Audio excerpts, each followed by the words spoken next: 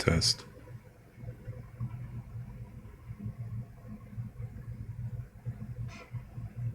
Wait, how's the volume on this? Oh,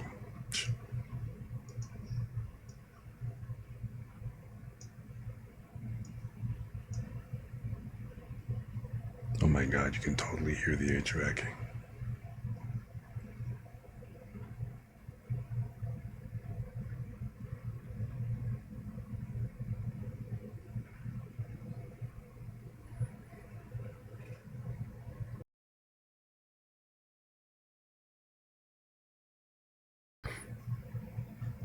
Let me see if I can do something about that.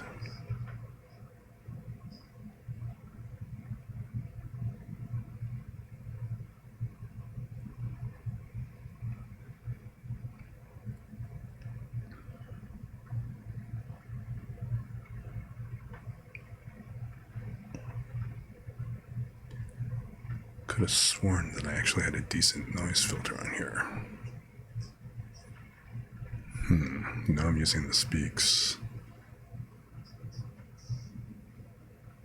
It switches from speaks 18, negative 18 decibels.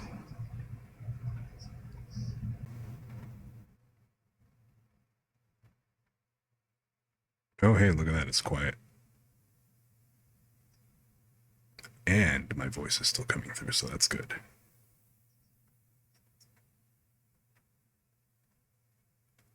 Alright, I guess I'll just run with this for now and see how this goes.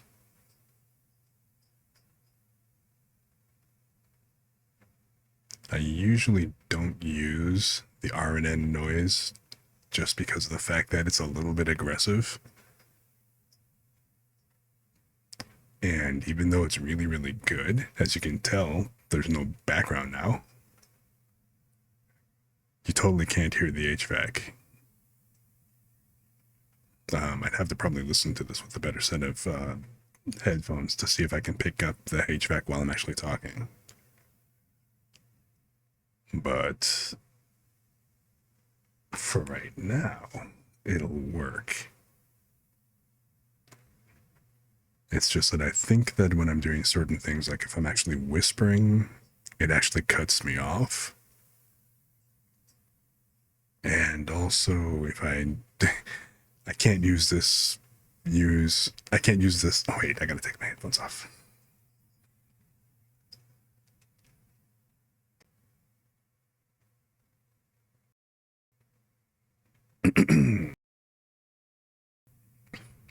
I totally can't use these if I'm doing something like ASMR or whatever. If I were gonna go ahead and, do the mic brushing and rubbing and stuff, because, like I said, the noise suppression with the R&N noise is really good, and it'll effectively block all of that from being heard.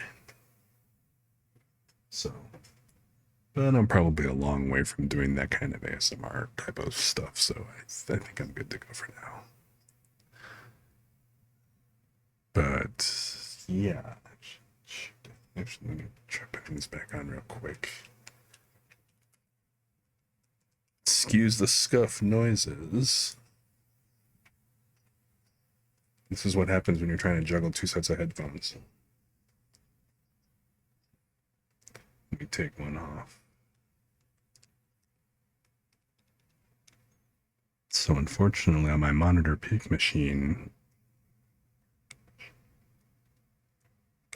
I was going to say PC, but it's a Mac.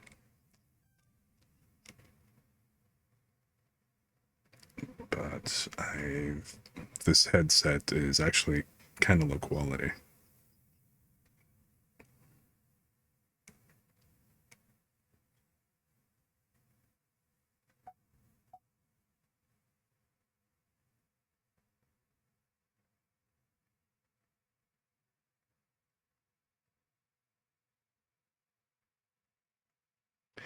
All right, need to make sure my phone is silenced and all that. But yeah, this is if I'm whispering, and I'm not sure if you can hit. Okay, you can pick it up, so. But I don't really intend to do a whole lot of whispering. It's just that when my voice gets really hoarse, kind of like how it is now, that whole lo-fi growly kind of thing. I hope that there's just not a whole lot of distortion. You know, it could be this headset that I'm using. So I guess I'll find out when I check the VOD later. But, oh, you know what? I need to at least come back over here to the loading.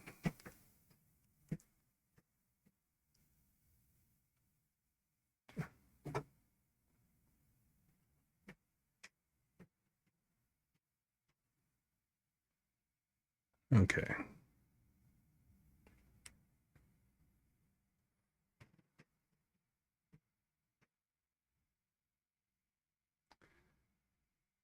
All right, so this will work.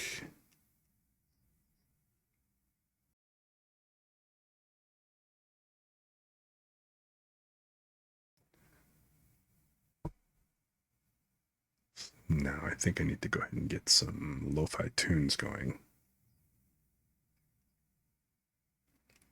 Okay, so for this I need the other headset on the main working machine.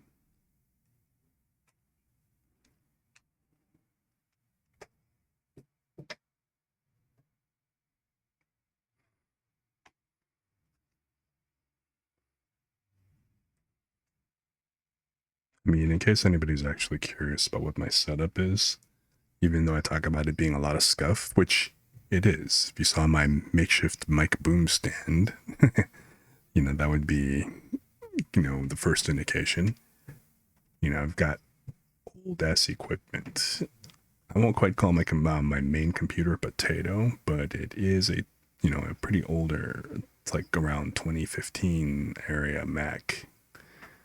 And that's the one that I use as my main, running like, you know, Catalina. And I have a second piece, a second workstation, which is an even older Mac. Like I think it's like circa 2011 or something like that. Um, but yeah, that one's I think still running Snow Leopard or something like that.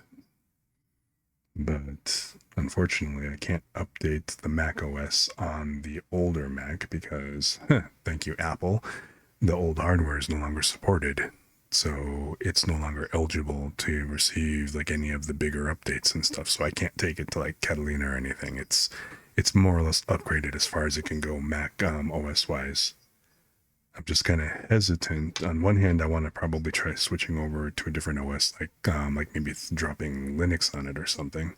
I'll probably try doing that on an external hard drive and see if I can get a bootloader going because I don't really want to wreck or tamper with the existing OS load on the machine just simply because I updated the hard drive in it to a 2 terabyte drive a long while back, back when 2 terabytes was actually, you know, pretty kick ass.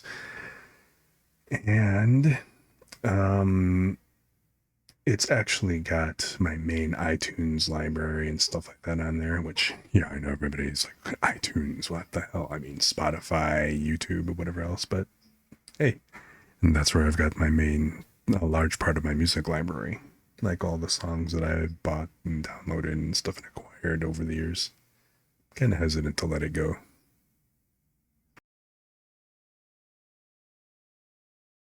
So it's still sitting there. I do have a third machine, which is my old MacBook, my MacBook Pro, but it's like 2008. Unfortunately, I wanted to use it as a side monitor until I get a second monitor for my main workstation, but the fan on it is kind of giving out, so it, you know, basically rattles, and it is loud as hell. So that would show up all over stream. Need to hydrate for a second.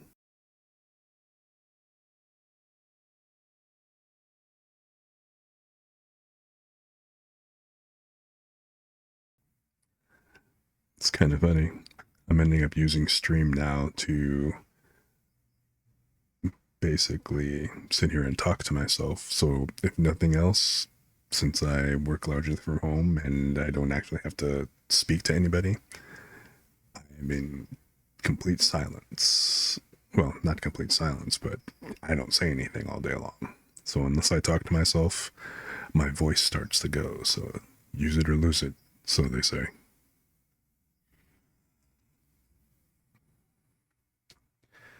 Anyway, this loading screen right now, kind of bogue. Well, this is pretty empty. I don't have anything attached to it. So I won't see if alerts come through or anything like that. I don't have any of that stuff actually attached to this. So, before I go ahead and get started on the main thing that I want to do,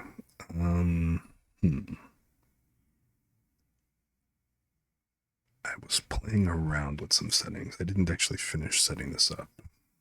I've been pretty busy, so hey, guess what? The first part of this stream is going to be scuff as usual while I go ahead and play around with settings, but hey, I'm doing it online and live. It's all content, right? That's exactly how I'm going to explain my scuff. Newbie VTuber getting his feet wet and doing everything and showing you all the a lot of the behind the scenes and all this stuff, as opposed to making sure everything's perfect beforehand. People keep saying that the most important thing is to actually start streaming and to get the ball rolling before you and don't wait for everything to be perfect. Well, hey, guess what? This is far from fucking perfect. If you came for perfection, you are in the wrong spot. So, let's see here. I mean, I'm still using the test to be right back, which will work for now, but I had another testing scene where I wanted to play with some backgrounds. I do kind of want to see what the performance looks like while it streams, so excuse me while I do some testing real quick in the beginning here. Let me see what this... Alright, that's the sunbeam thing. So I kind of figure rather than sitting here just in darkness, let's go for something a little more friendly looking.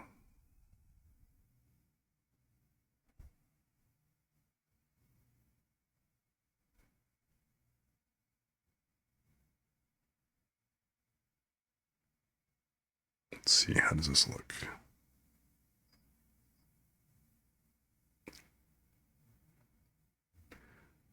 Oh, kind of nebulous. Doesn't look bad.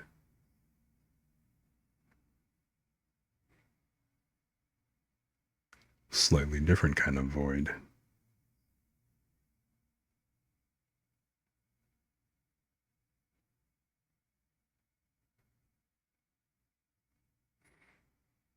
I mean, I figure that it actually fits the mood since this is my VTubing Inception Arc. I guess I haven't fully isekai'd as a VTuber yet, so therefore I am not in any kind of real setting at the moment.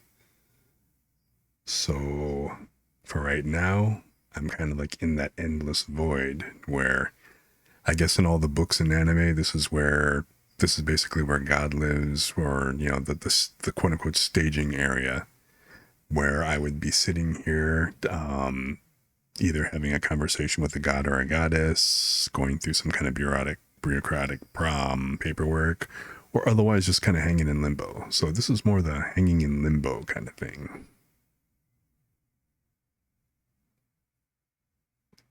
Of course, I could. This seems a little bit more ethereal and friendly than, say, something like this. Little too bright. Is all I can think of for those moments. Like, yeah, it doesn't really fit the mood. There was another cloud thing that I had, which, kind of looking at this now, unless I can apply some filters to mute this out a bit more. Yeah, I'm probably gonna not roll with this.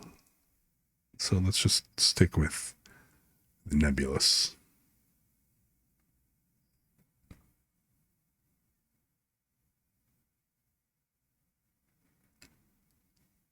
So yeah, you know what? I'm gonna go ahead and roll with this. Create another scene.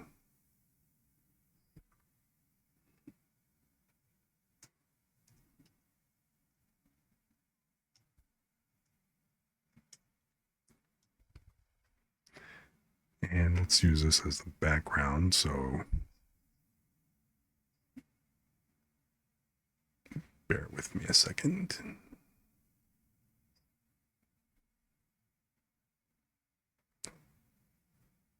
One thing that I'd really hoped what I could work with OBS in the studio view,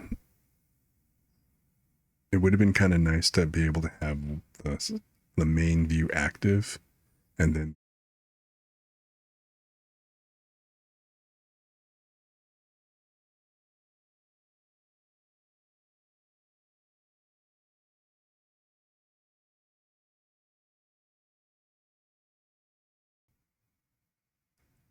hey, guess what? You can't hear shit if I make a new scene if I don't have any audio sources attached to the scene. Jesus. Professional. Wait, I'm not a professional streamer yet, so hey. I can be excused.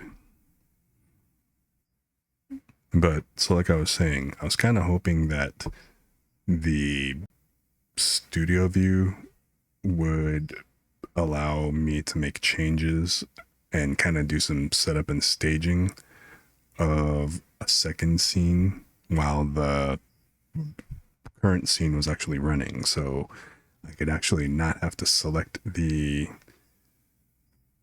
scene that I want to work on. But unfortunately, whatever scene you actually click on, that becomes the active scene and not the staging scene. So it's actually kind of the reverse of what I was hoping I could do. Learn. But let's go ahead and add that background back. So, and the nice thing that I discovered, so these are, obviously I didn't work on these. I found these royalty free. Well, these are just free video backgrounds. I have to put some attribution somewhere, so I'll make sure that I add that tag to my, probably add that tag to the,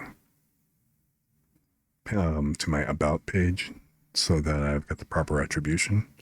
I hope they forgive me for right now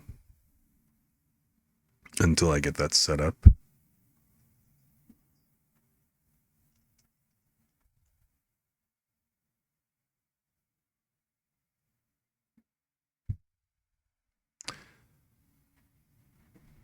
But let's just go ahead and add that in here real quick. Now, the funky thing about this is actually a 4K file, a 4K video, and it's a looping video, which great that it was 4K and all. It's the only 4K video that I've got. It was a whopping freaking like 1.2 gigabytes in size, and I was just kind of like, that's cool and all, but fuck that. That's way too huge. So I use a program called FFmpeg, which is a command line utility that lets you essentially manipulate and re-encode video and audio and media files. So I was able to go ahead and recode that, and it was a QuickTime movie. So I recoded the MOV file down to a WebM file, and the resulting WebM file is all of 1.5 megabytes. So all hail WebM.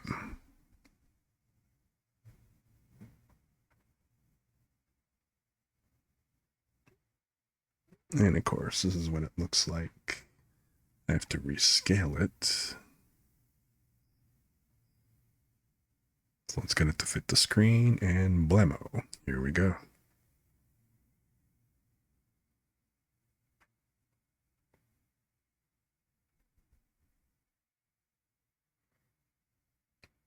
Okay, so what am I missing? I am missing having chat and my alerts and stuff. So let's go ahead and add those in here real quick.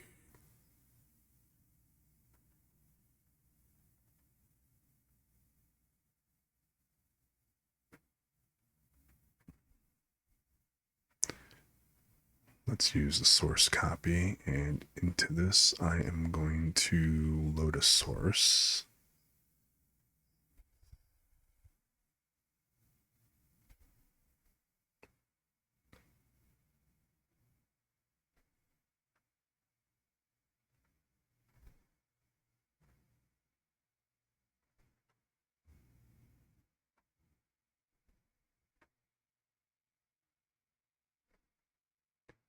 Let's grab the chat window here first.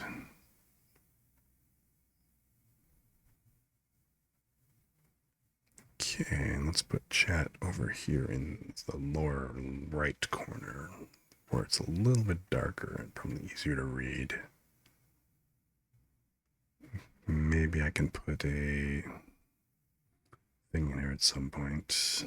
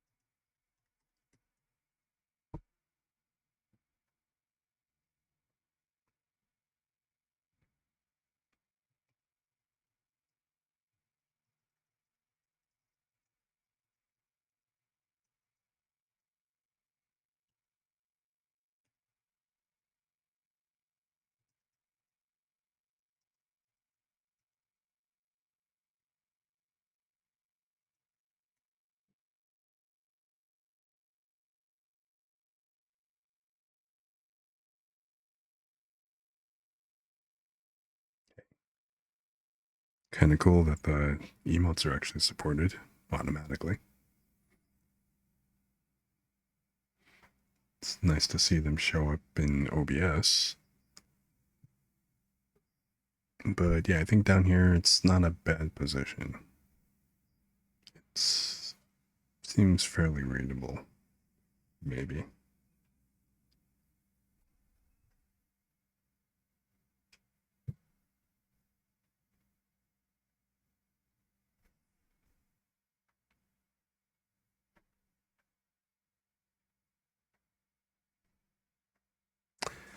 But you know what? I also need another overlay here. Let's add in my alerts.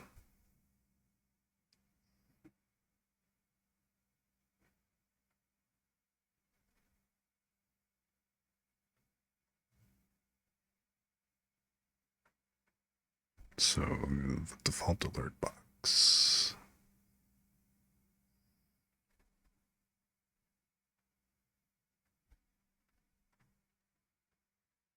You know what? I'll put that centered here.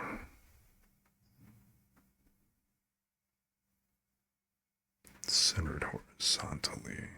Well, actually, before I do that, let's bring this down slightly.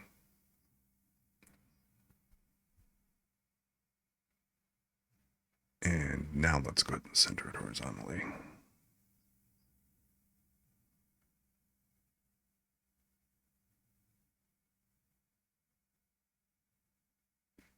Okay.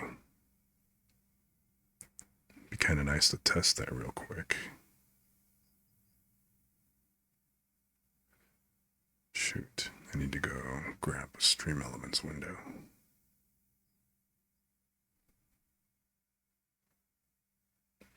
I think this kind of blips things up a little bit.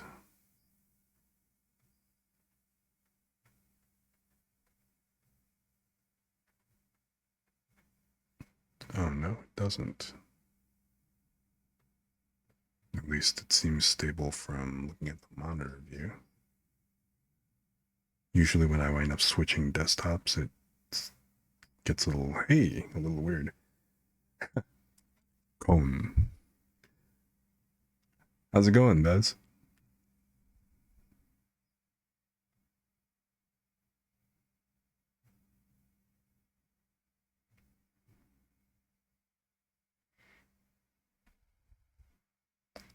So, cool.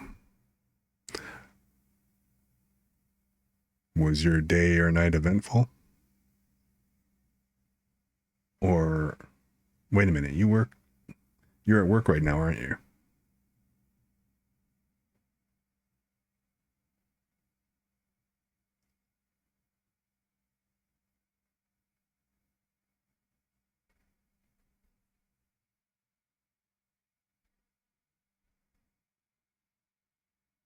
Oh, cool. Awesome, awesome.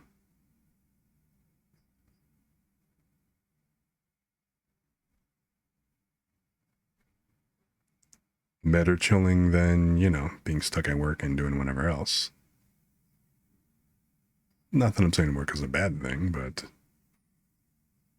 if I had to choose between having to work or, basically being able to kind of have a chill day off, I'll take the day off.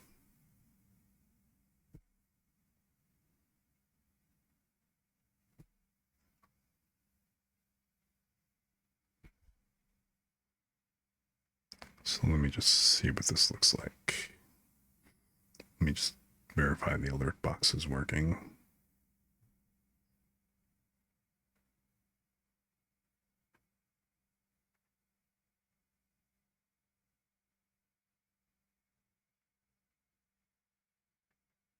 Yeah, it'll work.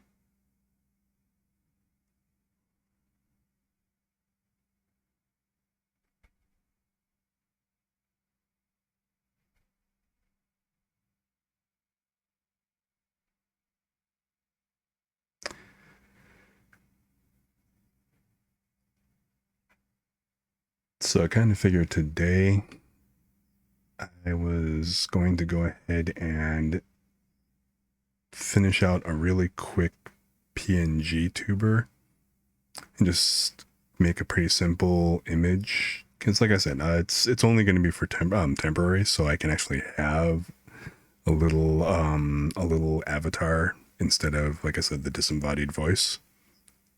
Although I kind of figure, since I'm still in Inception here, it's the whole nebulous void background here just seemed kind of fitting for now. Until I, really get the actual background of where, my settings and stuff like that. I haven't quite decided. Well, this time of year, I'm a big fan of fireplaces, log cabins, that kind of thing. So something cozy along those lines, because, it's cold out. Snow. Which, how's things up north? I mean, it's pretty cold over here, but we had snow once, but it's been fairly mild, all things told. Have you gotten any snow in your area since maybe what, a few weeks back?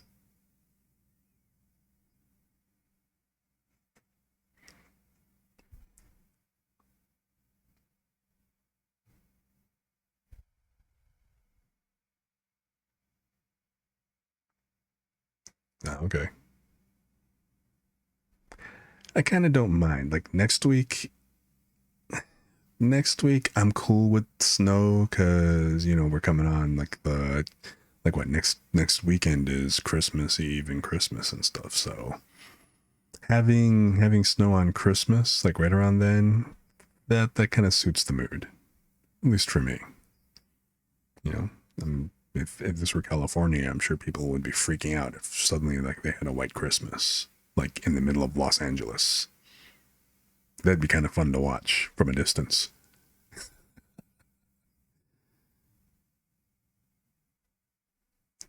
It's like the joke Texans have no idea how to deal with snow, so they can't drive in it worth a shit.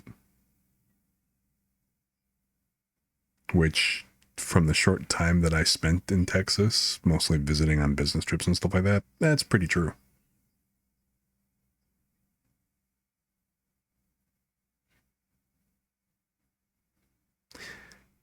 Yeah, I mean, I don't really mind driving in the snow as much. It kind of depends. You know, if they've plowed and stuff, I'm okay with it. If the streets aren't plowed and whatever else, then yeah, it gets more treacherous. It also kind of depends on the car. Like a long time ago, I actually used to have a beat up old Fiero. And if you've ever seen a Fiero, you know how low to the ground those things are. They are pretty. They rival like the super sports cars like Lamborghinis and Lotuses and stuff like that as far as how low to the ground they are. The problem is in my area, the alleys do not get plowed at all. And so if I have to, where I used to live, my parking was in the back and I had to get in out through the alley and stuff. And that damn car would get stuck on the regular just because it was too low. Because like most cars, okay, they drive through, they leave like the tracks and stuff. The center part, never ends up, getting plowed or whatever else. But it's not really a big problem for a car that has normal clearance. And then of course that center aisle, I guess you could call it, always freezes over and gets hard. And I would consistently get freaking stuck in alleys just because, that damn Fiero could not clear that center column of snow and ice. So it was a huge pain in the ass. It's never mind things like black ice and stuff like that. So yeah.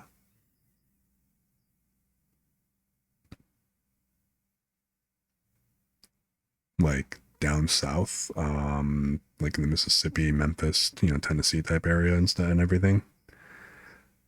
Those cars, where you're driving on a lot of highway and everything. Yeah, icing and stuff.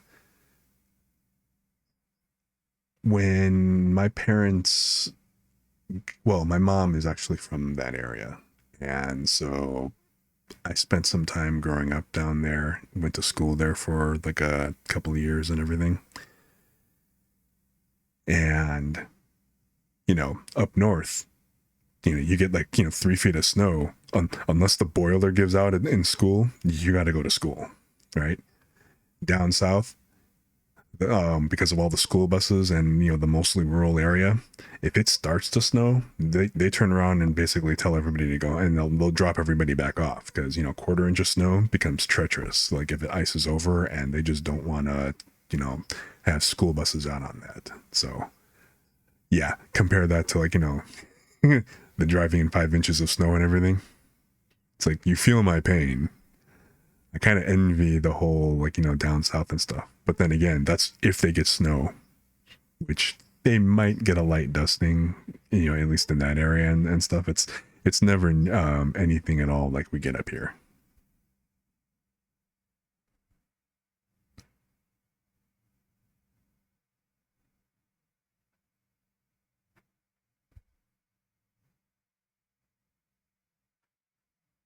Wait, what did I pick?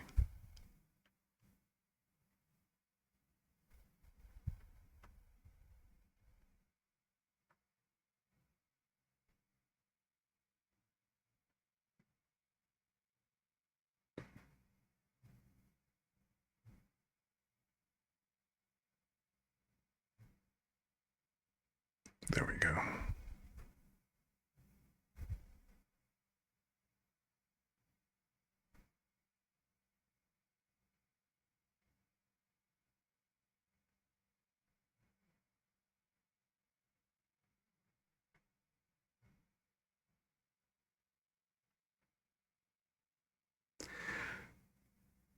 Yeah, at least in the usual seasons, right?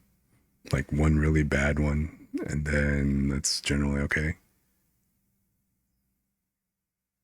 It's kind of like it's either the years kind of work out. It's either going to be really mild where there's like a bad where like you said it's like a one bad snow, one bad storm for pretty much the entire season. Um, but then the rest of the season is either going to be mild or it's going to be bitterly cold. Like if it doesn't have any kind of like bad really bad storms in general, that's usually when it's going to be like the most bitter as far as cold goes, just because it's like, okay, it's so cold it doesn't even want to snow. I don't know. you know or the flip side is that the it's relatively mild, but there's just a crap ton of snow and storms and stuff like that, which that doesn't I know it doesn't really sound mild, but it's just temperature wise it's not as biting cold, but there's just a lot of cloud barf to deal with. I always like that. Ever since I heard my friend refer to snow as cloud barf, it's like, yeah, that makes sense. But I guess that also means that rain is cloud piss. So I try not to think about that too much.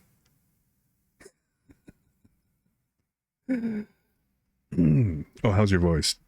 Has it recovered, or are you just gonna keep using the lady robot voice for fun?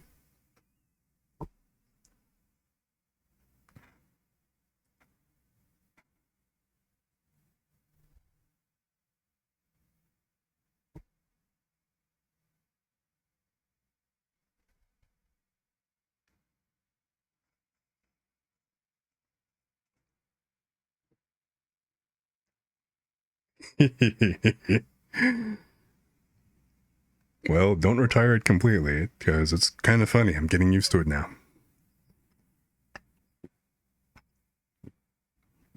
I think it would actually be kind of funny if I wound up using it sometime. Maybe I'll come in and instead of baritone Bambi, you end up with like robot voice, high pitched robot lady. Oh, you know what?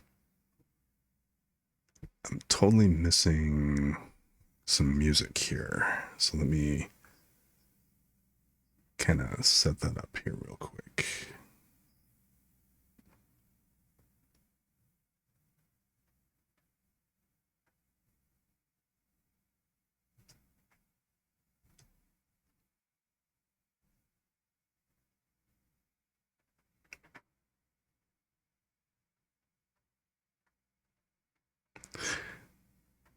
Oh wait, this was the one that was a stream that actually ended up getting muted. And I did look back. The stream did get muted in a couple of spots from that last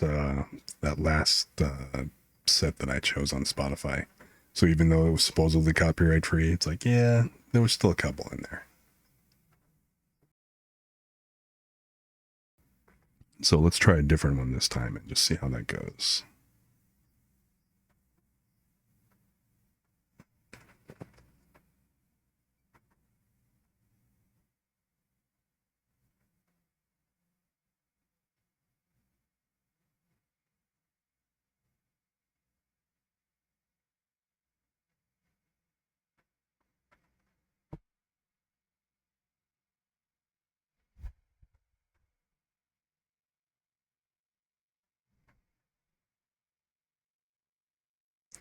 I don't get why I don't hear anything.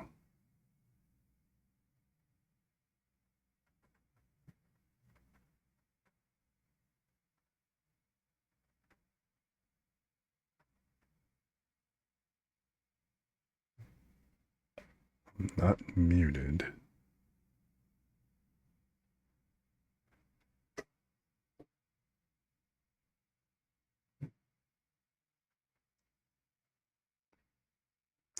You know, I had this problem with Spotify earlier where I was trying to play something and it like started to play, but then suddenly decided to mute itself. So even though it claimed it was still playing, I heard nothing.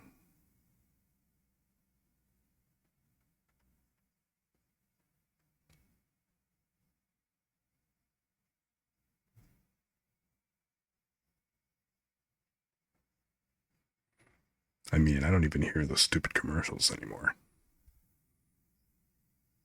I don't know if it's a problem with my account. Although my account, it's just the basic free account. There should be nothing wrong.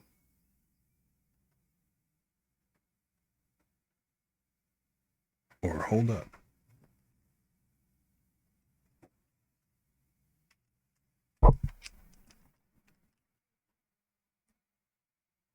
Oops. I totally hit the mic. Damn it. Sorry. Sorry about that. So I heard it for a second. I mean, on the monitor computer, but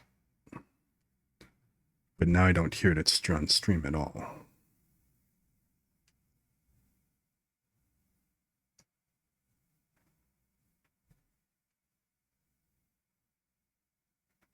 The hell, man.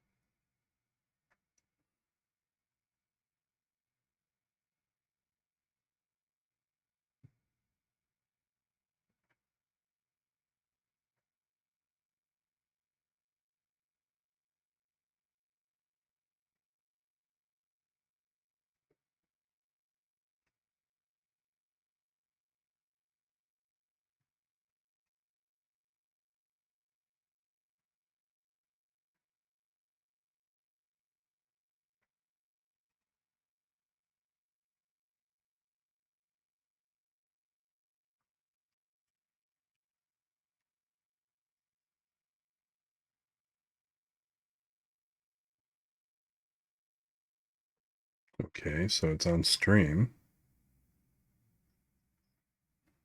but it's loud as. And I spoke too soon.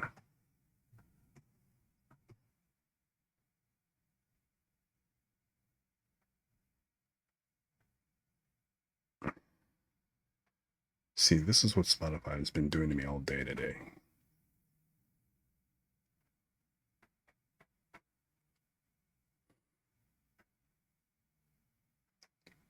But why don't I hear it on my main computer?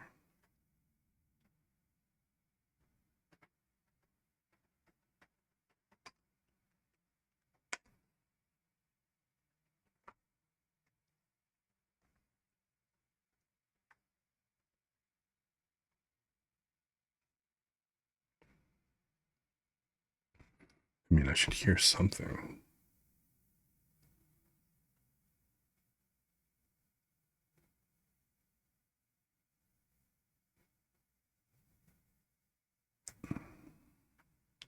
Let me test this with something else.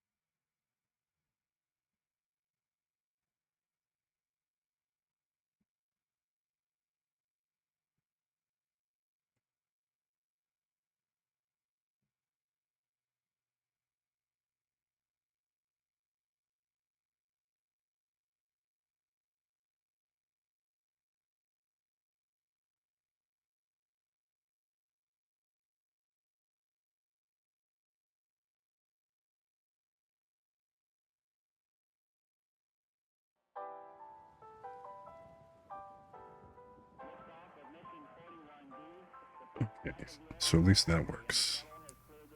And I can see that it's coming through. At the moment, yeah, I'm going. Well, at the moment, I'm just kind of making sure that the music is coming through, and then I'm gonna switch over to. I'm gonna wind up switching over to Clip Studio to work on the PNGTuber avatar, and then I'm gonna do that. And then once I actually get the avatar set up, I'm going to, of course, hook that up to that VietoTube program, the one with, like, you know, the talking Bambi, and then I'm gonna probably start goofing around in VRoid Studio after this. So I just want to replace, you know, the actual deer with something custom as opposed to using the deer all the time.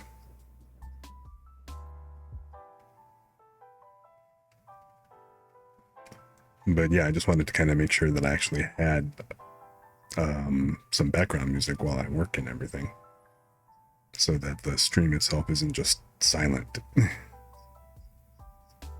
So, what about you? You chilling tonight? Just kind of hanging out, working on, like, you know, the Christmas tree load and everything?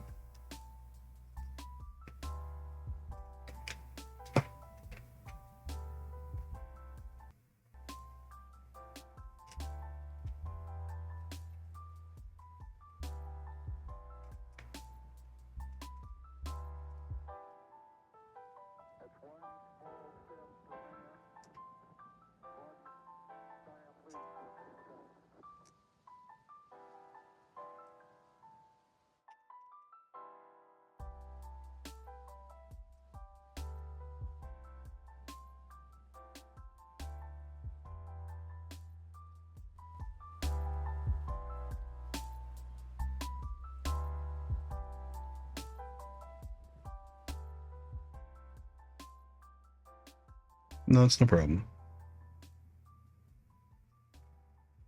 I mean, I kind of assume that you're, you know, you're working on your thing as well. So, I mean, that's the whole beauty of it. Like, I started working on my stuff because watching you inspired me to get my ass in gear.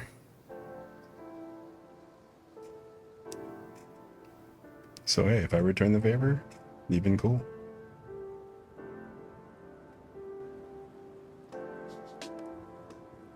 Alright, so how's this sound? That's not too overpowering.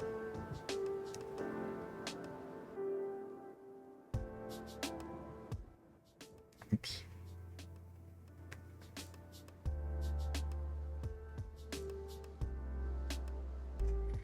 So how far did you get?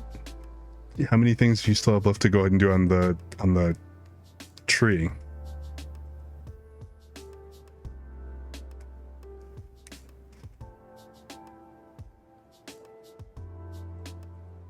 Sorry, I got my headphones in on the monitor, so every time I start hearing myself speaking, of course, because there's a delay, it starts throwing me off, and I wind up stuttering a lot more.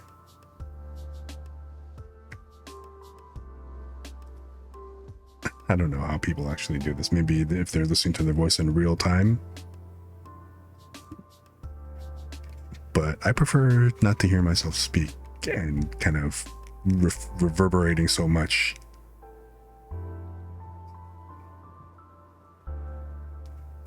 Oh, what kind of Christmas gifts were you thinking?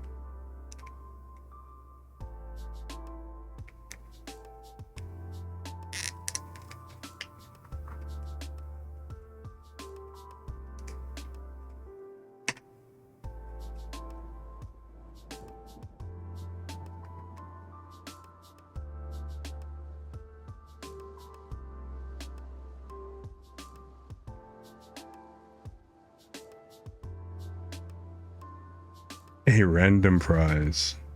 Actually, that's a cool idea. As long as you don't throw in like the whole lump of coal equivalent, the gag. Like, okay, if you roll a snake eyes, well, you're out of luck. A potion or pockets. Love the idea.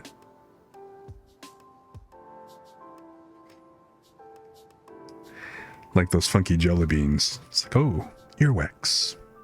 I rolled a 0.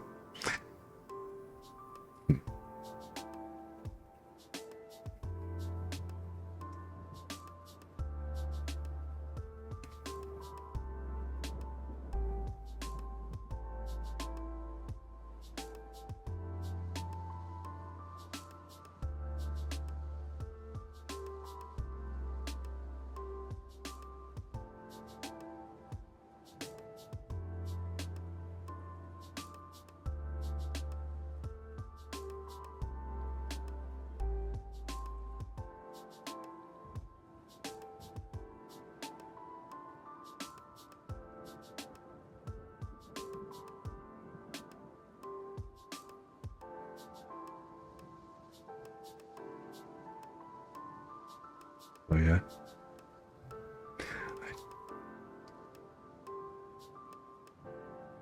I think I might have asked before. What were you doing? What were you using to animate your stuff?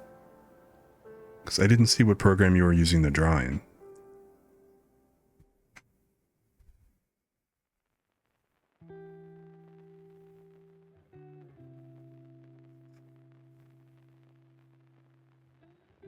Oh, Krita. Yeah, I was going to just go ahead and use Krita instead of, but then I decided to bite the bullet and go get a sub for Clip Studio Paint. Just simply because, you know, I kind of figured, well, why not? But how do you like it?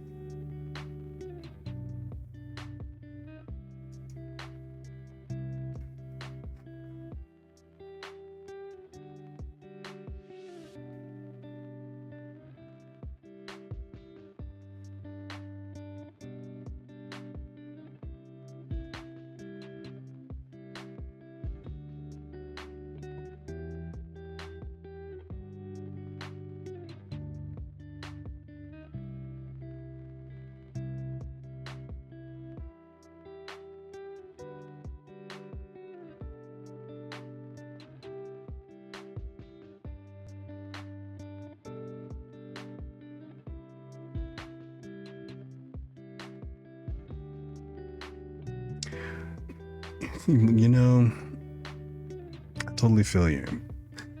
I had a subscription to Adobe, you know, to the Adobe Creative Cloud, because I needed it for work. You know, I mean, hell, I actually taught Dreamweaver, so kind of had to have it.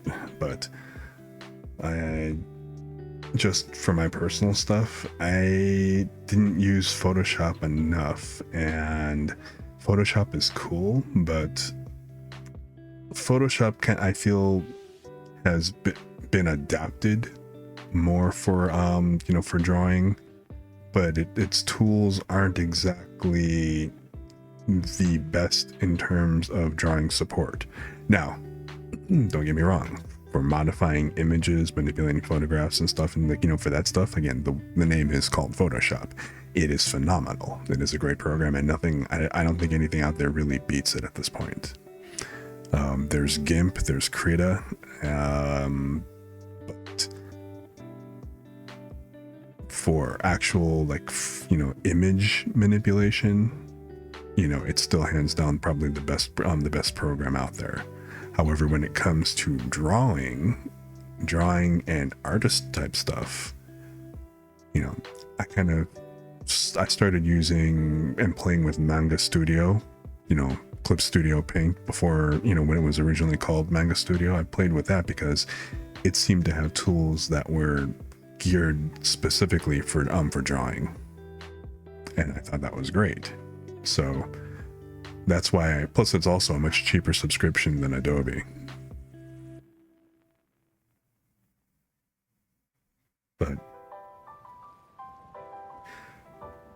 yeah, and you know what, and that's the same thing, because like the two free open source tools, GIMP and Krita, I think GIMP is probably more analogous to Photoshop, just because, again, it's specifically image manipulation.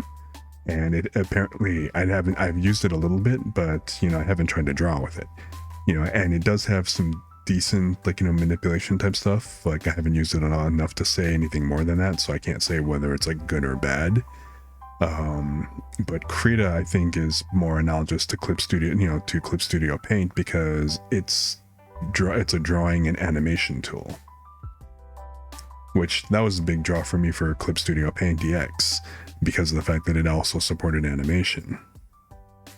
The clincher was when I read that it supported doing SVGs, but in practicality I kind of found out that the SVG support kind of sucks in Clip Studio Paint. It lets you draw line art, and the drawing tools are phenomenal. For the vector drawing tools in Clip Studio Paint is great. I like it actually better than I like Illustrator, because with Illustrator, I guess you can kind of freehand, you know, you can freehand draw. I mean, the way I learned Illustrator was like the classic, like you actually do the Bezier curves and stuff and go point to point to point and stuff. But oh, okay. Yeah, that seems like a pretty decent workflow.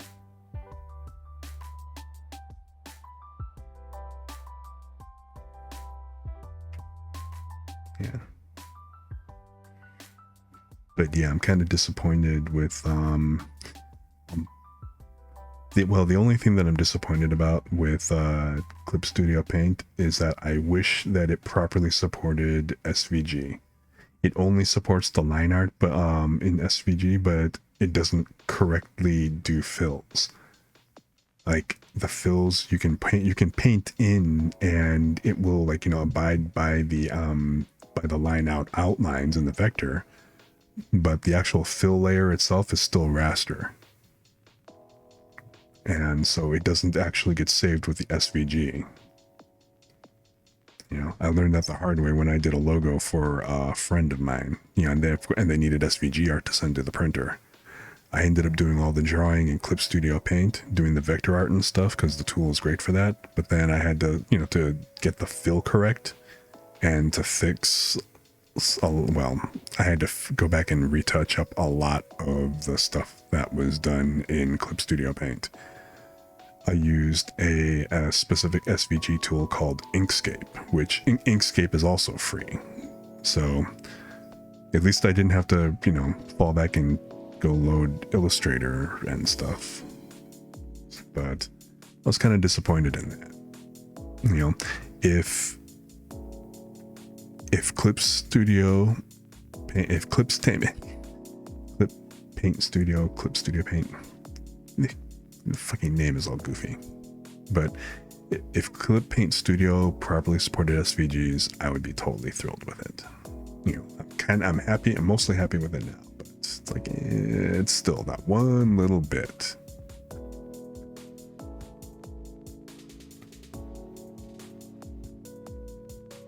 But anyway,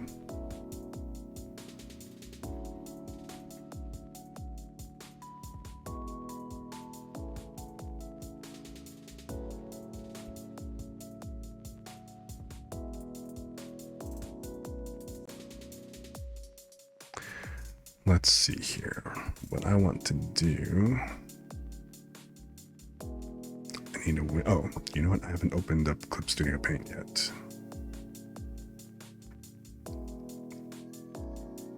So let me go ahead and get that open.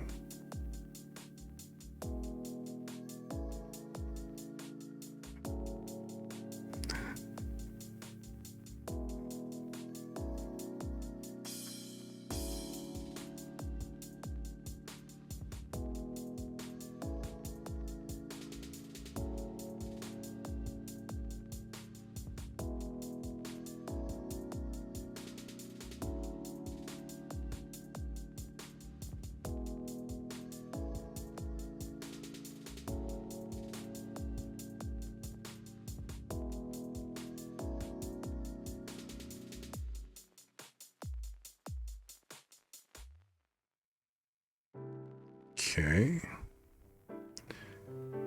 And let me create a window capture.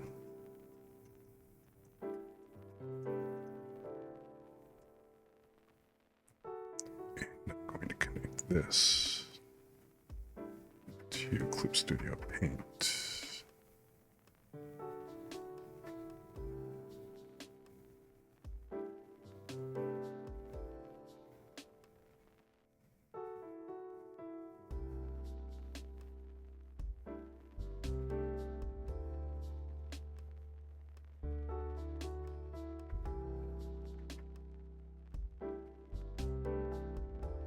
Huh, interesting.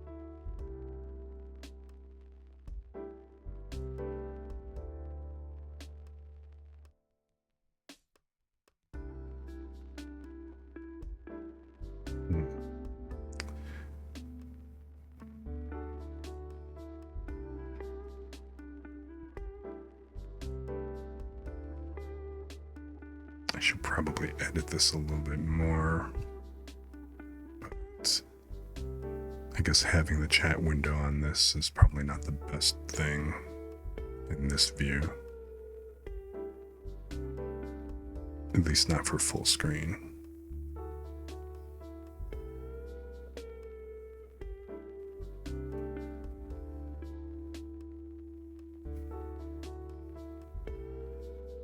Oh, good to know.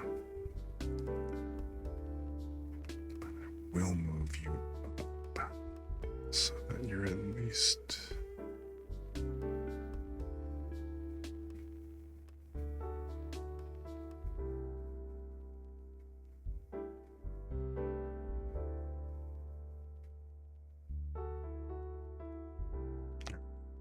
no, it'll work.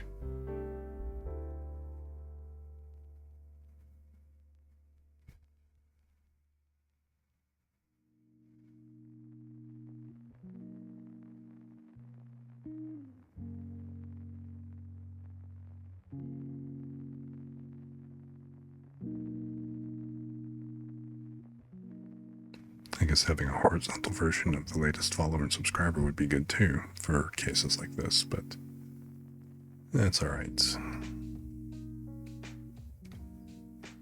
The main thing is I wanted to see to make sure like the alerts kind of popped up and everything on here so I could see that while I'm working.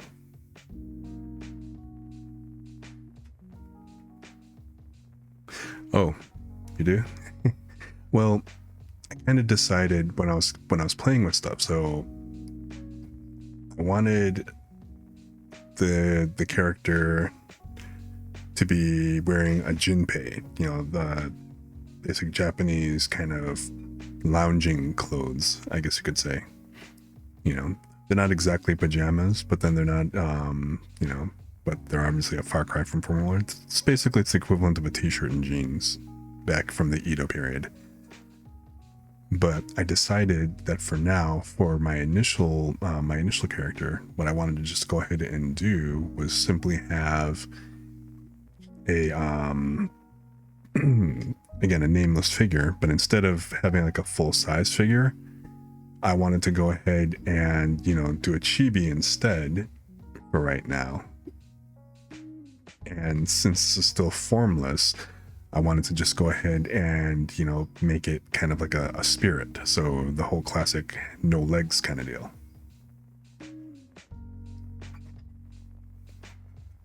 So I'm going to actually make a larger version of the chibi and set that up and use that for right now as the basic PNGTuber. which there aren't any real states to use. You know, maybe I'll play with like, you know, the covering on the mouth, around the mouth area and stuff, and maybe like, you know, have that move slightly. But other than that, that'll really be kind of like the only thing, the only main transition kind of going on. You know, obviously you're not going to see blinking or whatnots ish. So yeah, I don't want to spend too much time on the initial PNGTuber.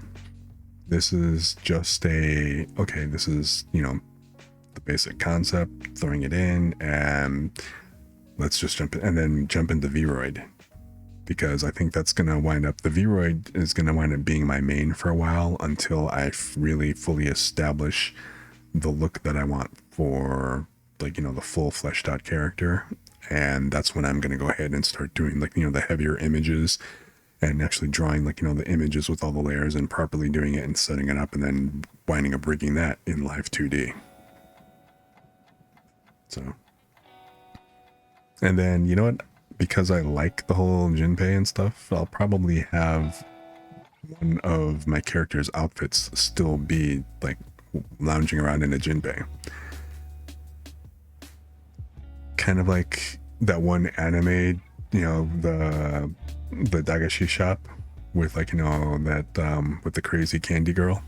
I can't remember the name of it off the top of my head, but you know, the main character, Kokonotsu, his father always wore a Jinpei, and always wore a Jinpei and Geta, you know, kind of, you know, traditional Japanese dude, middle-aged Japanese dad, just kind of hanging out in a Jinpei, like, you know, in the store and walking around like the small country village and stuff where the store is located. Yeah, that's that was partly the image that I had for as one of the possibilities for my character, for the whole lounging around. Plus there are like other characters, like one of the Oni from that time I got reincarnated as a slime. So one of the Onis, the sword making dude, the crafting guy, again, big dad vibe kind of dude, but he always hung out essentially in a Jinpei as well, you know, in front of the smith, you know, the smithy and stuff like that. Yeah, exactly, the smith dude. So, yeah, lounging yokai. Yeah, that is a great, people kind of rag on it or whatever, but you know what? It was a great great light novel. Actually, it continues to be a great light novel, and they did really well on the anime adaptation, I think. So, actually, I think they did a great job on the anime.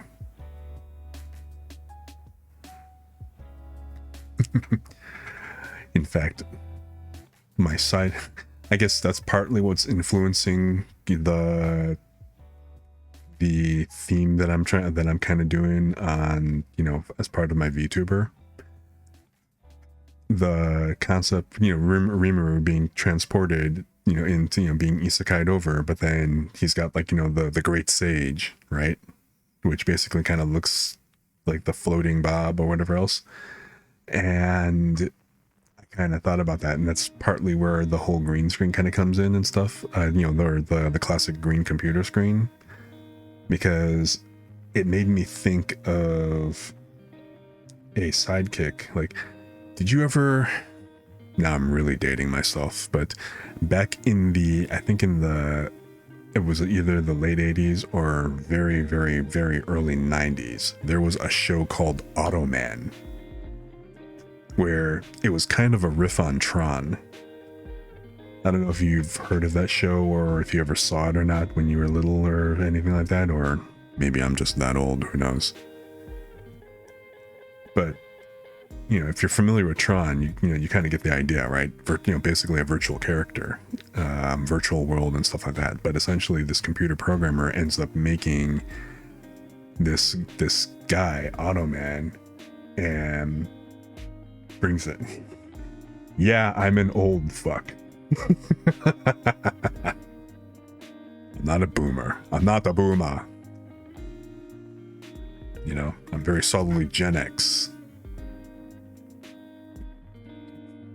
lost generation, whatever.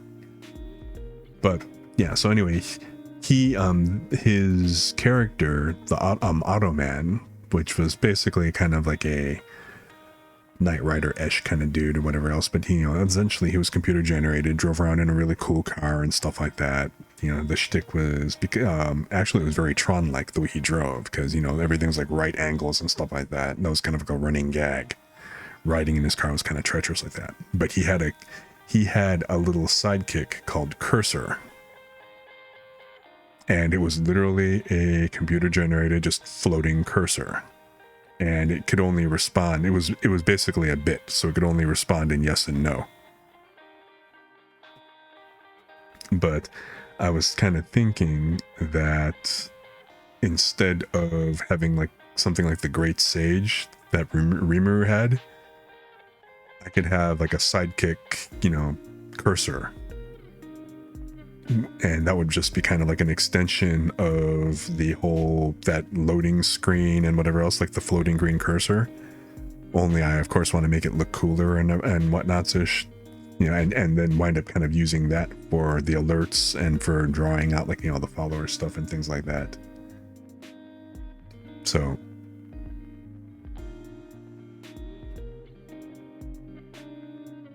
yeah, exactly. A very cool looking cursor, since I have to create my own existence and stuff, and I'm basically able to write this world the way I want it to be, then yeah, a cursor seems to make perfect sense.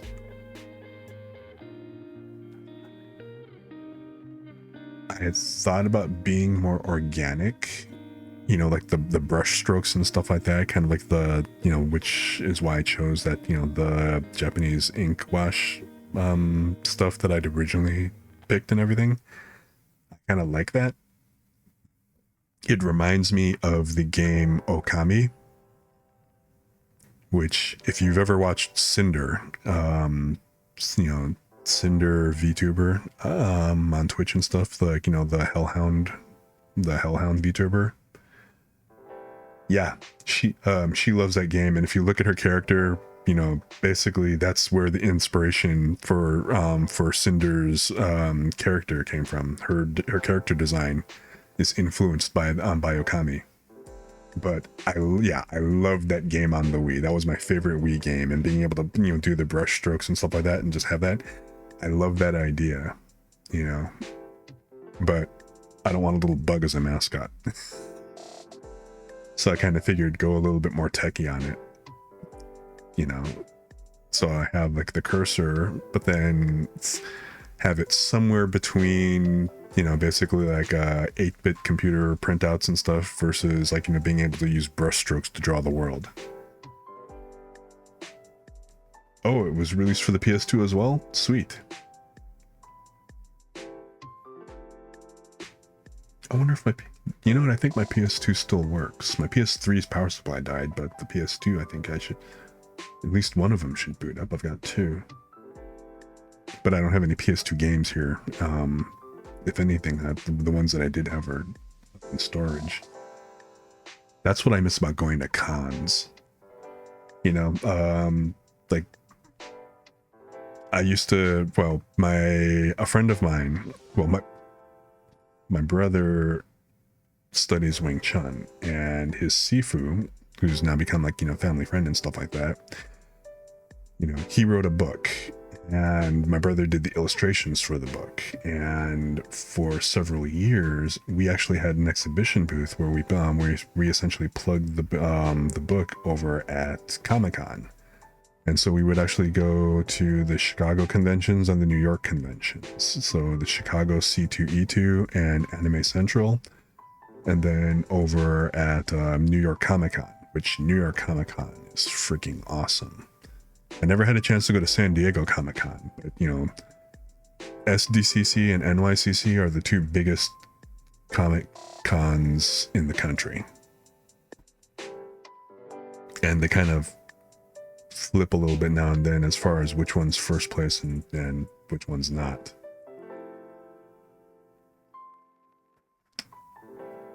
So I think I'm gonna go ahead and do a version of this. I'm gonna do a version of him, but using a more detailed version of the Jinpei. But to get the detail on the Jinpei, I need to make him much larger. The canvas is humongous. It's a 4K canvas, so that should be plenty of space for me to be able to zoom and get detail and whatnot. Such.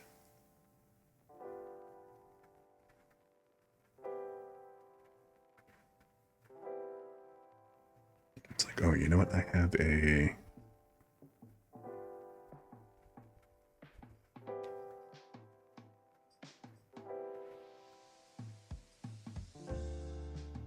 import an image. My Jinpei reference.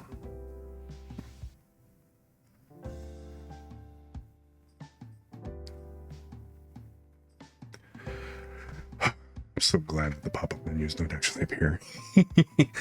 I was working on, the day job, the not safe for work day job, and yeah, that would not have been good if that popped up. Dun, dun, dun.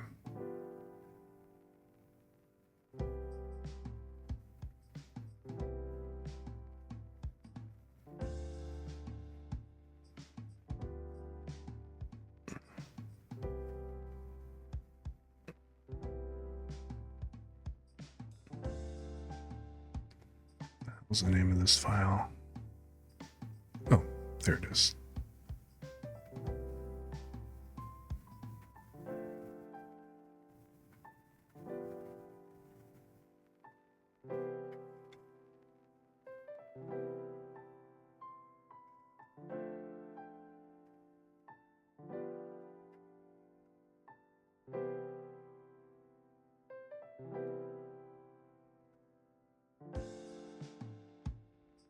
So let's take and throw you over here in the corner. I've got you as a reference. And likewise, so that I don't forget.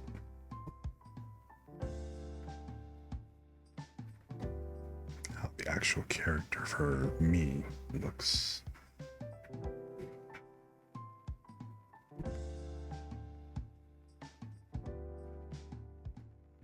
Okay.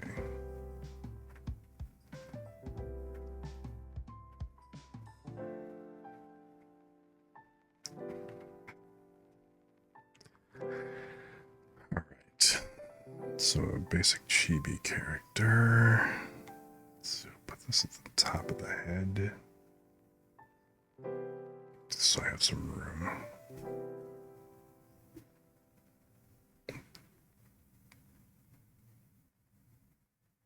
Let's see if I make the head about this tall. Since I'm going for a chibi, it's of course going to be a super deformed style. So I'm not going to go for like a straight, 2 head size where the body is the same size as the head. I'm going to I'll make the body slightly larger. So maybe one and a quarter of the head size instead of the straight 2 head. Should be able to get plenty of detail that way.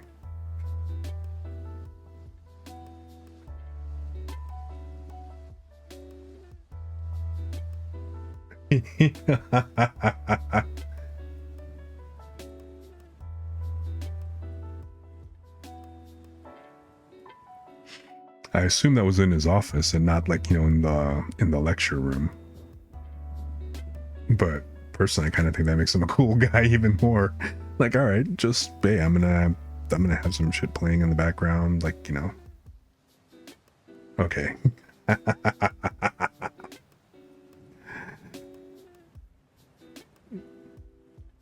I ain't mad at him.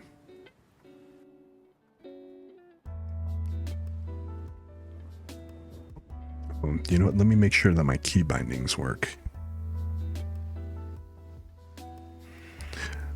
I found out that if you don't use the list in OBS, like, you know, I was talking about, you can bind stuff and it would use the value that was passed to actually be able to pick from the list elements. So you could pick like the first, you know, second, third item in the list of scenes or the list of sources.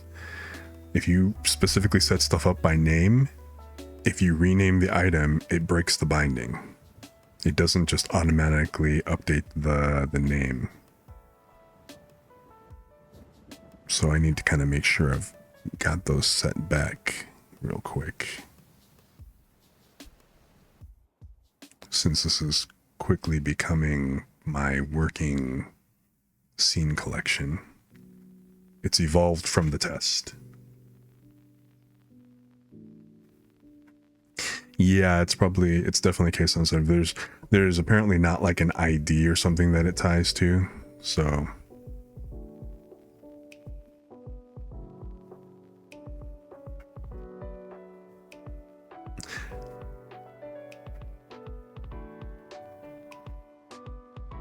I noticed it actually defaults back to the first item in the list.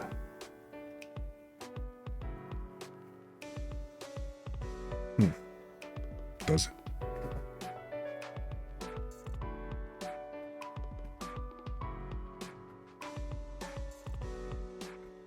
Is that the right key?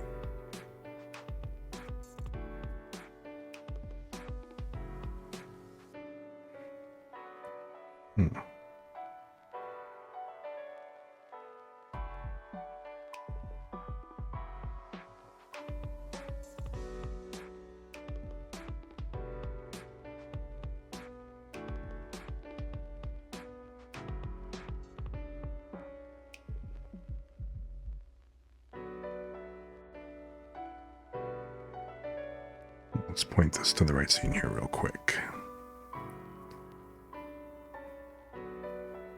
I'll have to play with this more off on camera and stuff, but... So that's the now loading.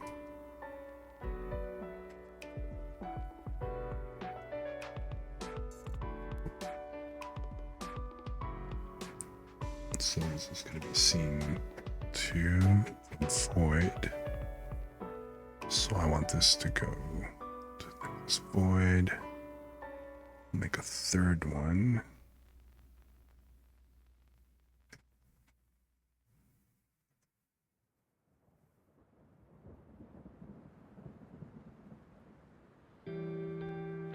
No, I want this to be right back.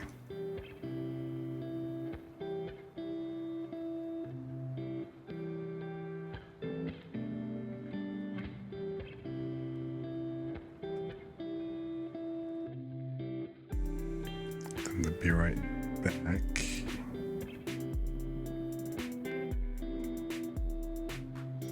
So should be ideally start and be right back. I'm trying to pick keys that I know would be kind of intuitive.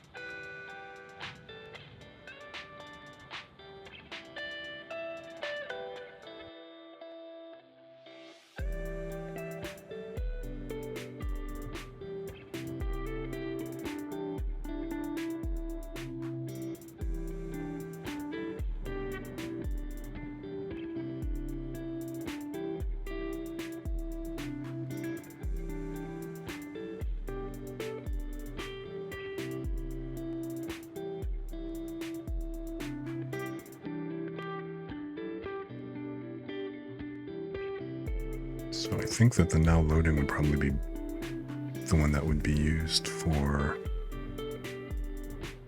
the start. So I'm going to tie it to this key instead. So I've got my start.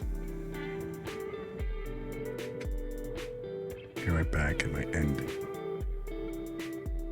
The app. Let's just check that. So starting.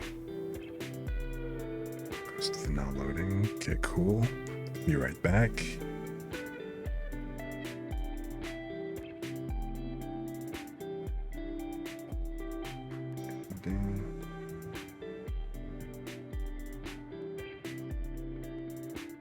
Then the nebulous void.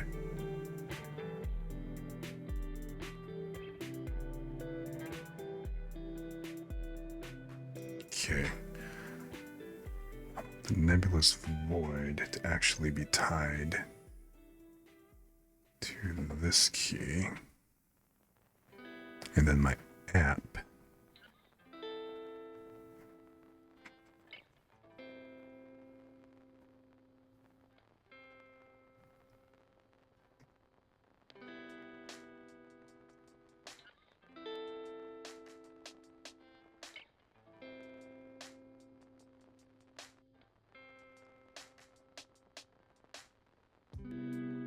It's this one.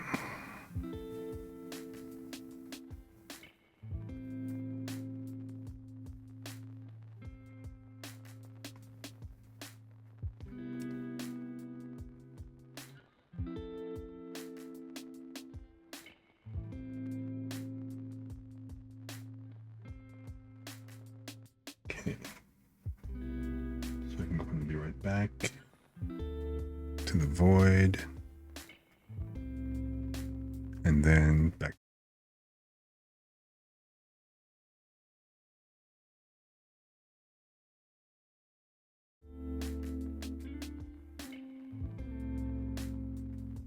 Okay. App screen. There we go. Okay, cool. That'll do for right now.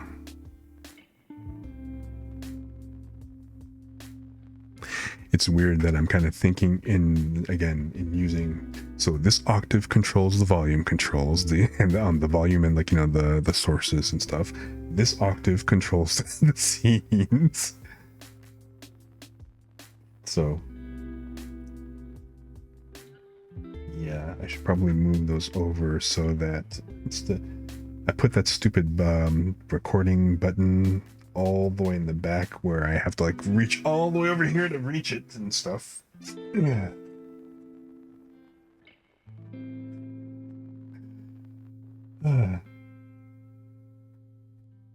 Like I'll make a printout or something and oh wait, I don't have a printer.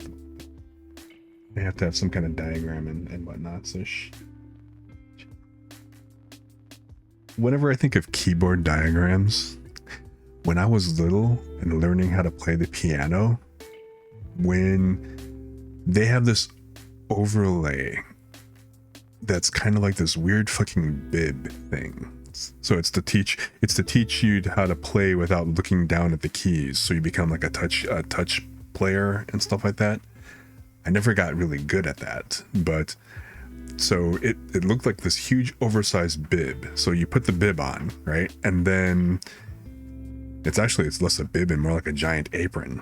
So this big paper bib, you put it over your head, and then you take the other end of it, and you would actually kind of like, you know, weigh it down with a couple of books or whatever, and you put that on top of the piano, right? But then you try to position it because it's a big, huge sheet of paper, and it had a printout of the keyboard and the notes on the keys. So it had printed out the key, so it had a display of a full-size piano, so all 88 keys, and then it was printed like, you know, like C sharp, D, E, F, G, A, B, C, etc., etc., the sharps and stuff, you know, sharp, flat, and then also had a picture of the note above it. And so the whole thing is, when you were reading music, you're kind of supposed to kind of get used to like looking down, and of course you always orient on middle C. Middle C is like the home row of piano playing. So when you said like, you know, the labels and stuff, I keep thinking of that big huge overlay that I used to have to wear as a kid that I kind of hated. You know, my parents made Yeah, and this is like the part Asian, like, being, half Filipino and stuff. But then, my mom is, mostly black, but so I don't know how that goes. But their whole thing is they made me take music lessons. I initially started out with violin, but I apparently did not like violin. They sent me to this little school called the Suzuki Academy of Music, and I didn't appreciate it at the time. They told me at the time I was more interested in Little League, which I totally don't get that because, I'm not a big baseball fan. So I don't see why I would have been interested in Little League. I can understand, like, because, being forced to practice, over and over, it was monotonous, and it wasn't like a thing that, oh, I just totally loved it. So, playing it, whatever, but so I went from violin to learning piano, and then from piano I moved on to the saxophone. So I've had a bit of a musical background, playing some instruments and stuff. Of course, back in college, I decided to take music and stuff as some credits, mostly because, I felt a little guilty. I had since learned that, being in the Suzuki School of Music was actually kind of a big thing.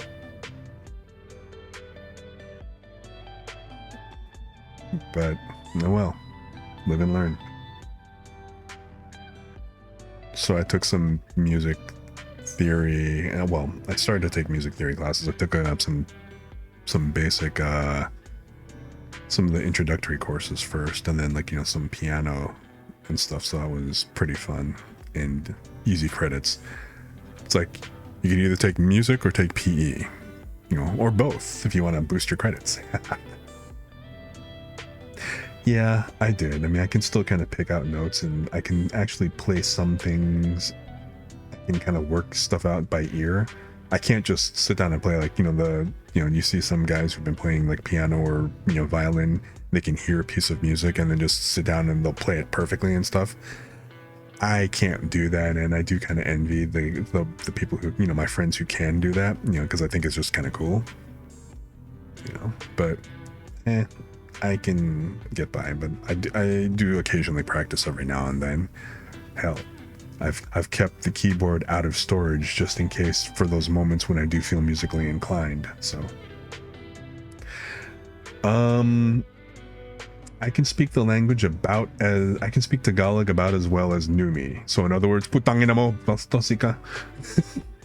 So in other words, I can swear.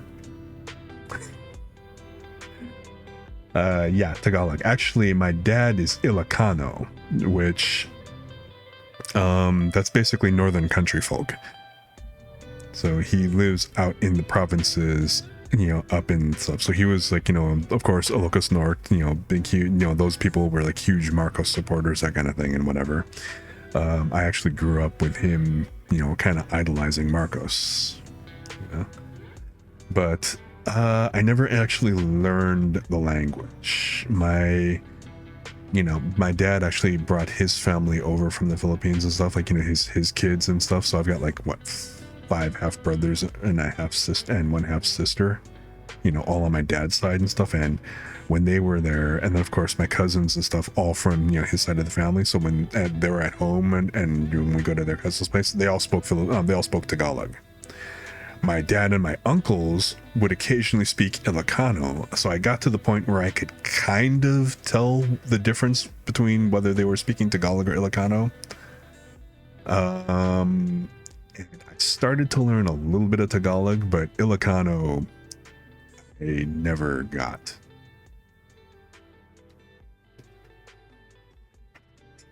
So, just one of those things. It's on the list of languages I want to learn, and I'd started to kind of learn stuff like using different language programs, first on tape and then Rosetta Stone and occasionally Duolingo.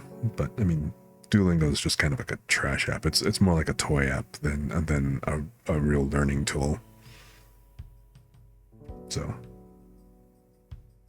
I mean, if it helps some people with some things, and that's cool and everything, but most people, most experienced people that I know who've taken languages and stuff, they're pretty much of the opinion that it's a little bit flawed for truly learning a language. You know, you have to augment it with a lot of other resources. But yeah, so I mean, I studied a little bit of Tagalog, which I've picked up. I actually know more Japanese than I know Tagalog. So, but I guess that's the weeb in me, you know? Well, I won't say weeb. I'm not as bad as a weeb anymore. But I do love Japanese culture, Japanese stuff. And again, I like anime and whatever. I started to learn Japanese because I wanted to stop relying on I mainly wanted to stop relying on subtitles. But that kind of moved on to a lot of the series that I'm reading. Spanish and English. Yeah. Any specific dialect of Spanish? Like you said, Hispanic, so obviously not Spain Spanish. But like, I know there's a difference between the Puerto Rican dialect and a Mexican dialect. A friend of mine actually made that abundantly clear when he was describing how he was Puerto Rican and he went to one of his friends' houses who happened to be Mexican, and he was speaking just Spanish, like the way he was speaking Spanish, like he would speak at his house, and his mom's friend slapped him. So apparently, something he had said, you know, actually came across as either rude or vulgar in the Mexican dialect, and that surprised the crap out of him. So I've always made a point to kind of take care about that stuff.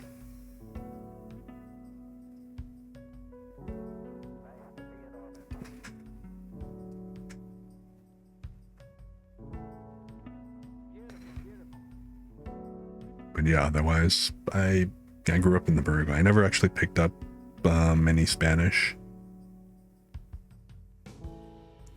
I'd studied it a little bit, but just, I guess when you're not in a position where you have to use it, well, like again, use it or lose it. It's just one of those things.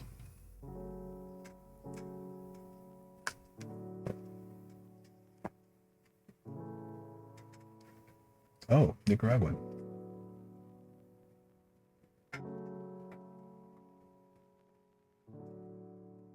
Cool, cool.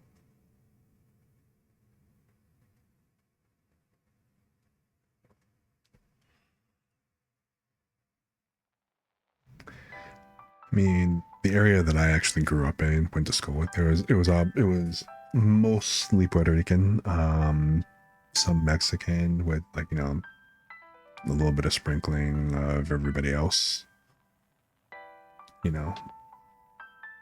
But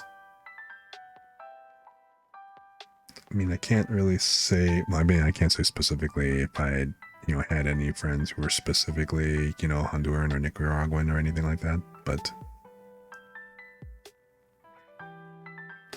again, it's like you said, it's who you kind of like hang out with in the crowd more than anything else, I think.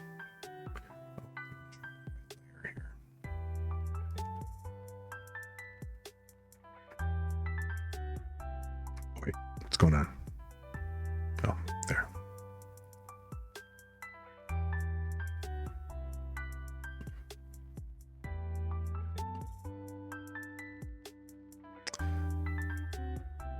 It's not what I was expecting.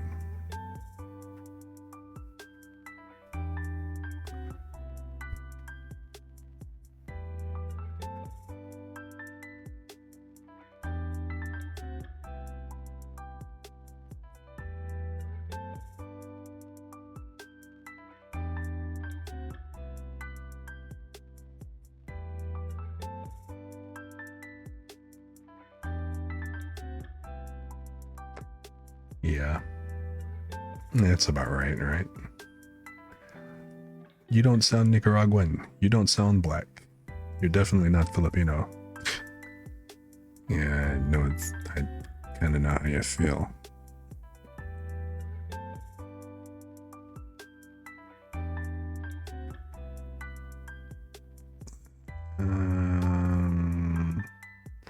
Let's just keep it kind of basic. Why the hell does this guy do that? That is so weird.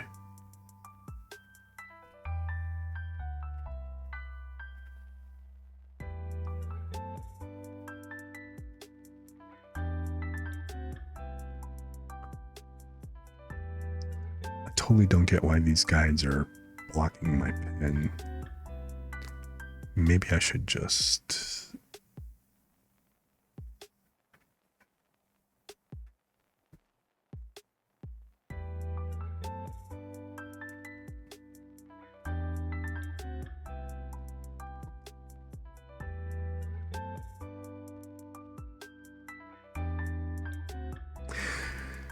I'll be honest, I could not place your accent if my life depended on it.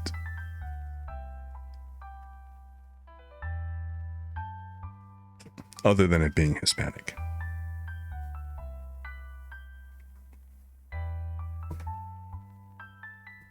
So...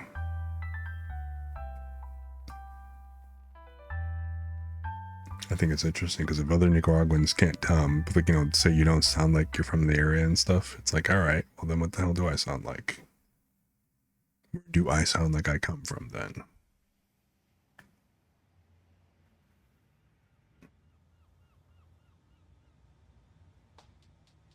How do we delete this guide?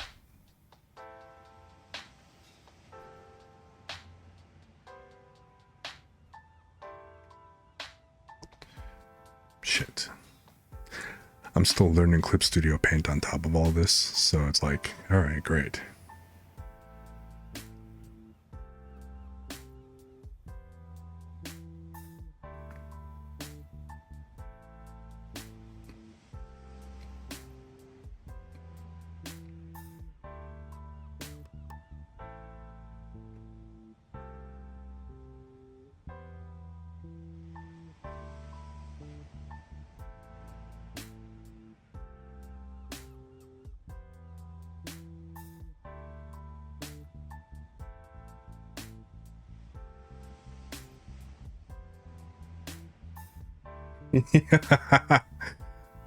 An accent review. I mean, honestly,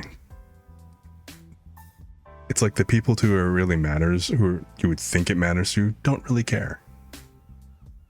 Right?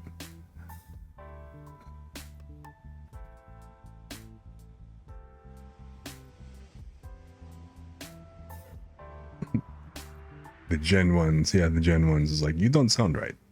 You know, you should listen to your mother more, and you know, and whatever else that I. Fortunately, I didn't really get a whole lot of that. Well, a lot of it. I got some of from some of my aunts and like, you know, my uncles, or actually not my aunts and uncles, but more like my grandparents, the Lolas and the Lolos and stuff. Just. But I mean, I'm not gonna necessarily knock it, just because in the sense that it's like, okay, it gave me a really good understanding. At least now that I'm older, I kind of understood some of the actions and stuff, like, you know, that some of my brothers, you know, and stuff would take, and why they acted the way they did. They never bothered to explain themselves like back in the day. It's like, I guess I was just supposed to know. But oh well.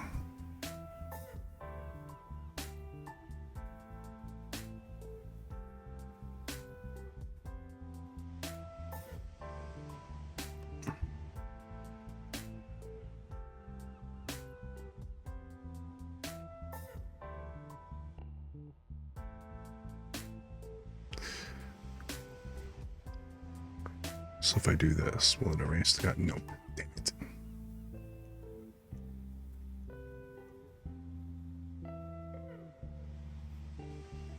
How do I erase the guideline?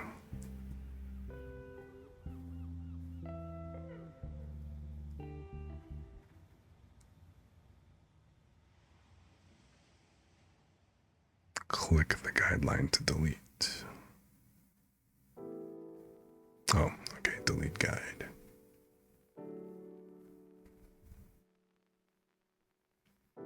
Where in the hell is the delete guide?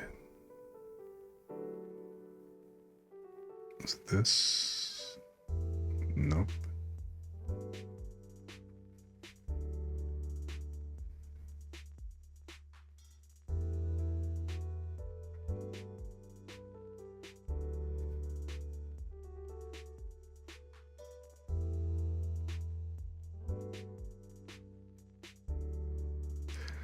All right, let me just see if doing this.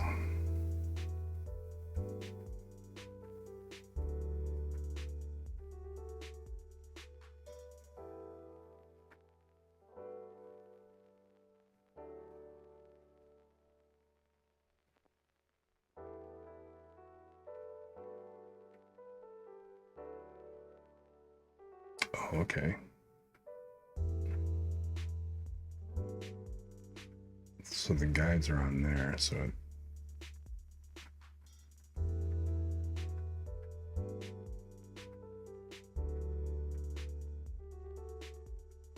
I think if I got the snap 2 off, then at least that will handle this. Because I don't really want these lines. So let's try it now.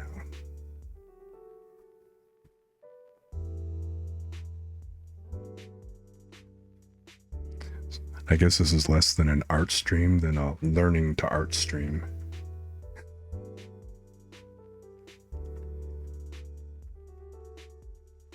Yeah, okay, it doesn't.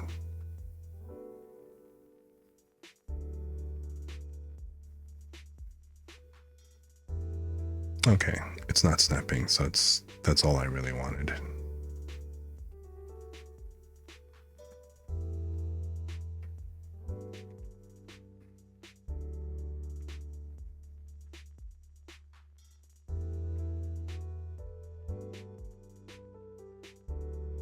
Shit, so crooked.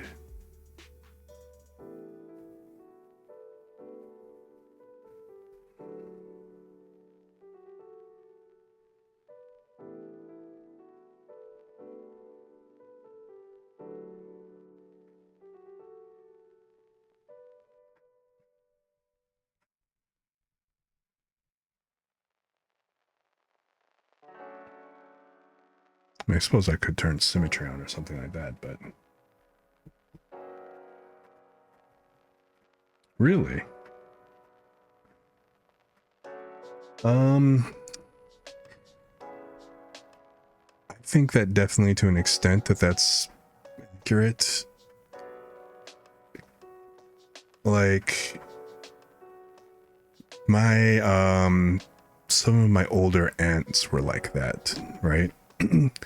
Now, it's kind of a weird thing because growing up, on my dad's side or whatever, the Filipinos are mostly a Seventh-day Adventist.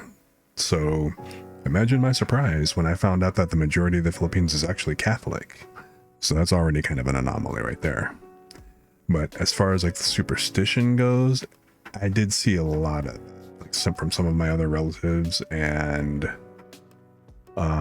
from, well, yeah, like mostly the older relatives and stuff, you'd actually kind of see where they'd have like those kind of instances of, you know, the witchcraft or just kind of like a superstitious vibe, like, you know, kind of being wary of ghosts and spirits and stuff like that.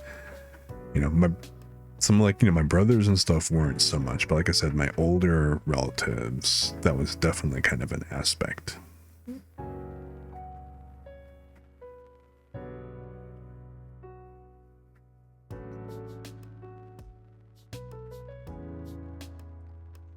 Keep this vague because I'm not trying to...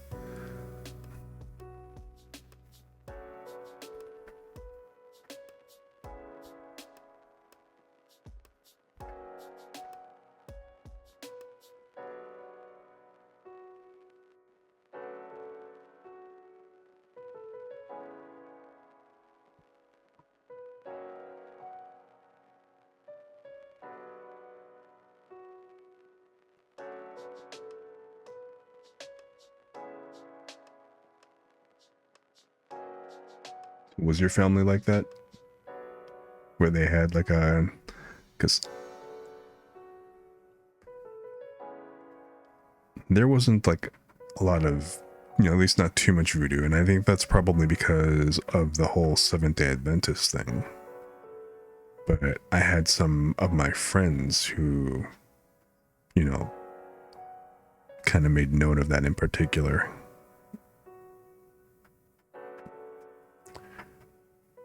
How do I want this to go? So probably like maybe here.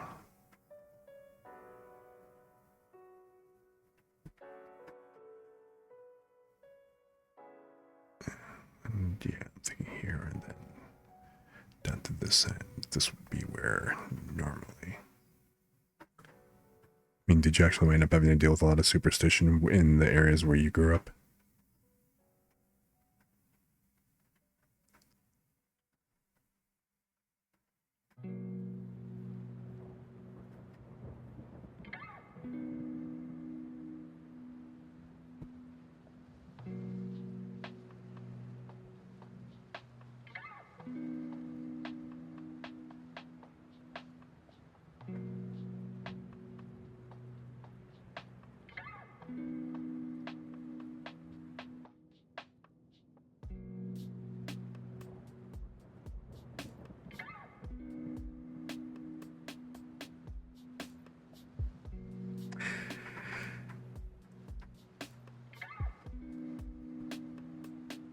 I think that some of my friends mentioned some of their relatives in the Philippines doing something like that.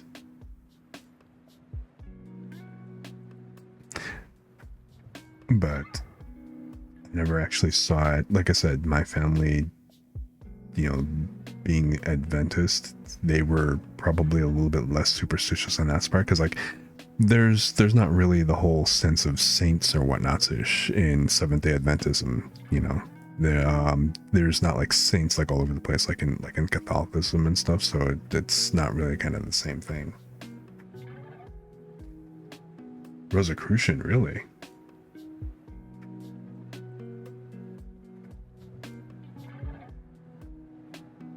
Wow, that is, damn, that is some straight up occult.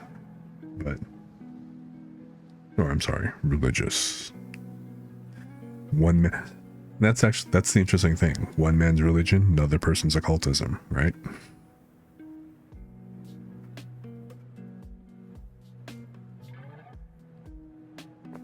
Yeah, and that was a real interesting thing. I grew up in I kind of grew up in a Berwickwood neighborhood, and there was a store that I remember looking in, and it was a candle shop basically, but all the candles had all these different, they were all candles of different saints, and of course, like, the different sisters, Mother Teresa, Mary and everything else. And I always thought that was really interesting to kind of see. And, it's just like, it's like they had a candle for everything.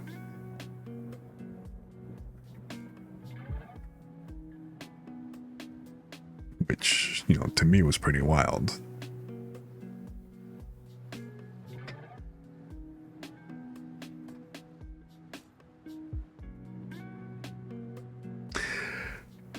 I think on general principle, I would inherently know to avoid the room with the deer skull wreath.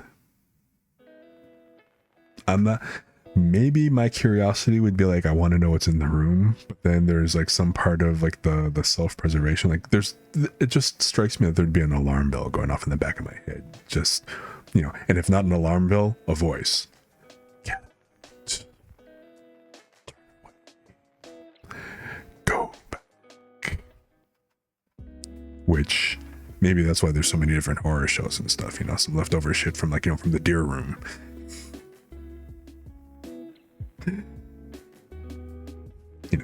I can make fun of this now, but it's all fun and games until somebody decides to curse me and throw goat split at me or some shit.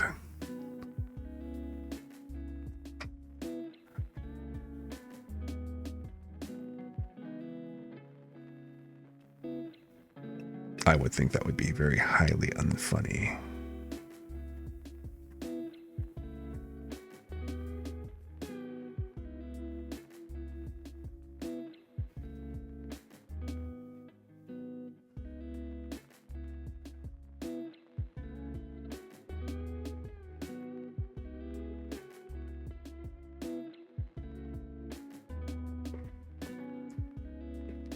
should look up how to do some of the symmetry stuff. But you know, one of the things that I actually found with when I watch like a lot of the art streamers doing like anime characters, especially if they're doing stuff for like, you know, for VTuber avatars that they're going to rig up in live 2D and whatever, everything is so symmetric. The first thing that they'll do is that they'll actually go ahead and they'll put down that mirror line, and then they'll set that as like, you know, mirror, so that everything they draw on one side automatically gets mirrored perfectly on the other side, which I think is great. You know, it's cool for the tool and stuff, but then it kind of occurred to me that, you know, the human face, and I know we're talking about anime and stuff, right? So it's, you know, kind of like probably a poor comparison, but an actual person's face is not perfectly symmetrical. In fact, if it were perfectly symmetrical, it would look uncanny. And that was just kind of one of the things like where I don't, so one of the things that I don't want to do when I get to like the actual live 2D part of this and stuff, and even what I'm doing now, I want to avoid making things like perfectly symmetrical. I want to have a little bit of unevenness,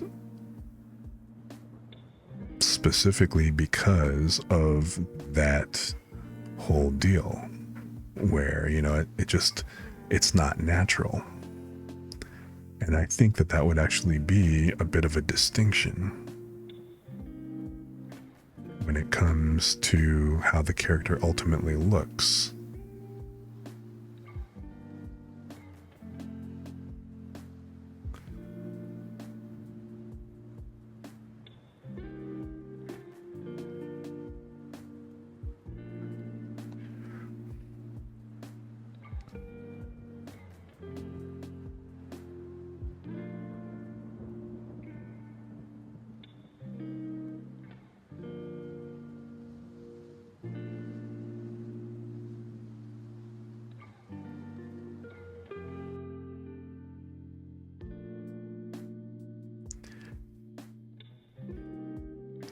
And the interesting thing about drawing kimonos and stuff like that, or kimono-based clothing, this is something like, you know, somebody had mentioned as a sore, you know, and you know, it's easy because a kimono is basically a bunch of straight lines.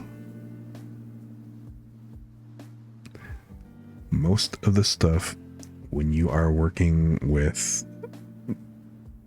you know, kimono and a lot of like traditional Japanese clothing is that it's all like straight line cuts, straight line sewing, straight line seams. There's not much in way of like actual curves.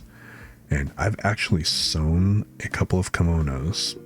Well, not a full-blown kimono, but I've made about a half dozen happy coats. And I did actually I made a yukata.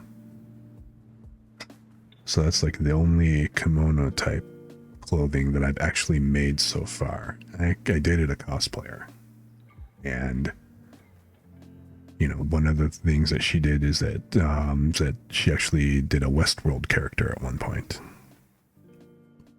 Hence the you know, hence the actual kimono part.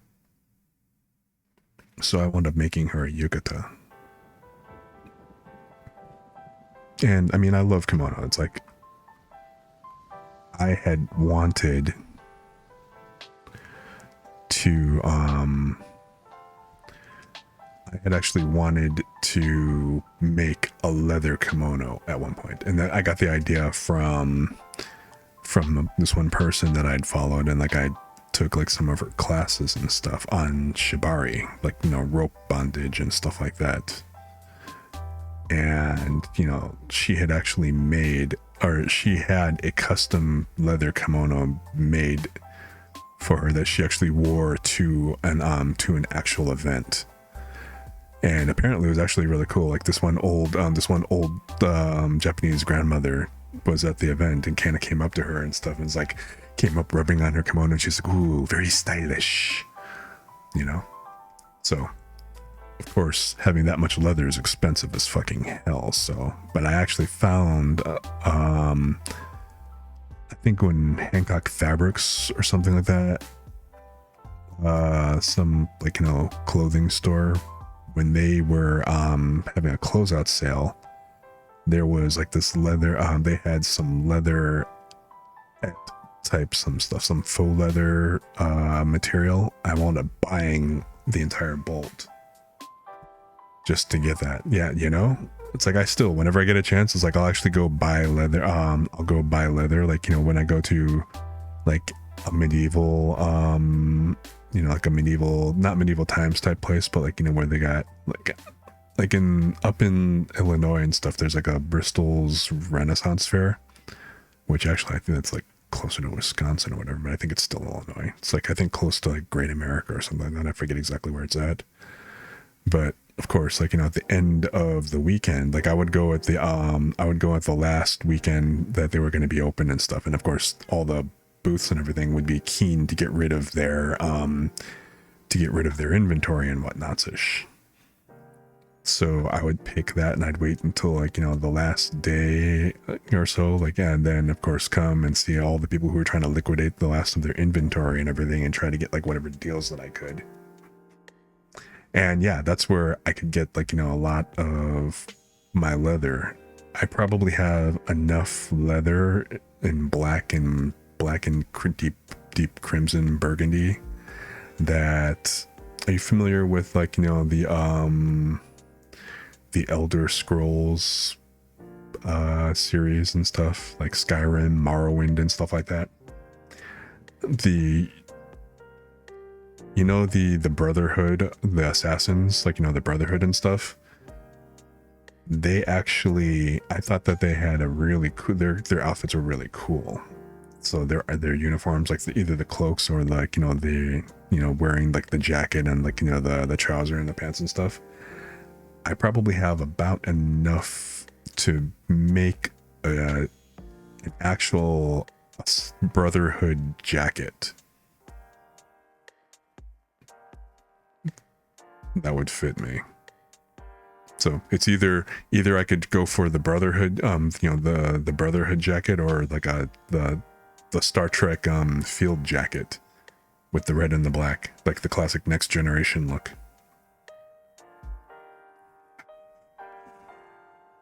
I think this is kind of cool. What do I want for the base?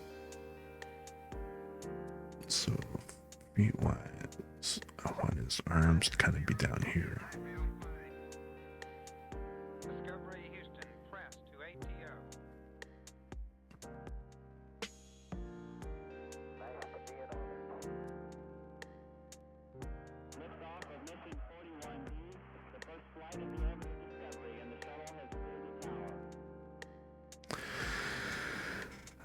I still got to get used to working with a tablet.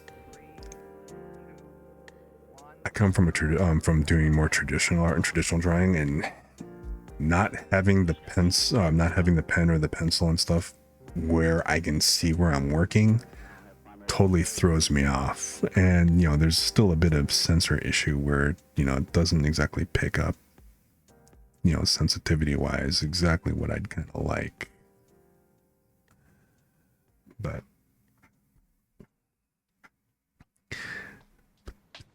yeah, the Assassin's uniforms were my favorites in the game. I thought the Thieves Guild stuff looked kind of cool too.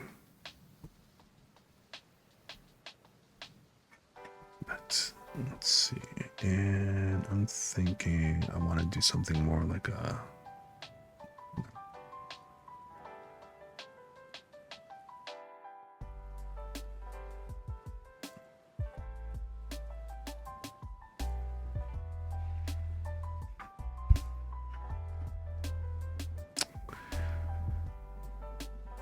That's maybe going a little too much, but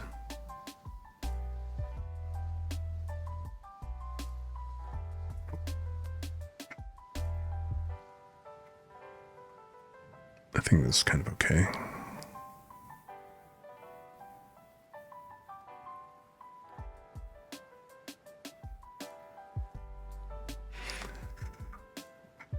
And yeah, so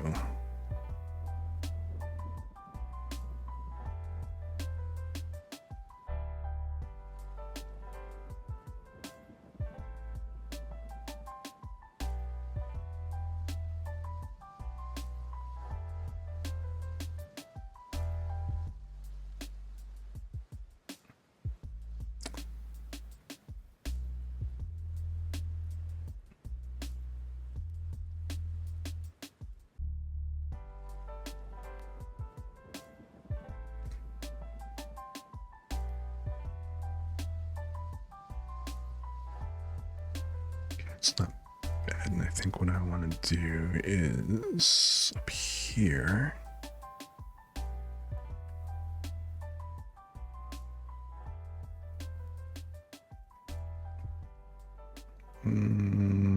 Kind of like the shit.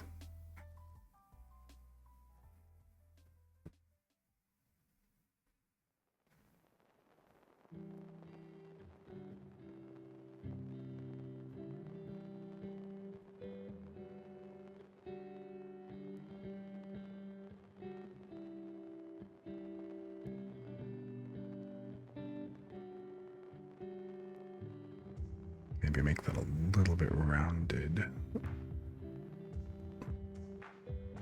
Because, you know, maybe I can do like have it look like a towel thing.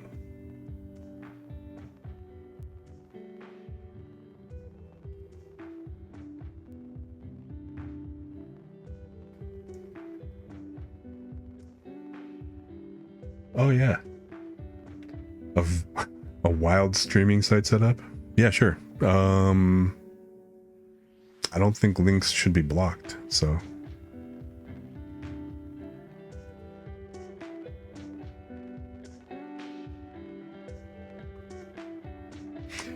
Or maybe they are. How do I unblock them?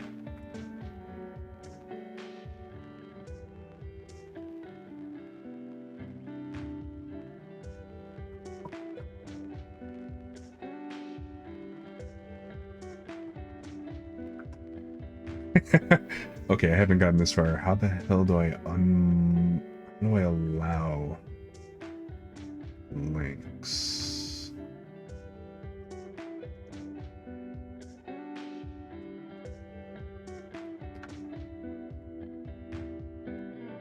It's definitely not it.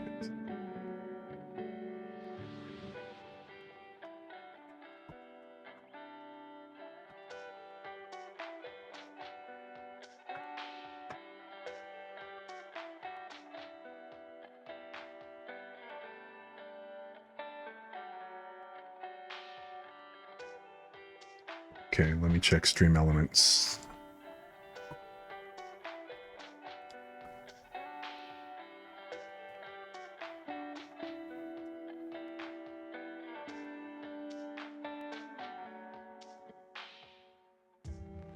Is it in Stream Elements or is it a Twitch setting?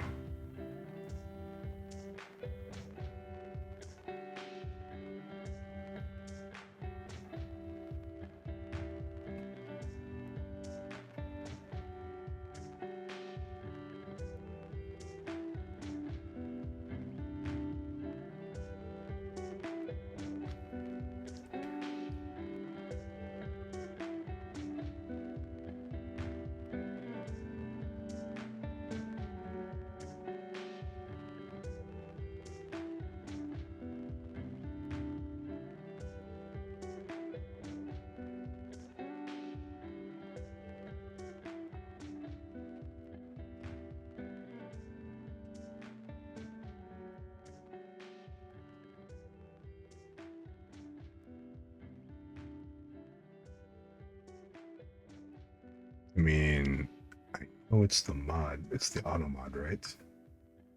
Oh wait, let me do this. Maybe the big link where it says edit this channel's auto mod settings. That couldn't possibly be it. Looks sus.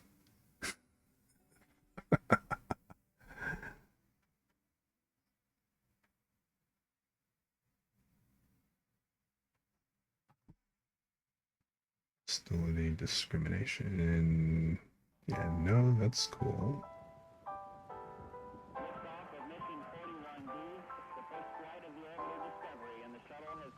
Some filtering, and it doesn't say anything about links.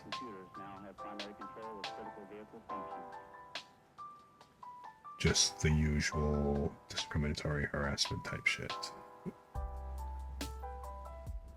Okay, maybe over here in stream.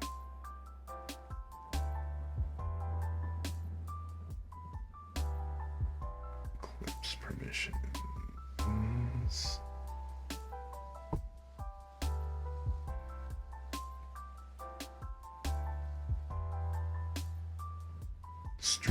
Stream Elements chatbot spam filters. Okay, hang on a sec.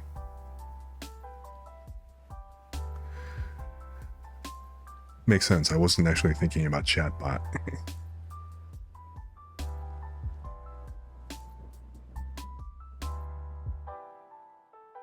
Link protection. I have it turned off. But let me just wait.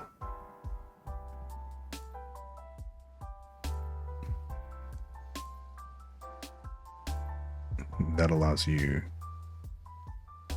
No, the allowed list is about.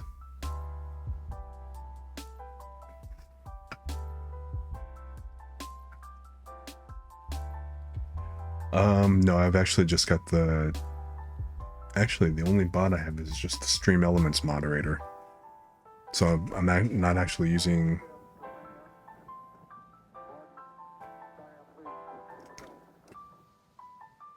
I guess the only bot that I'm using is chatbot.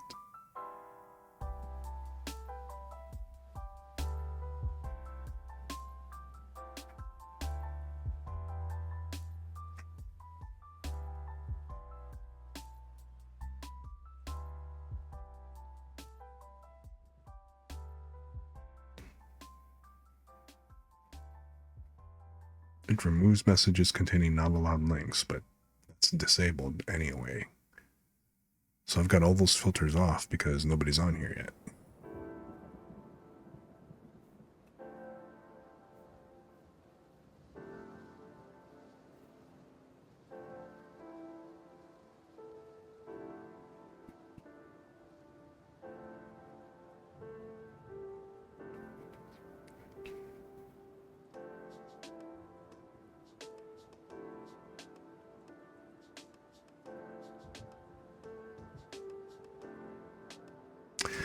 Okay, you know what?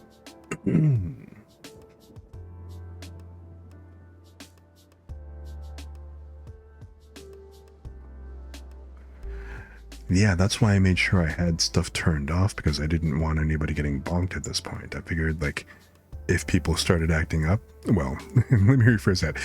When there are people, if said people started acting up, I would start enabling the filtering then. So I've just got the basic auto mod stuff.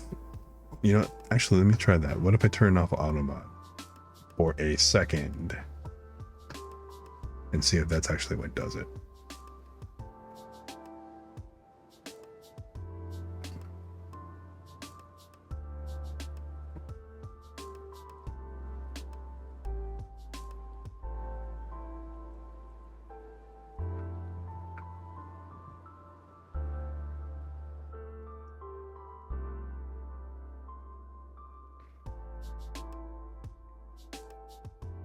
Suspicious users. Okay, here we go. Block hyperlinks. Let's turn that off. And go ahead and try it now.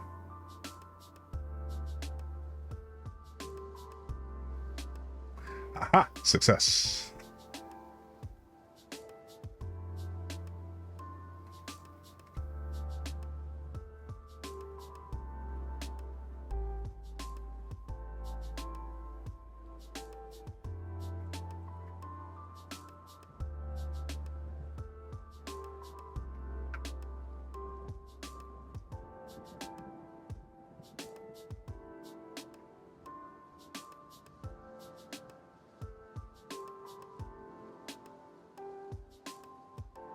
Well, damn.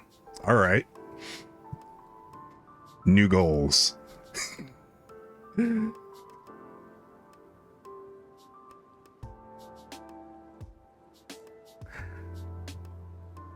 actually thought it would be kind of cool to have like a seat shell or something like that where the monitors kind of traveled with it. So if you like recline back or whatnot, your monitors tilt back with you and stuff. So you could actually, if you wanted to, you could actually go back into the, what do they call that? The neutral position or whatever, and chill and then turn. But Yeah, I mean, all they did was they mounted, they basically took monitor mounts and put that on. That is, I mean, hell. And you can't beat that comfort, that kind of chair for comfort. Although, you know what he's missing? He's missing, they're missing having a keyboard mount, a keyboard and mouse mount. Which, truthfully, I would probably use a touch, like a touchpad, so that it could actually be at an angle as well. But then if you're just going to kind of lie back or whatever, you know, and just have your arm, you know, have your hands down on the armrest and stuff, a regular mouse, the way he's got it positioned, seems pretty cool. But you know what? Hey.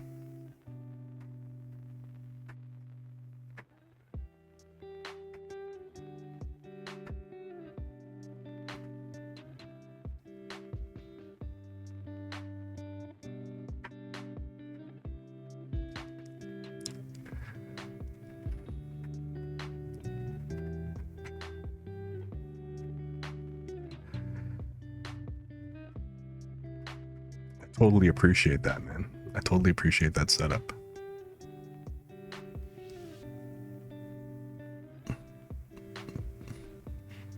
He's even got his HTV vibe hanging off of that too.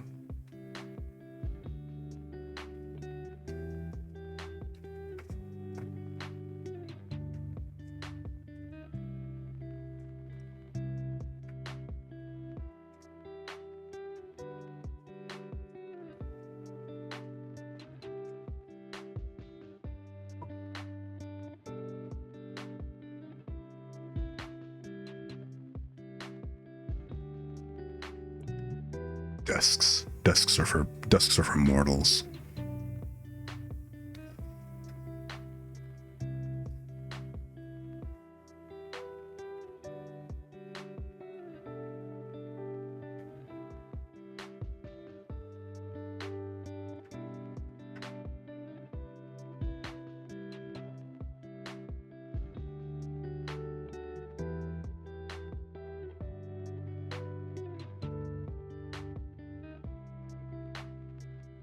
I mean, I would put this up like make it so people could actually see,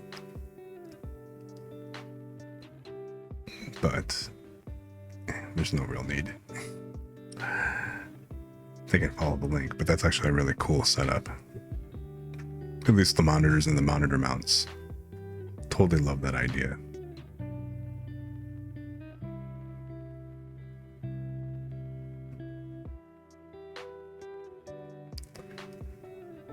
See, honestly, it's stuff like that's why I would want to learn stuff like welding and things like that, because of the because you can do shit like that.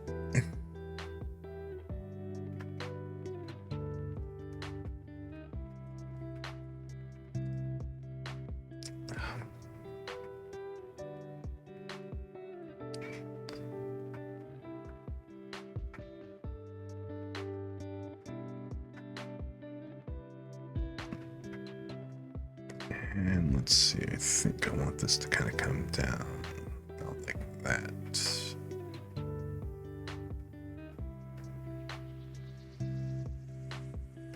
With a little bit of flutter.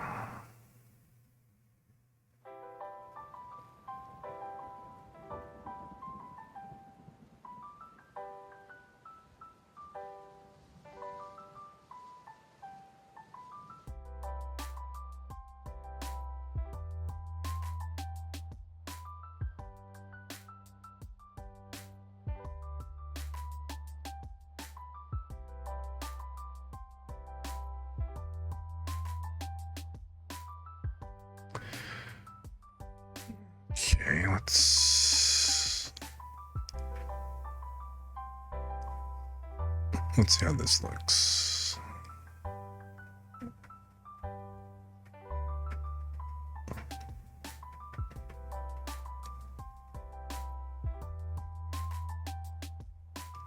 All right.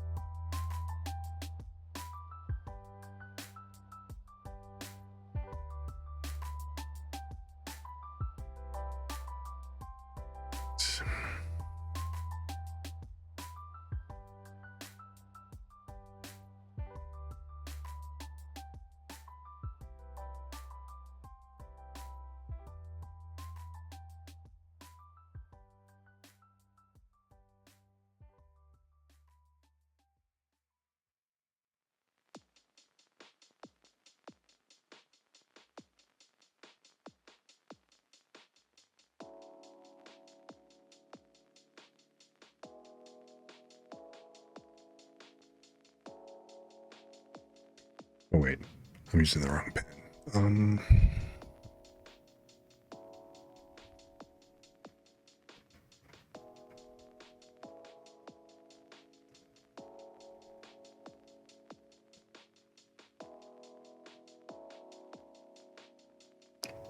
The turnip pen. Turnip or the G pen? Let's try the G pen.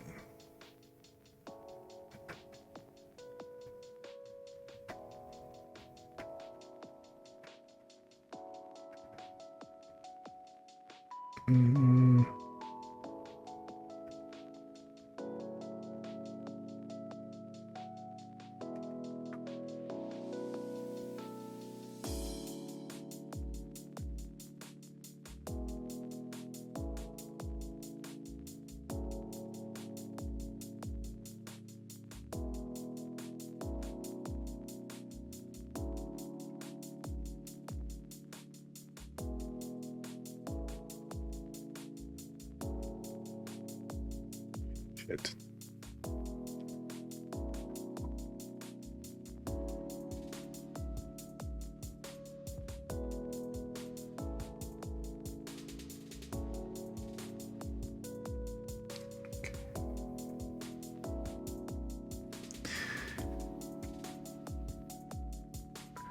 Not a fan of the buttons on the actual stylus. I have a tendency to wind up constantly pushing the one button, either the undo button or the or the other button, which winds up actually being a color picker by default, which I think is a terrible choice. Like, of all the things that you could have made it,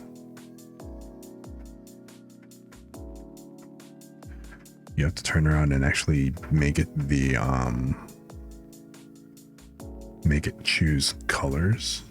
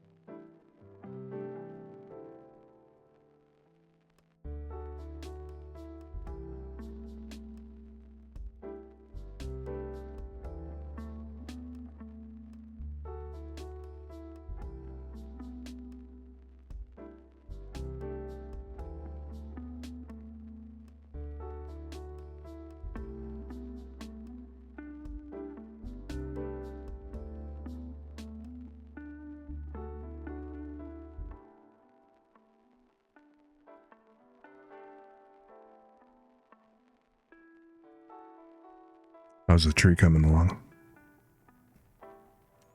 You get all the commands up yet?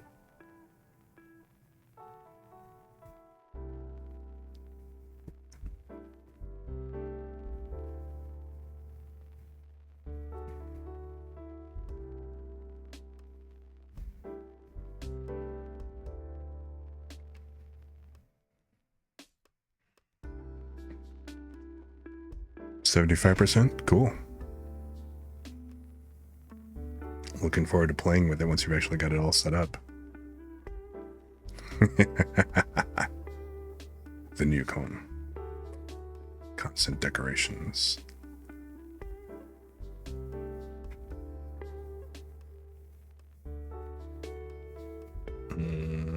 let's see here.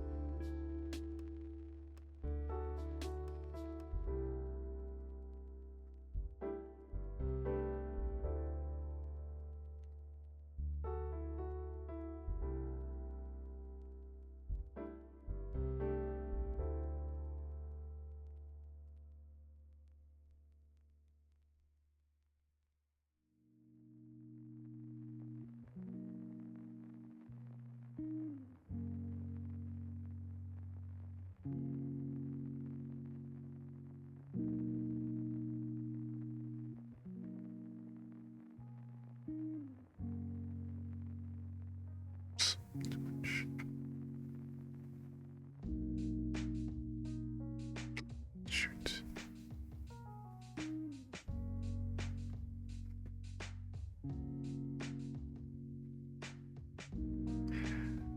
You know, even if they did, like if Twitch actually had its own tree function, the whole fact, I think it's kind of cool because you rolled your own, you know? And so you, number one, it was a learning process. Number two, you basically built something that works exactly the way you want it to work, as opposed to, you know, maybe whatever way Twitch had set up. So I think either way, it's all good. You know what I mean? It's definitely not a bad thing.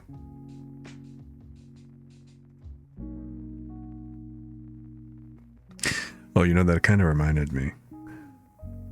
I was watching another streamer earlier, Kyuko, and after her stream ended, I just happened to be shooting the breeze with one of the guys there, and kind of had this idea for making a bot, because remember I mentioned before how my boss at work and stuff had wanted me to pretty much set up a stream type platform for one of his sites and stuff. You know, so I actually had gone through the Twitch bot API, you know, as part of some of the documentation I was checking out. And so one of the things was, of course, the bot API and how that worked. And I thought it would be kind of cool. Well, the code for writing a chat client and, you know, writing a bot, there's obviously some fundamental, you know, similarities at you know, again, a fundamental layer, because a chatbot is essentially a custom client that responds to commands. So I thought it would be cool at some point, kind of an academic exercise, because I don't really need one, because, you know, the bots that are out on the market are all pretty exceptional. But I thought it'd be cool to roll my own bot at some point. But then when I was talking about it, you know, to one of the people on this that was in the chat, you know, I kind of mentioned it, and I had the idea for, you know, a quote unquote adventure bot, where it'd be like a mini RPG where the chatters and stuff could basically register to become quote unquote adventurers, and then they could gain EXP by fighting monsters in chat. As interesting, or, you know, take that however you want. But so basically they could go and they could battle monsters, gain experience points for defeating the monsters and stuff. And of course they'd also gain a little bit of experience, like whenever the streamer was live and everything. So they'd get some experience, be like kind of attending lecture or training or whatever else for just for being in the chat during the stream. But then also they could turn around and fight monsters and do that and gain experience. And it'd be like a kind of like a little like one of those classic turn-based type RPG things where they could go ahead and they could fight with like swords, barehanded, or with magic. And I thought it would be kind of neat to throw that together. There wouldn't be classes per se. I'd kind of borrow off of the way Elder Scrolls did their skill system. So if you tried to use spells, then you would level up your magic, you know, your attributes for magic, and like your skills for magic would go up. If you decided to fight with like a weapon, then that weapon, your weapon proficiency would grow up. You know, nothing too complicated, nothing too like, you know, crazy or whatever, but I thought it'd just be like this neat little thing to do.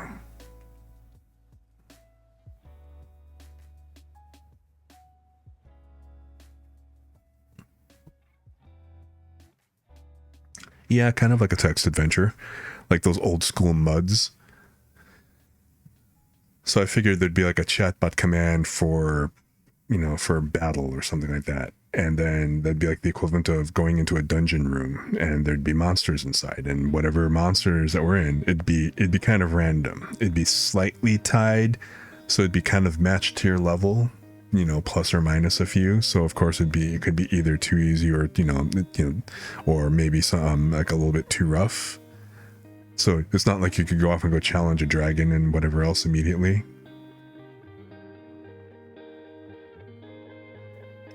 But yeah, kind of like a very choose your own adventure where you'd go in and then, like I said, you could fight the monster. Like there'd be a bunch of like, you know, different monsters. They'd have hit points, whatever else, and you'd attack. Now, it wouldn't be, because obviously this being in chat, I don't think you'd want it to be like too long-winded a fight and stuff. But you know, kind of like how you have like the duel or the either the dueling or the what do you call it? The like the gambling and stuff, where it's just basically like you gamble and it just rolls and here's the result. Like it's all one-shotting. I think it'd be a little bit more interesting if it wasn't just a one-shot thing. So like, you know, maybe it'd take like 2-3 hits. So it'd still be done in 3 hits or less. But then you'd have a choice of, okay, like if you're losing, you could flee, right? So you could always run away. Or if you if you decided to stay and fight, then naturally you perish and get resurrected back to level 1, you know? Or you lose like a different or you lose like some experience points and it drops you down a few levels or something like that. But then you die, you get resurrected and whatever else, and kind of come back.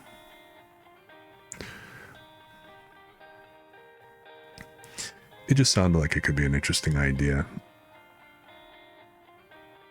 And then there could also be things like monster outbreaks in channel where people could go and fight monsters, and either like the streamer or the mod could initiate the outbreak, or, you know, it could be like a random event, just something that happens.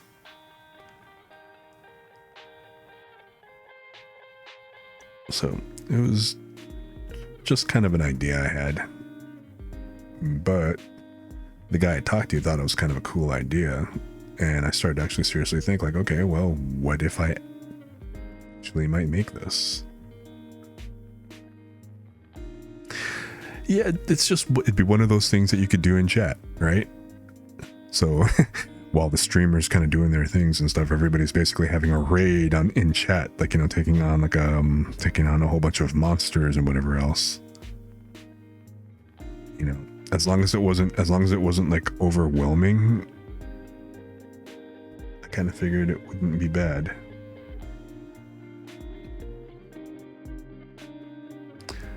See, my lines seem kind of thin. I should have probably made them a lot thicker for these being outlines, especially for this kind of character. I don't want really fine line art.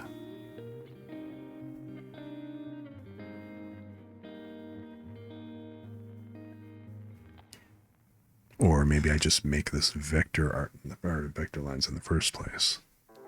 So I don't know. Does that kind of seem like a cool idea, or does it seem like it'd just be too distracting?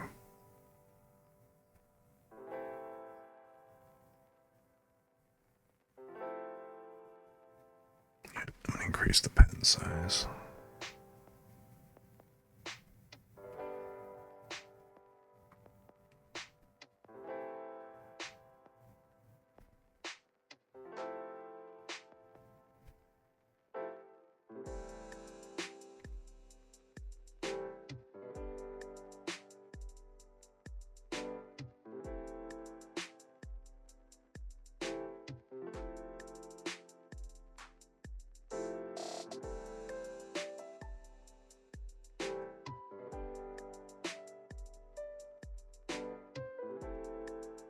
In my mind, it sounded like it could be something interesting to do.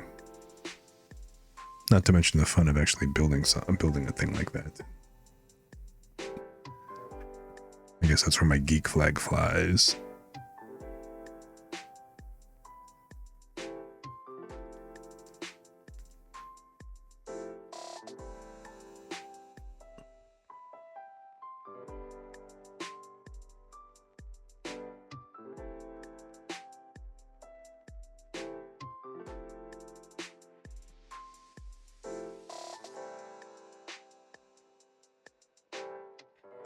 Oh, you know what? That's actually a good point.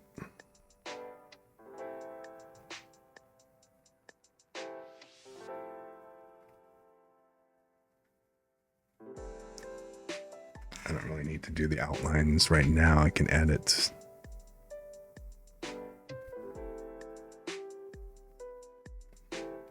Because I'm only really doing it on the outline, like you said.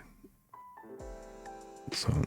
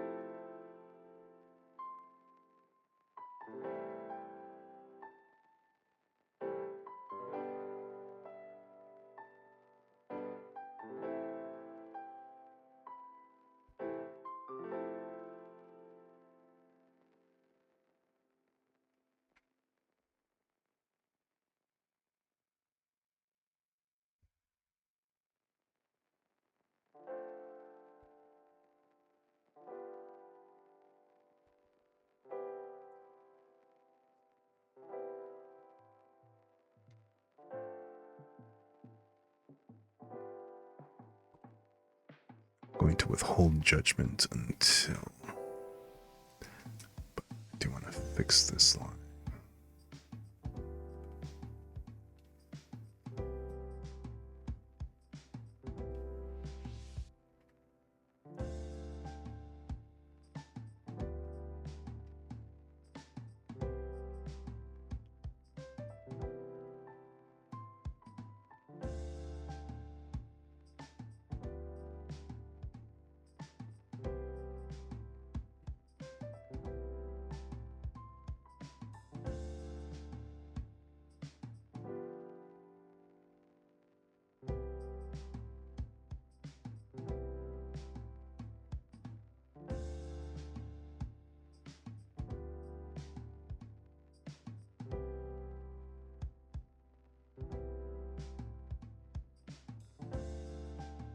This is where that not having the pen on the screen, not having a screen tablet actually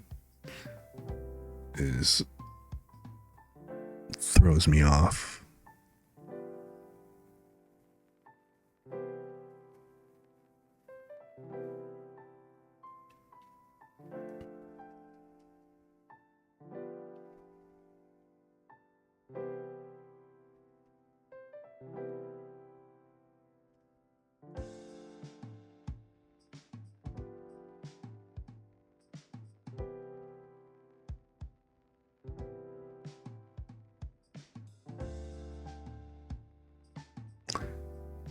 I did say I didn't want to spend too much time on this, and I am spending a lot of time on this.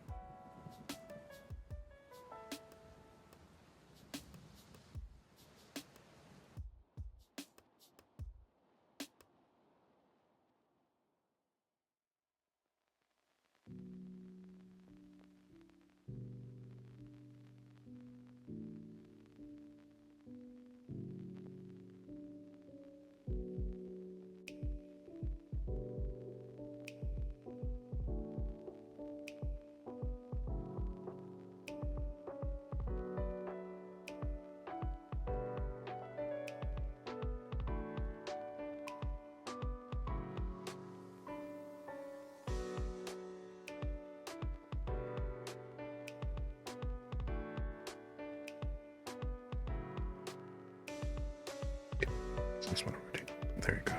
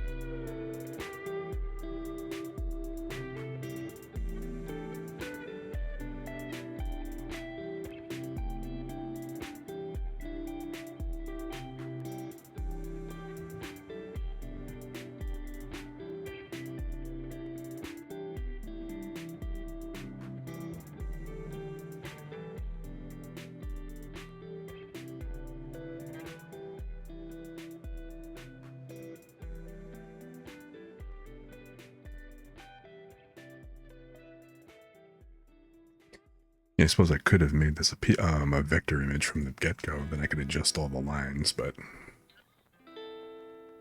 I wanted some practice with this.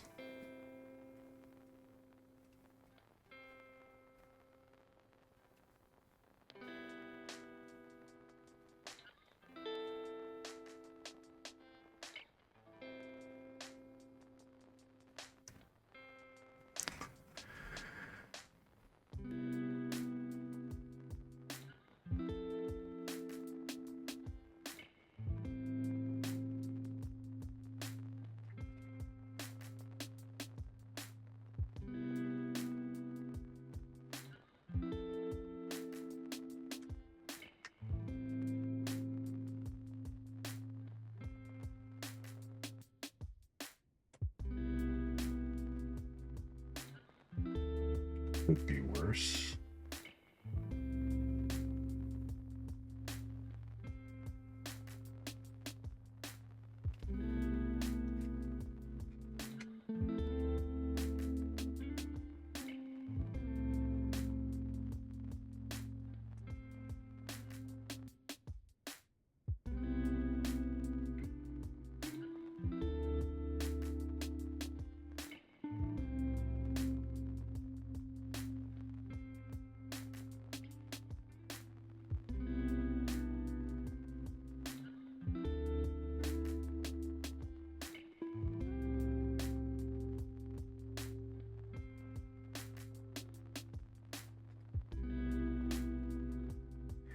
Considering that this is going to wind up being like probably like this large most of the time on the screen.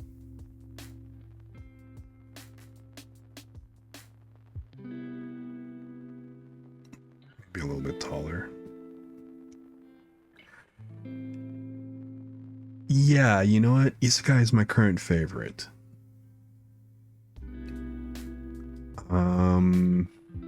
I like a lot of like the fantasy and sci-fi type stories in general, not just like anime and stuff, you know, but so the whole, you know, transported to another world kind of deal, especially is it's a neat mix between the two, especially if there's like some decent world building going on.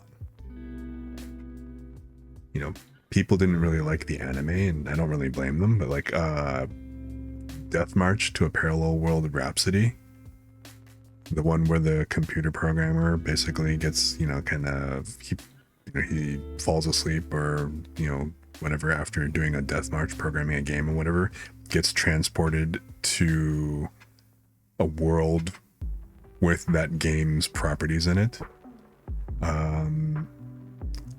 Yeah, the anime itself didn't get a chance to really kind of delve into much, but the world building and some of the systems that were implemented in the story in the light novels was actually pretty interesting to me. You know, kind of like the same with In Another World with my smartphone. You know, that got a hugely bad rap as far as the anime goes. But the actual light novel story is a good bit better. It's still kind of what the fucky though, because it's like it has like schizophrenia in terms of what it wants to be, because it's an isekai story. It starts off like it's kind of like a fantasy thing with magic, but then it goes all tech and, you know, just trippy that way. Yeah, it is. In Another World, the smartphone is supposed to be coming out, I think, like what, 2020? Well, obviously 2023 at this point. But yeah, I mean, I'm happy that they're going to get a story, because honestly, the whole first season, that first book, the actual real story doesn't even begin until like the second book or so. So like that whole 12 core or that one core of 12 episodes didn't even get into the main story of the anime. So it was like essentially intro type fluff, you know, and all that stuff. I can understand why a lot of people didn't really dig on it, you know. You know what I'm gonna do for this, because I'm not sure how I like these lines. Maybe I should do like make this a vector. Let me see.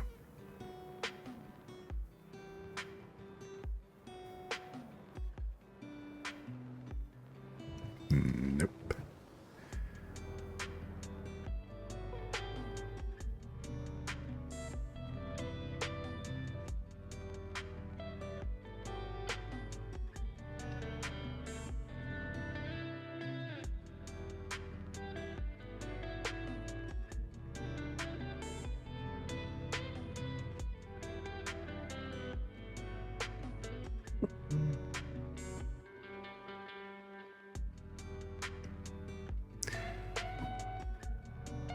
I would probably say that of anime, the storylines I like least, or the ones that I follow the least, are probably like the sports stories, if anything. I mean, they're okay, they're just not really my favorites, so I don't really pay a lot of attention to them. I also I don't watch a lot of like the shonen type stories. You know, so things like, I've never watched an episode of Dragon Ball Z or Naruto. But, you know, I've watched like the first story arc of Bleach and One Piece, but that's pretty much it. And Fairy Tail. I got 53 episodes into Fairy Tail.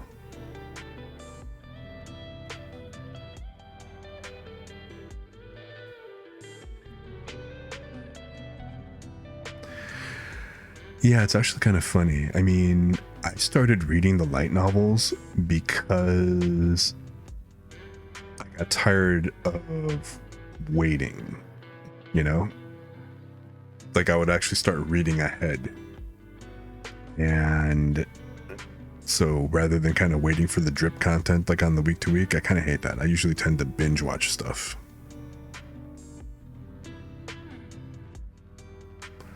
But I started reading the light novels to actually start reading ahead. Kind of turned into, I got so far ahead that now I'm at the point where I get jazzed when I actually see light novels that I've read get anime adaptations.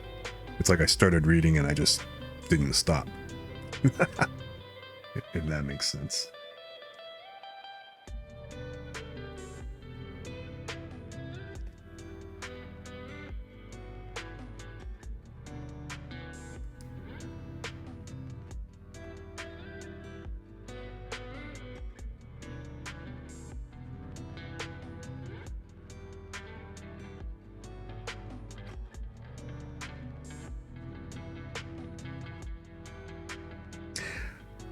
I heard that was getting an anime, and frankly, it kind of blew my mind because you know what? I didn't really look to see if the actual story, because like as far as English, excuse me.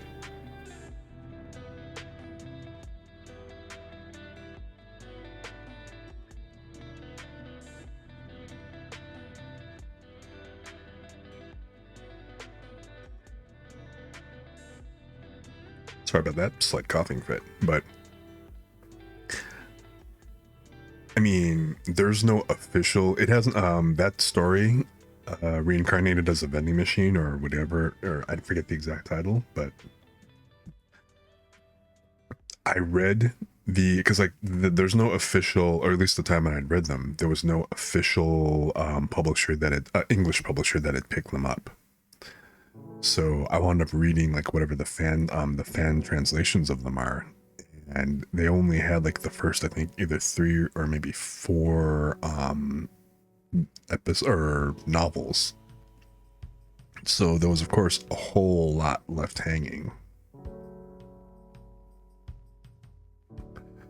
But the whole fact that it's actually getting an anime, I mean, it's kind of nice to know, because that, you know, kind of tells me that, all right, the story at least continued. And, you know, even though, or maybe it actually did get eventually picked up by an English publisher. I'm kind of hoping, because I'd love to read the rest of the story, because it is a really fascinating story. It's like totally different. It's not the first like vending machine type story, because I think there was wasn't there like a samurai vending machine anime a while back, long time ago. But generally, it's a pretty good story. It's definitely worth reading and picking up.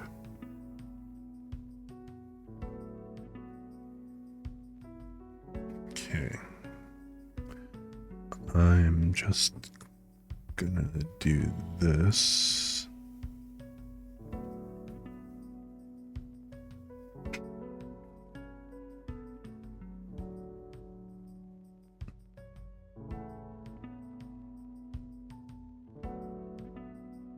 Yeah, it does, right? It's like, what the hell is that gonna be?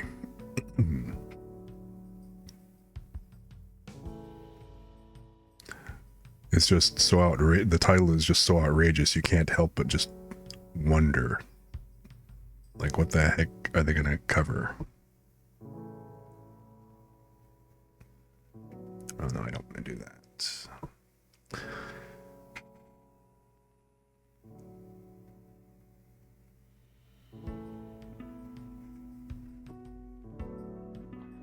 Oh, I do need to add the tie.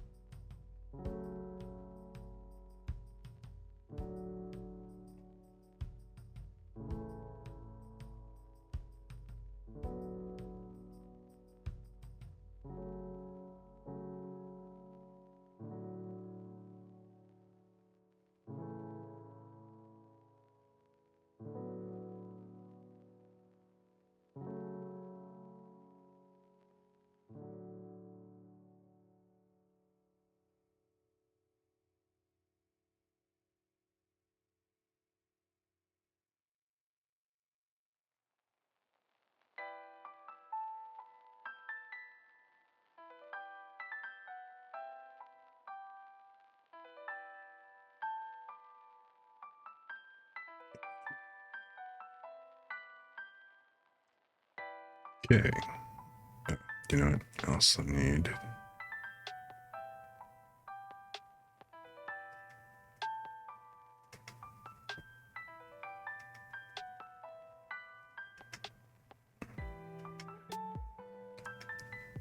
Let's see if I had just done vector line art instead. I could just delete these a lot easier and more cleanly, I think. Okay.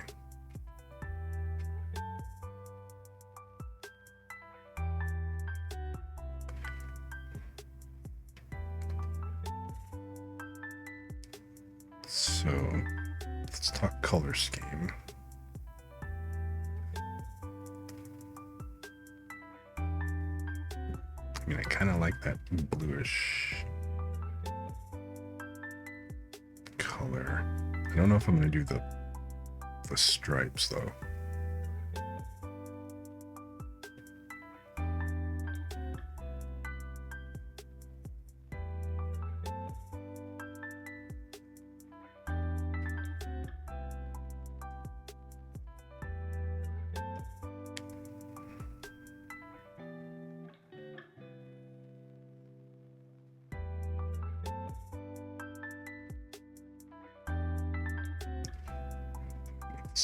Layer just in case. I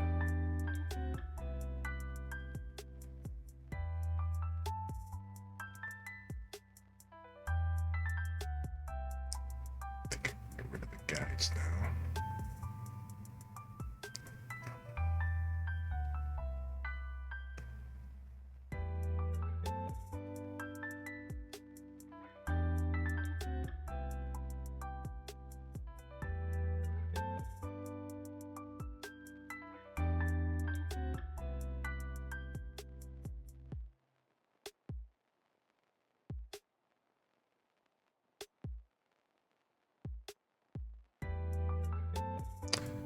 Oh my.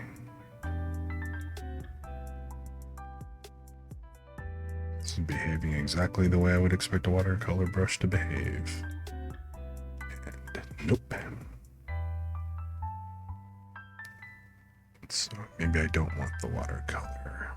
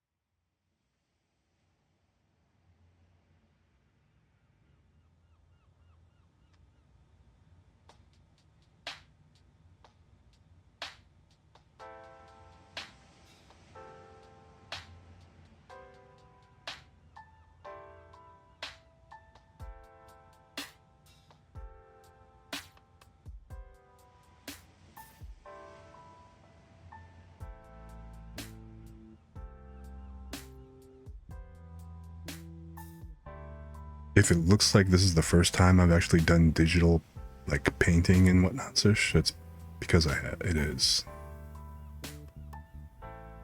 Maybe not exactly the first, but more or less the first. So of course, what do I do? But I do it on live on a stream. Nobody's watching. Well, almost nobody.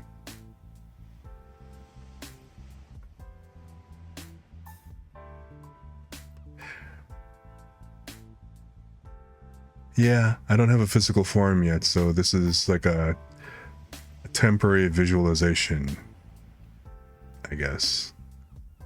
And that's also why I'm trying not to spend too much time on this, you know? But at the same time, it's like I'm still learning the tool. This is maybe the first drawn image that I have done with Clip Studio Paint since I got it. The only other time was that logo for a friend.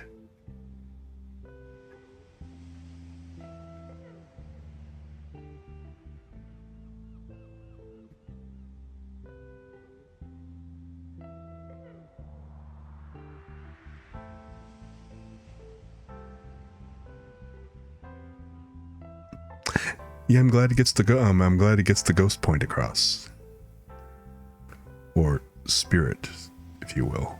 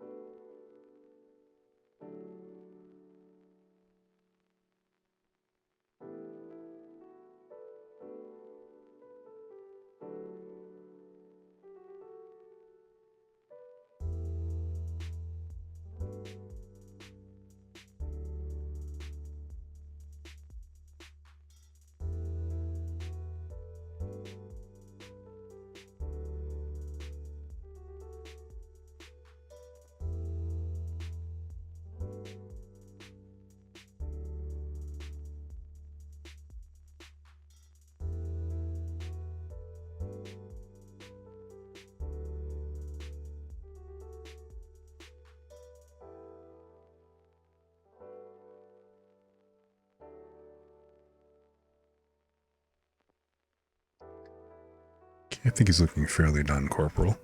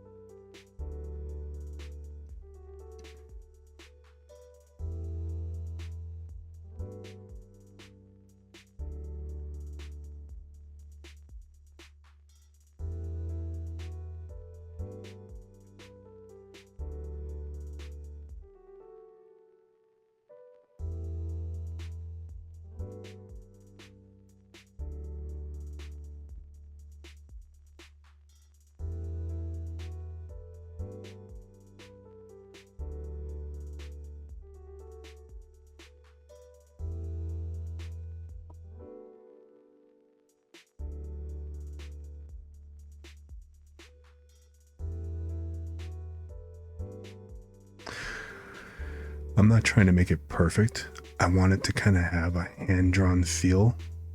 That's the story that I'm sticking to. Since, not an accomplished digital artist.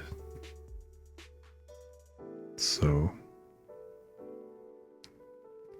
well, I guess this makes me accomplished because I managed to do this. But apart from that, I want this to kind of look, hand colored, hand drawn, because that's the whole part of the aesthetic thing that I'm going for. The whole, like, hey, look, there's like a certain level of scuff. I don't want, not that I could make this look too polished at my current skill level with digital.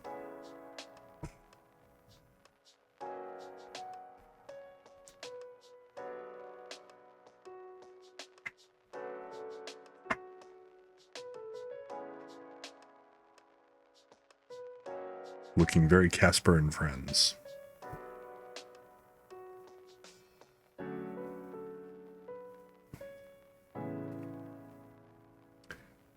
Alright.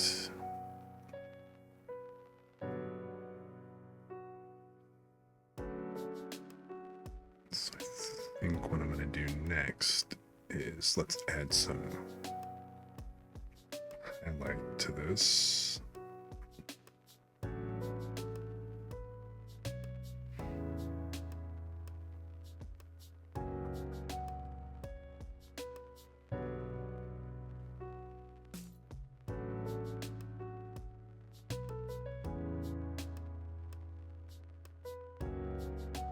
Let's see, how does this look? Boy.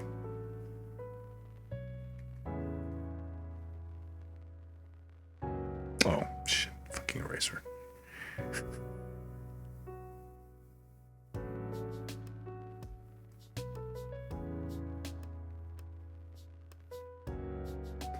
Yeah, very Caspery.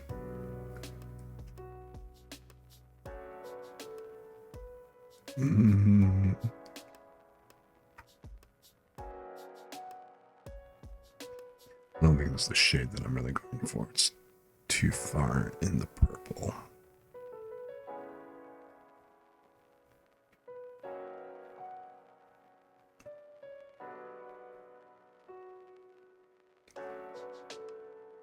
Yeah, I think that's good.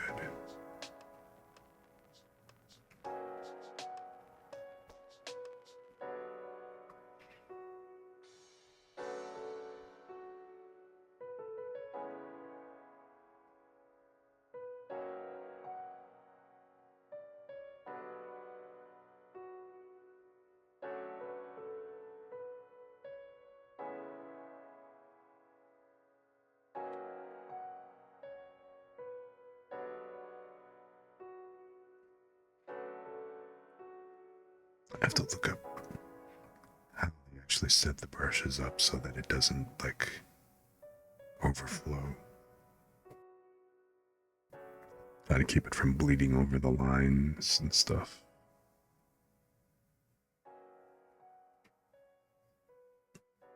But for right now, I'm just gonna keep it simple.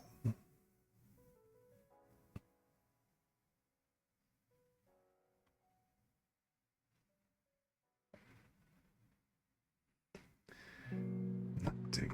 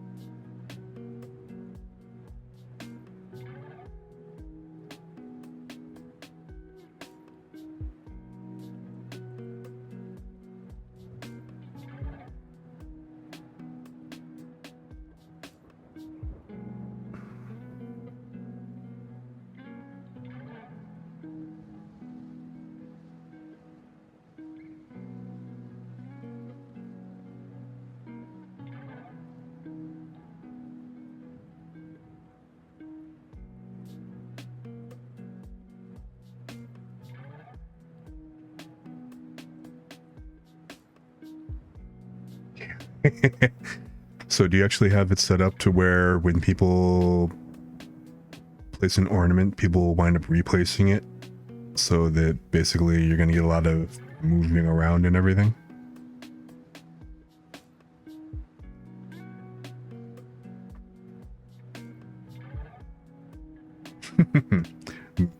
Ye old reset.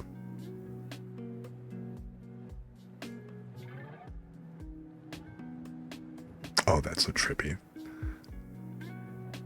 Freaking ghosting on my monitor.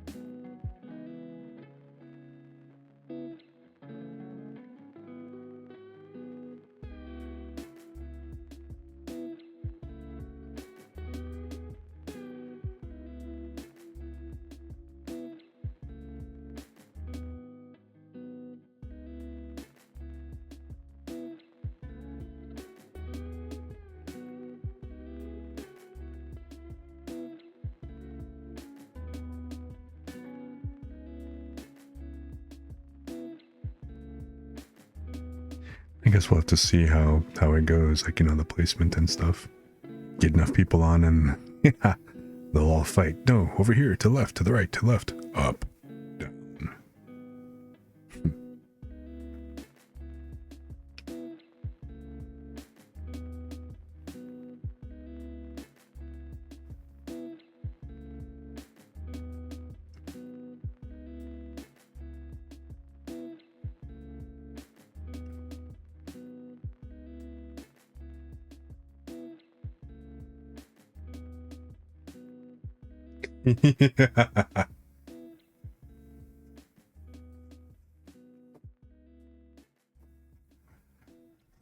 That is not a Yule log, just saying.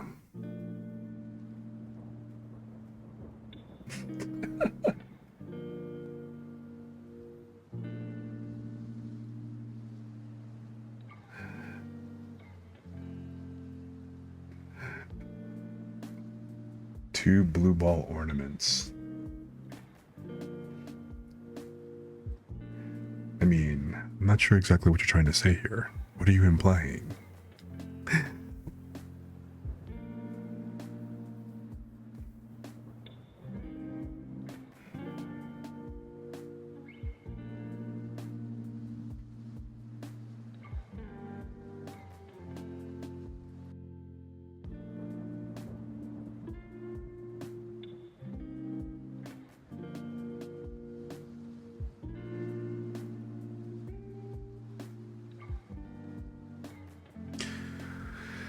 I am not liking this brush blends.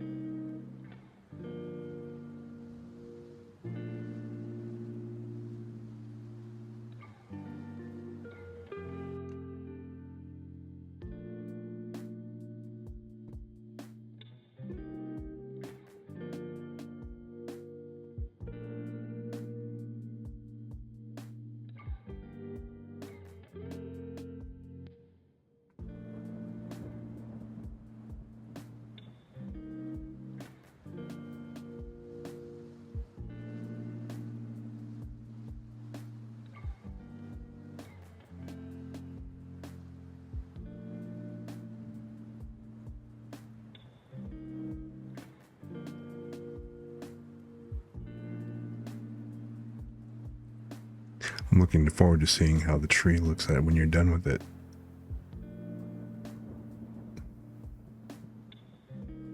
I cannot stand that. Don't like that at all.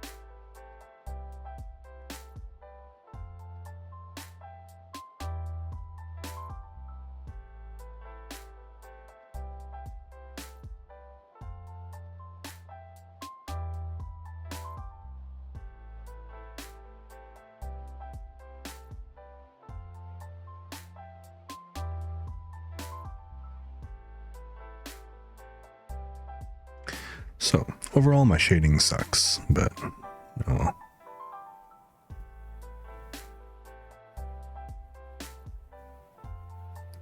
I never claimed that this was going to be a perfect job.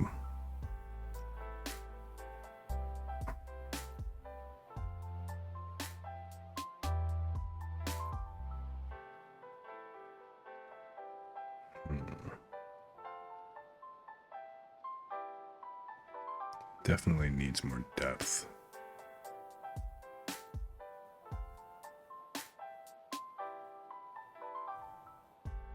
And I think some adjustment.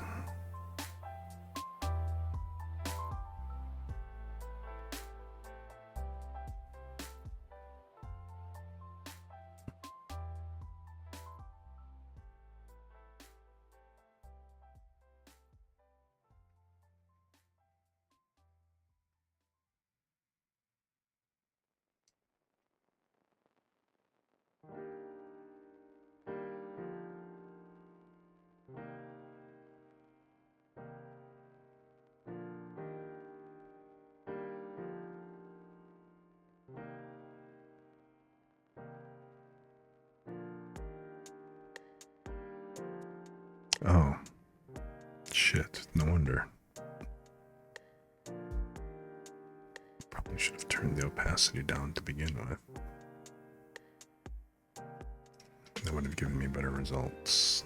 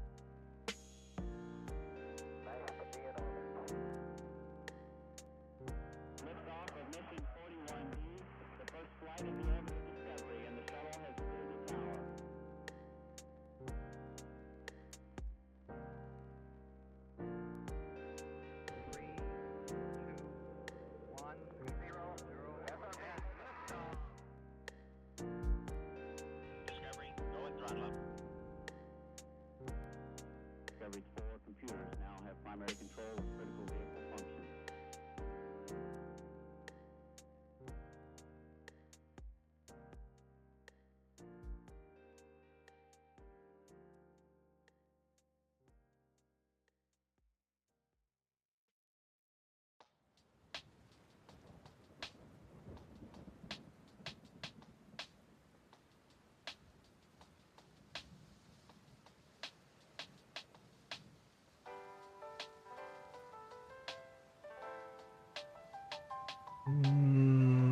No.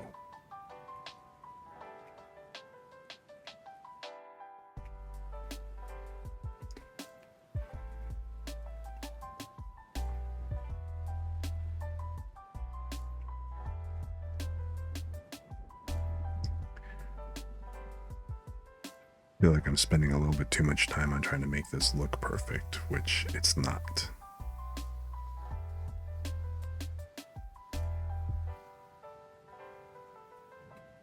The whole point, the perfection wasn't the point in the first place.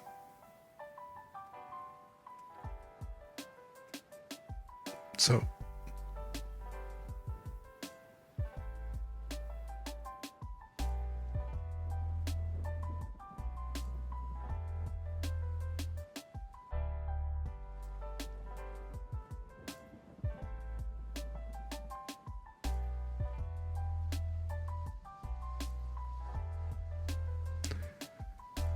I'm going to go back to the G pen and I'm going to finish.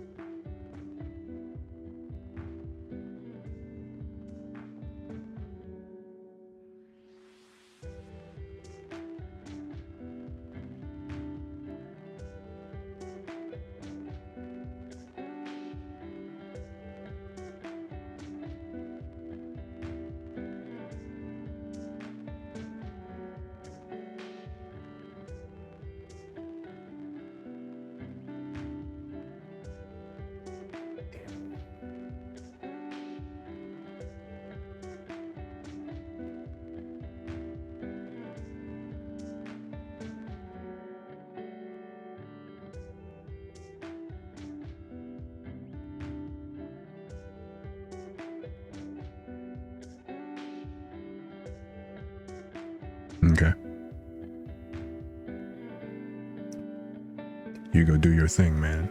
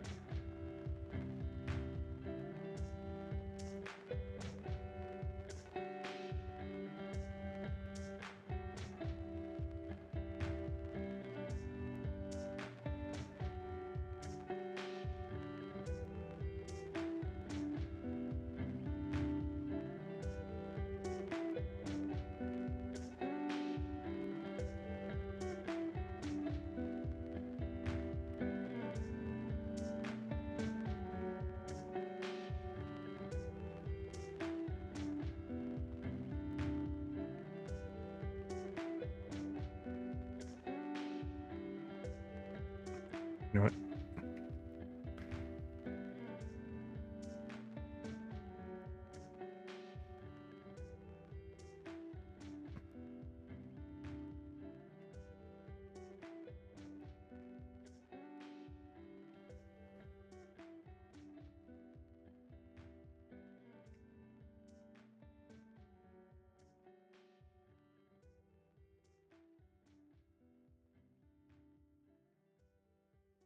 That's better.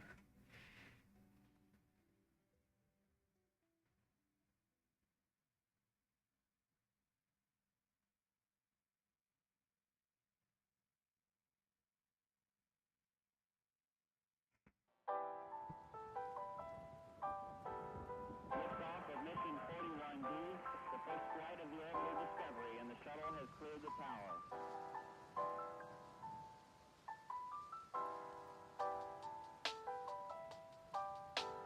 Discovery's core computers now have primary control of critical vehicle functions.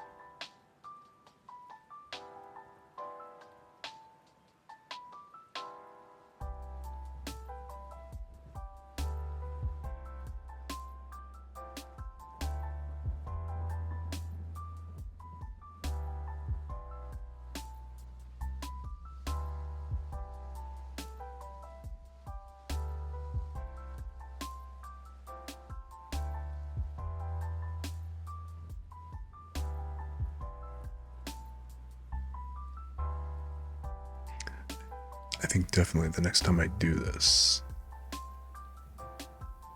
I'm going to use vector lines so I could just adjust the lines afterwards.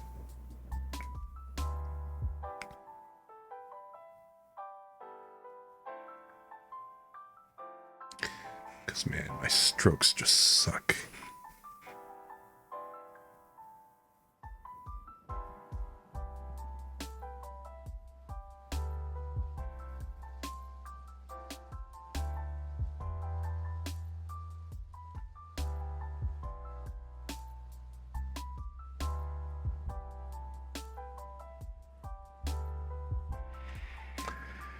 Okay.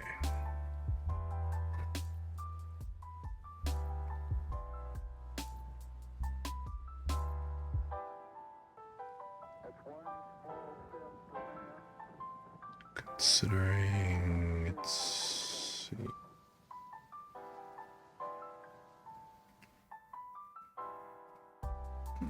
Yeah, I mean, I guess overall that's not bad. Plus I'll be able to resize and whatnot, so...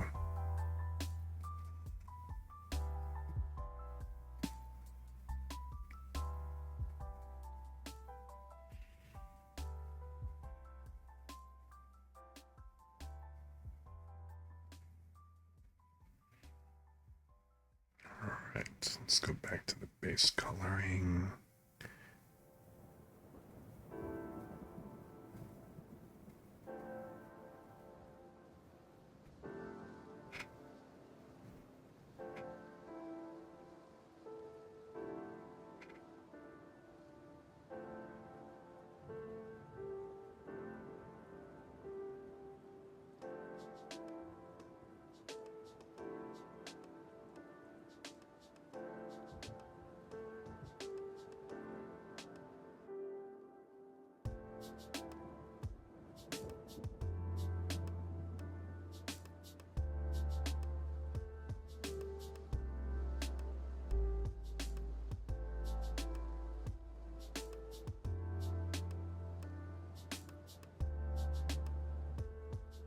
That's not bad.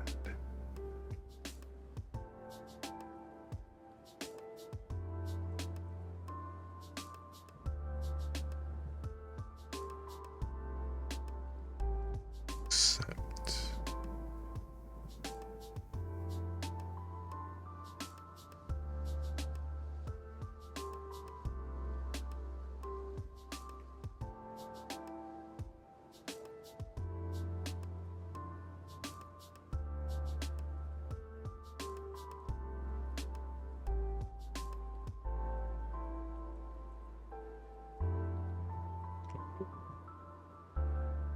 Turn on the heat, huh?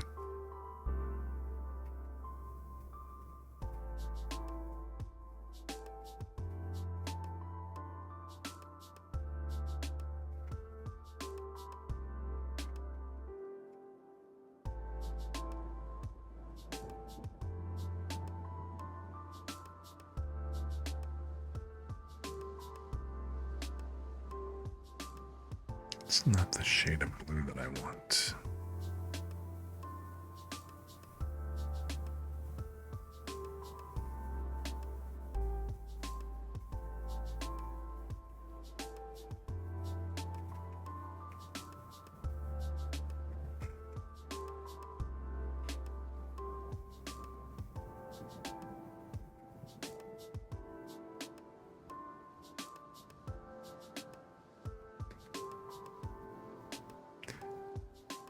$34. Yeah, it's pretty close to how it is over here.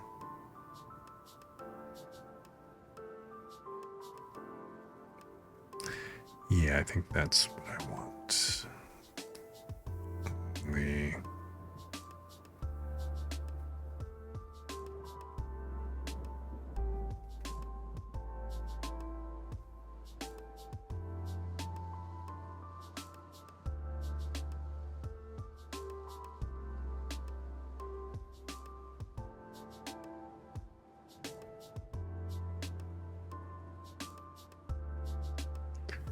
it's like, what is the temperature right now? Yeah, it's 39 degrees at the moment.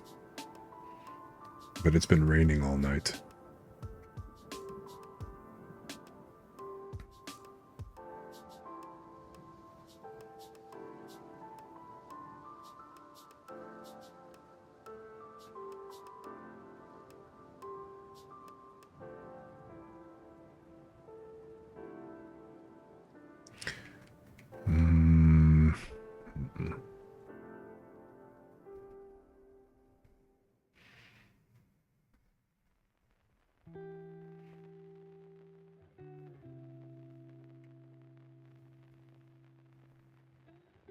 I like the airbrush look better, but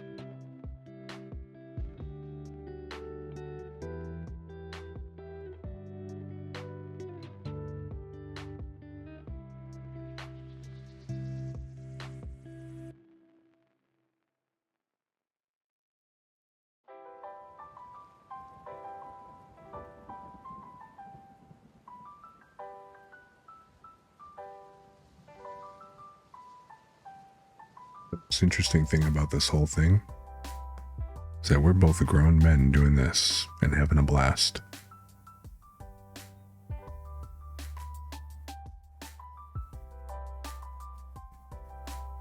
It's like, who said you're never too old to have fun? They were absolutely correct.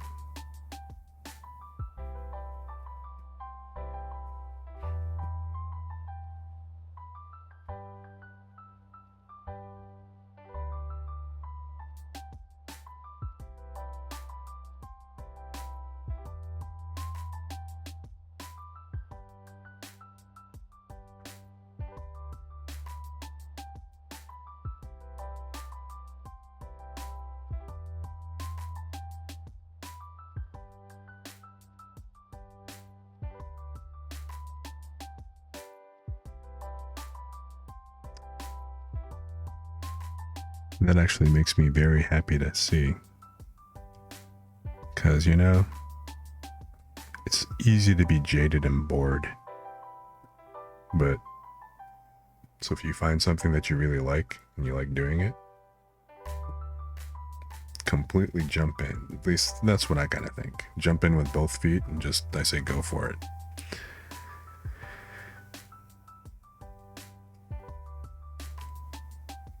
You know, I think I spent enough time kind of waffling on, hey, do I do this or do I not?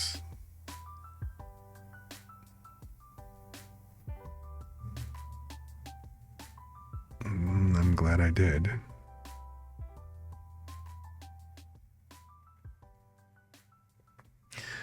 Hey, I think everybody needs a reason to get out of bed, especially in winter, you know? Because it's like soft. It's cold outside, and the bed, it is soft and warm and inviting. The bed, it speaks to me, it beckons me to come closer. Stay with me, relax, soothe yourself under the, well, don't soothe yourself under the covers, but stay under the covers. It is warm. It is warm and inviting.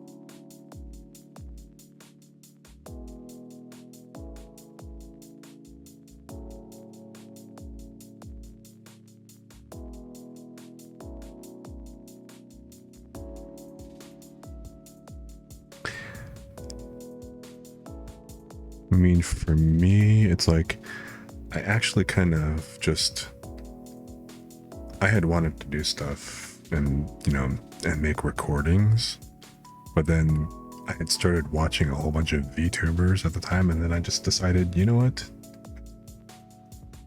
Don't really feel like putting my face on a whole bunch of videos. Why not make it interesting? And this just frankly looks fun.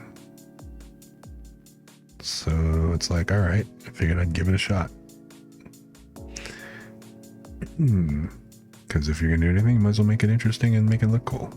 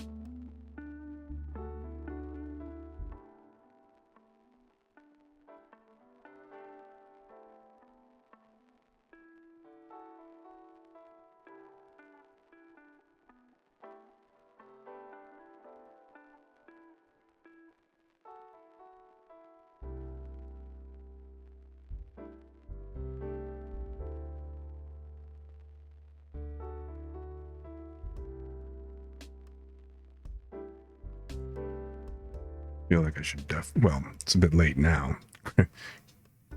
Christmas being next week and all that. Definitely feel like I could have used some practice by making the postcards. Or the Christmas cards, rather. I'll save it for next year.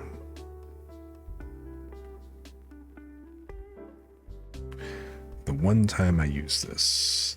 Shit. Nope. Alright.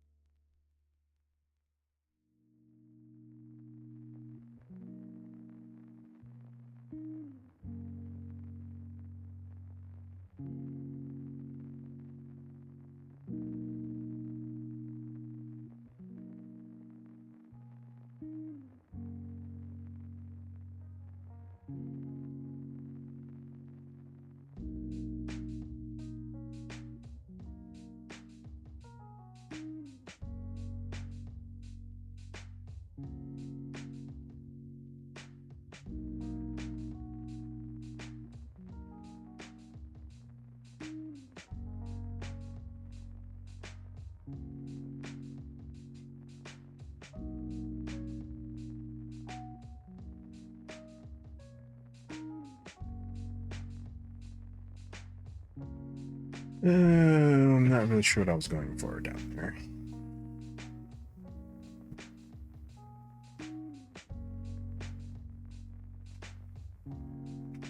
But for a first pass PNG,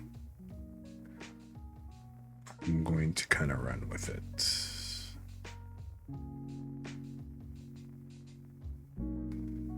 Because I could probably keep diddling with this for ages and just never fully be satisfied.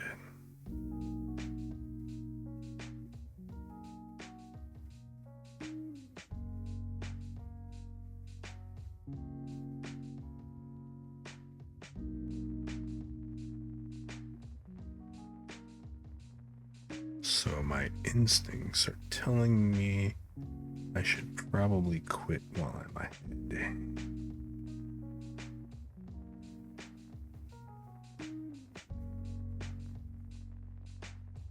Not to mention the whole patience level of wanting to get on, because like this isn't even the main event. This is a temporary tuber until I get the V-Roid character up.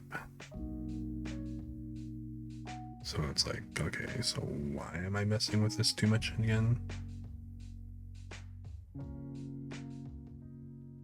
Because I like painting, I need the practice, because I need to show off more scuff on this stream.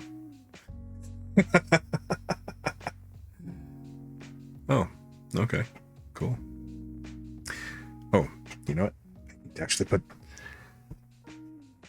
the finishing touches on the top part. Number one, I think I'm going to maybe add some shade into the gaps here. Kind of make them stand out a bit. And I'm using the wrong color.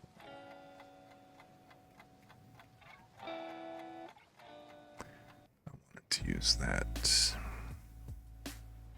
for some of that ethereal shading.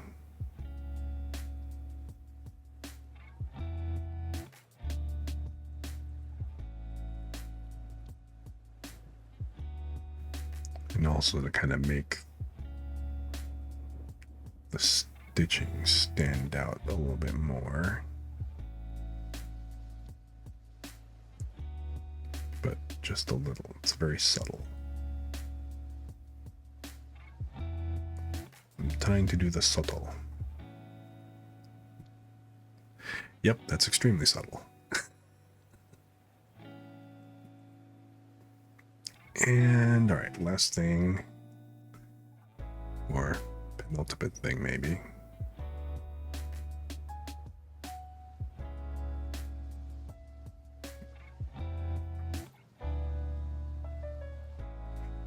Put this in the line art layer. And let me see here.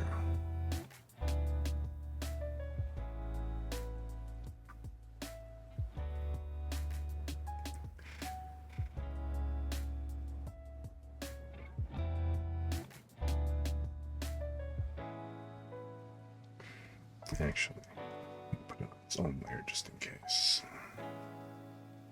so I can move it around.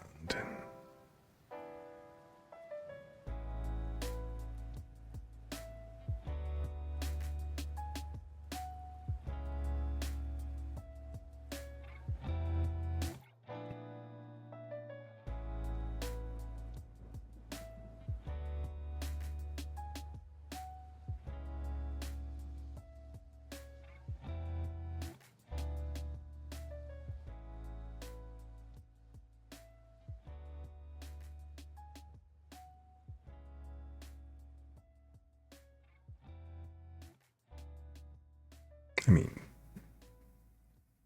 I could just try making the strokes.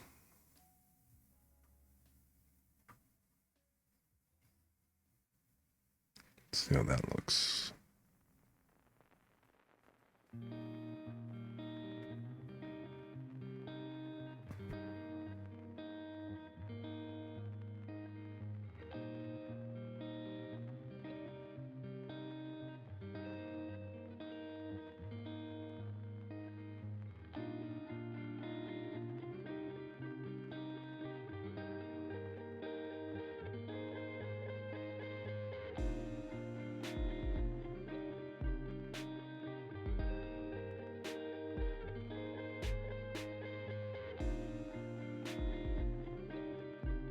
Yeah, okay. I mean,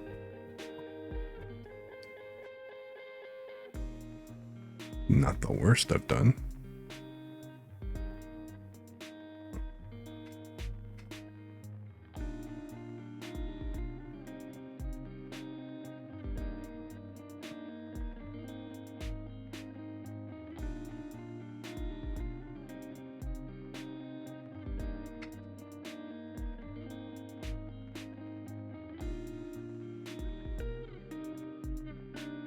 I mean, considering there's no hard corners on this brush.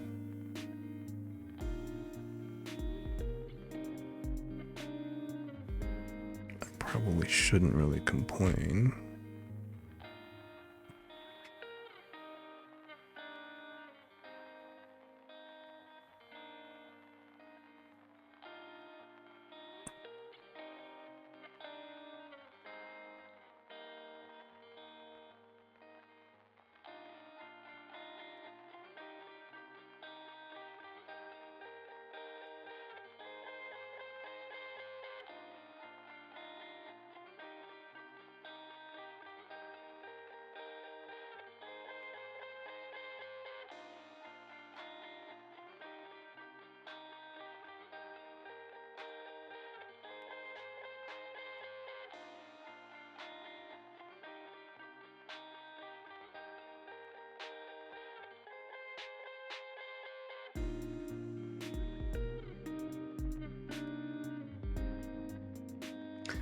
And this is exactly why I put it on its own layer, because I knew it would be crooked.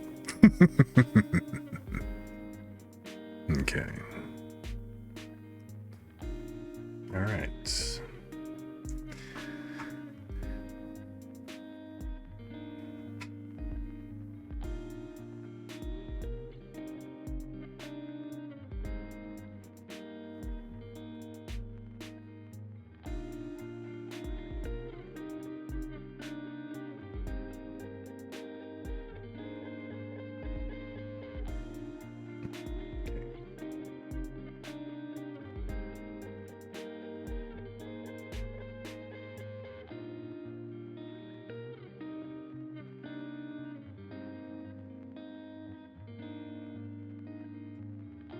So this would be behind those. And let's see if I got rid of the paper. So this would be a complete transparency.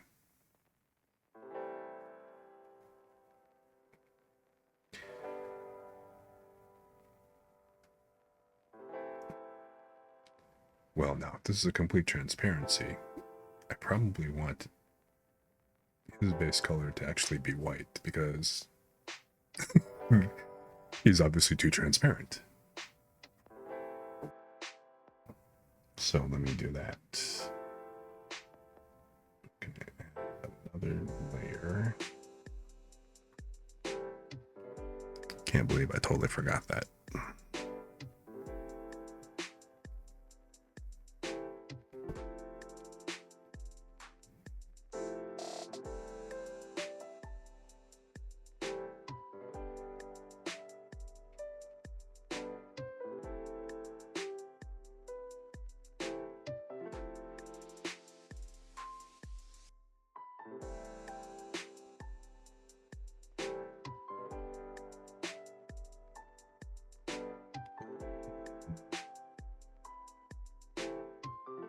There's no such thing as a hard airbrush.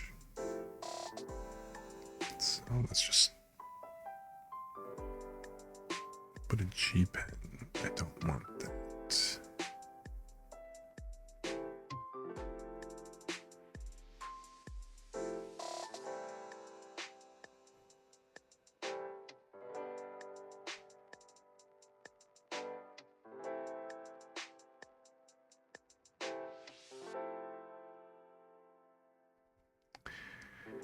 Not watercolor.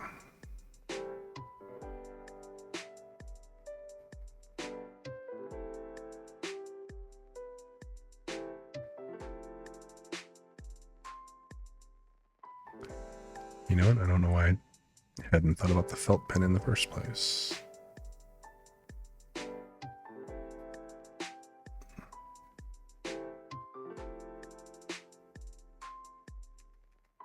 Shit.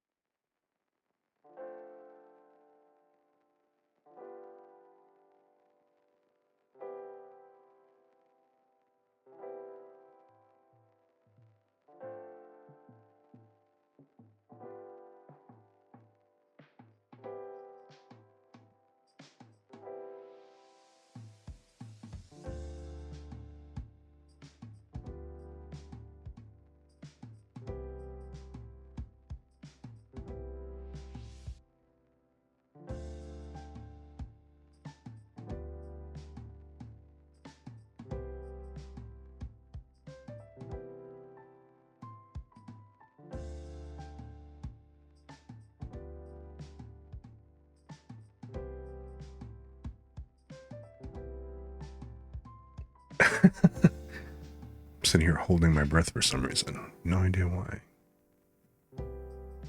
It's not like I'm aiming anything. It's like, no, don't forget to breathe.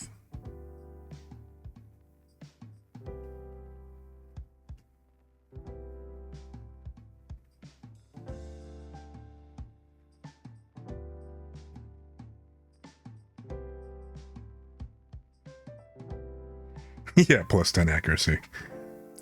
I know, right? Like, okay, let me just catch that corner just right. Headshot. Wait.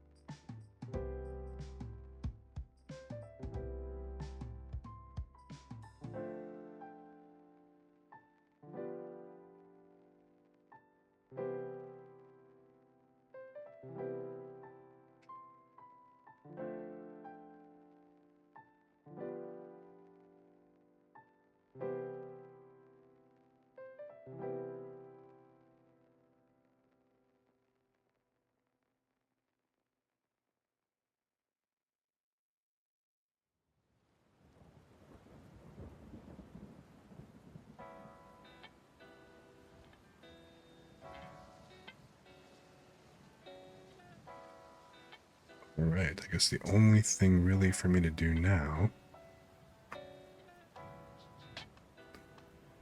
So there is my base PNGTuber.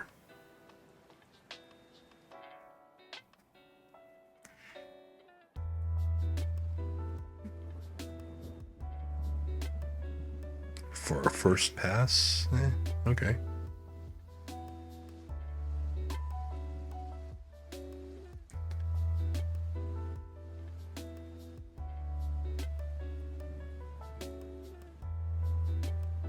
Now then, do I crop the image?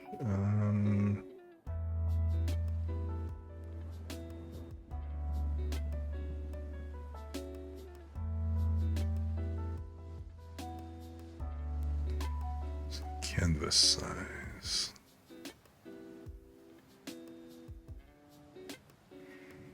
Actually, why don't I just do this if it lets me? Oh good, it lets me.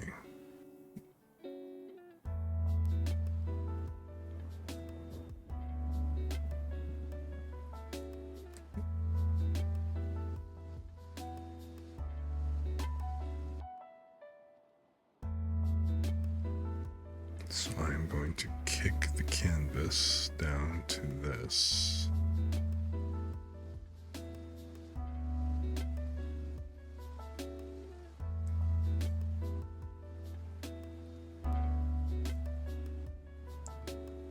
Or I think what I'm going to do is I'm going to save it first. Because I just suddenly realized I haven't saved this thing at all. Man. Oh, cool, I'm glad you think so. Because I think I've spent a whole lot more time than I bargained for on it.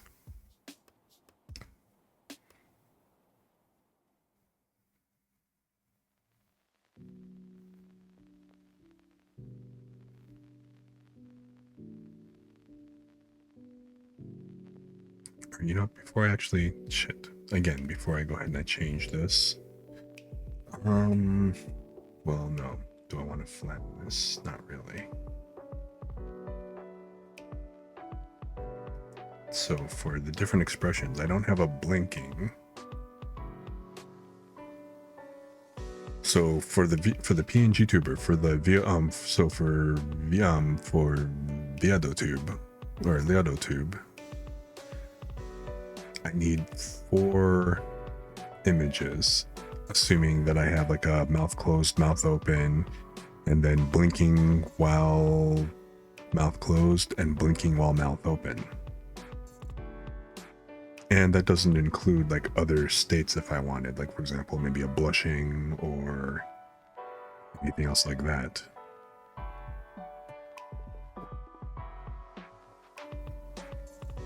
Which, I mean, I could put expressions on this. So, you know what, like,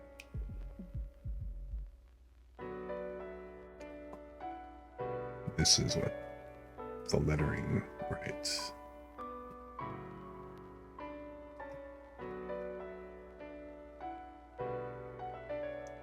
So I think above this, I'll make another layer, and this will be expressions.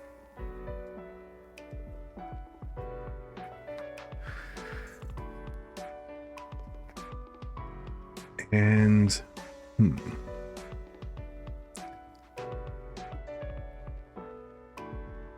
so if I want to be subtle about stuff,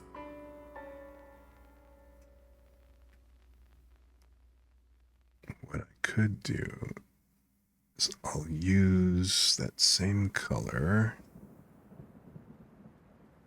the blue shadow,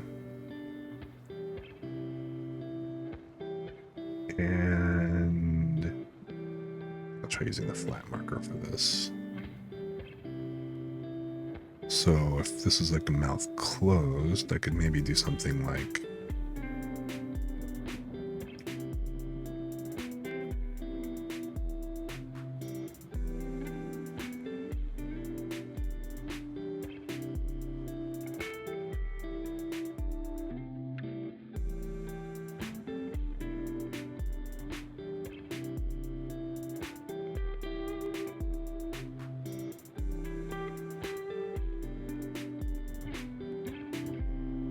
I mean, a mouth open. Like, look. Maybe like that.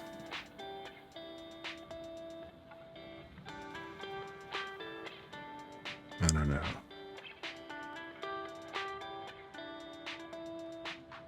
Like mouth open, mouth closed. No, that would look too rough.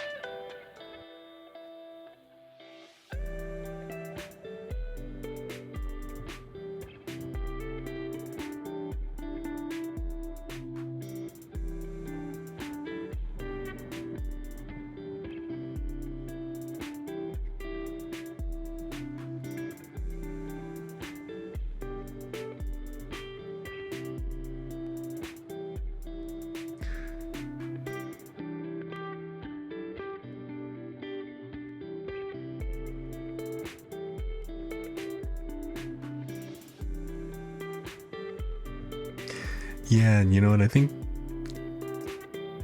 I mean, it kind of works for you though. Although, I mean, Kuma was not Kuma, but you know, the protagonist of Spider. She actually had some pretty funny expressions when you kind of look at stuff. So she actually was pretty expressive on things, and I thought it was kind of neat.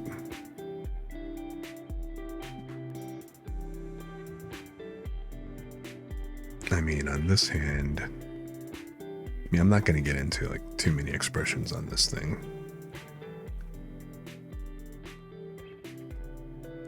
And plus, you know, the whole point of actually having, you know, a sheet covering the face is you can't see the expressions. So I think I'm just gonna maybe just leave this as is.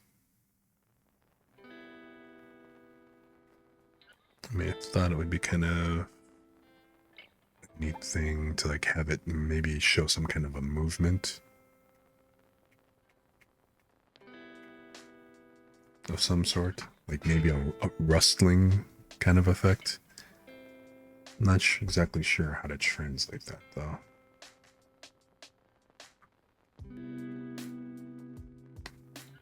So I think I'm just gonna kind of roll with this. I mean, the only two expressions that I can really, you know, that really kind of come to mind, you know, would be like a blushing expression and so a blush and, you know, the whole sadness, the gloom with like, you know, the straight lines and stuff. So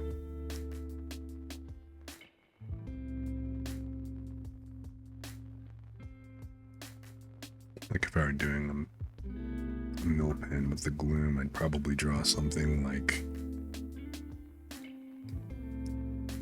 and it would just be, it would have to be a little bit larger than this. But like, I'd probably do something like,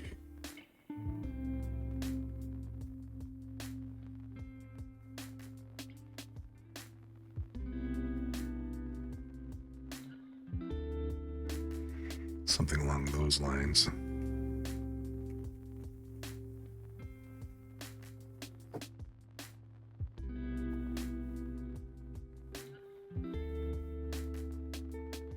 Oh, you know what? Emoji would be actually kind of funny.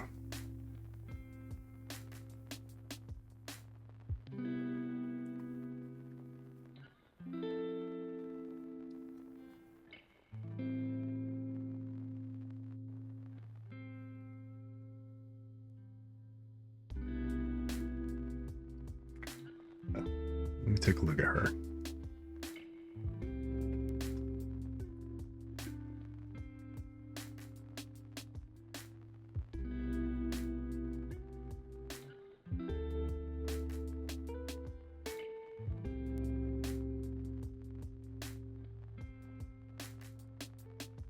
Oh, okay. And the whole fact that there's actually a virtual YouTuber wiki. It's like, okay, can you self-insert?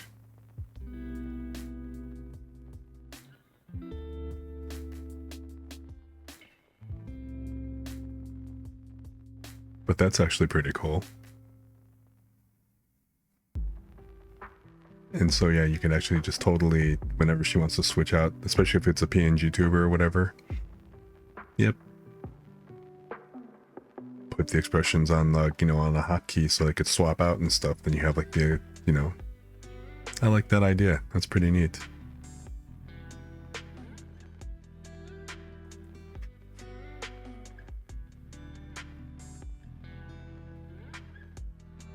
Pretty cool.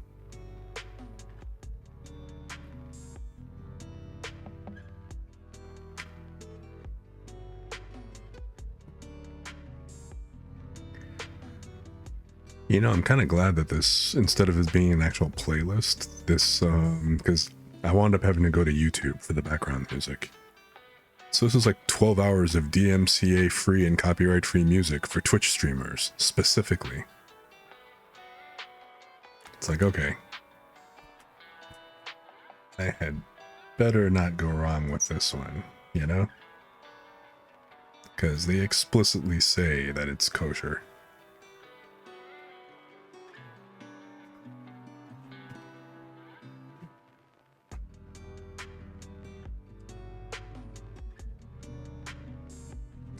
Yeah, the VOD got muted in 2 spots. Very brief, so I mean, overall, I think it actually went pretty well.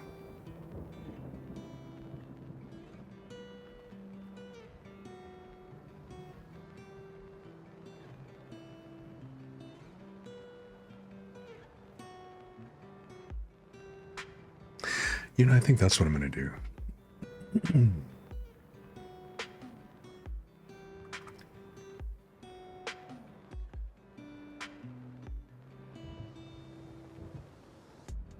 So I think for this,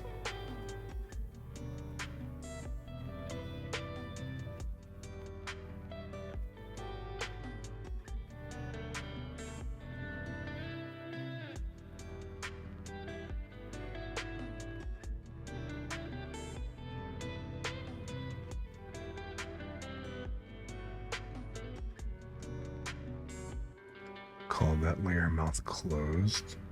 Then I'll call this one mouth open. So for mouth closed, I think what I'm going to go ahead and do is I'm just going to play with the shading.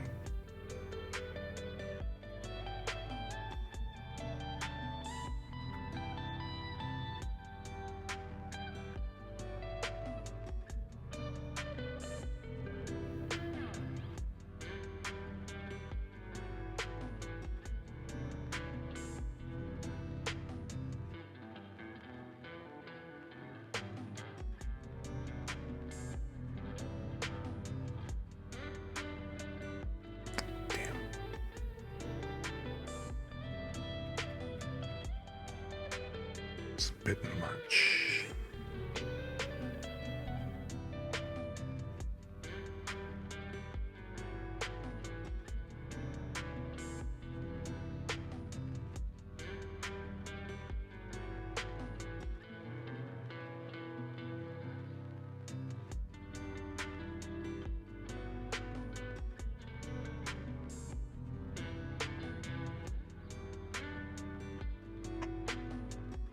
So that's mouth closed. Then with mouth open, what I'm going to do is I'm just going to shift that slightly. So like say here,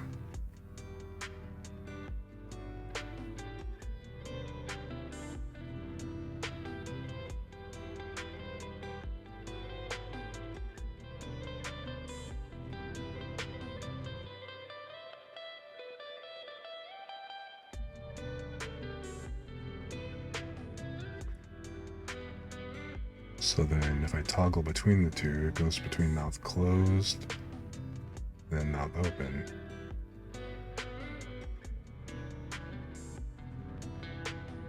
So it kind of looks like it's rustling. Yeah, I mean, only a couple of songs actually wound up sneaking in, so that's not bad at all.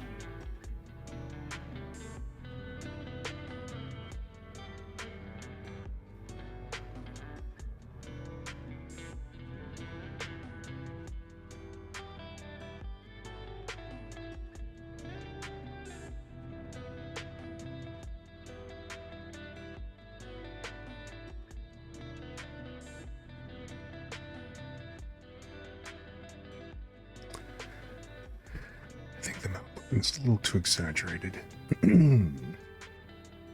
So I think what I want is just maybe a little more subtle. So, like,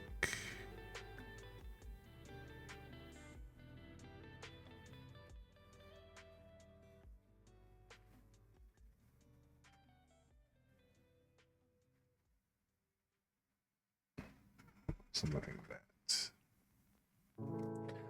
So, mouth closed, mouth open.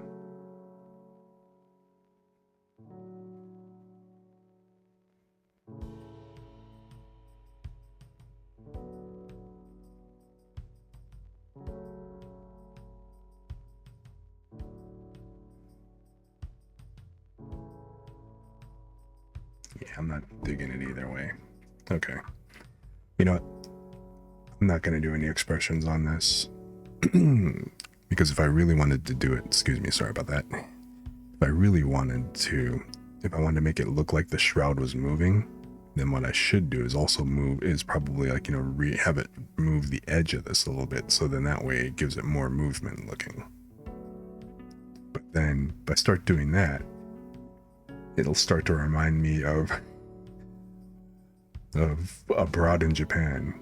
Chris Broad. Have you ever actually watched his YouTube stream at all? Chris Broad, Abroad in Japan. He's basically a Brit who's been living in Japan for, you know, about almost a decade, I think, at this point. But he was covering when the pandemic first started, there was a lot of like stupid speculation across the boards, and, you know, not just any particular country, but, you know, just kind of goofy shit.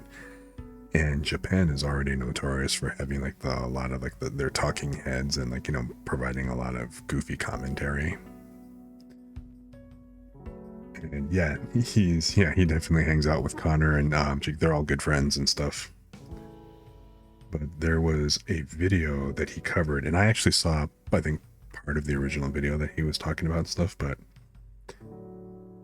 one of this video was basically just some yokels on Japanese TV speculating about why the reason why Western countries had higher COVID rates than like Eastern countries like Japan and stuff was because of English.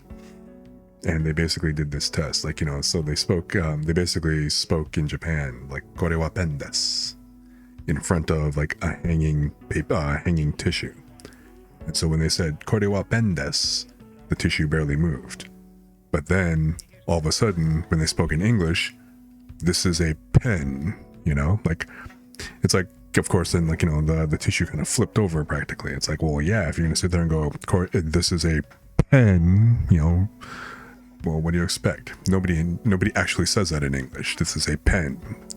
I mean, how many people actually use that phrase in normal English anyway? This is a pen. Kore wa pen desu. And you know what? Hey, even if I say it in Japanese, I can do it too. Kore wa pen desu.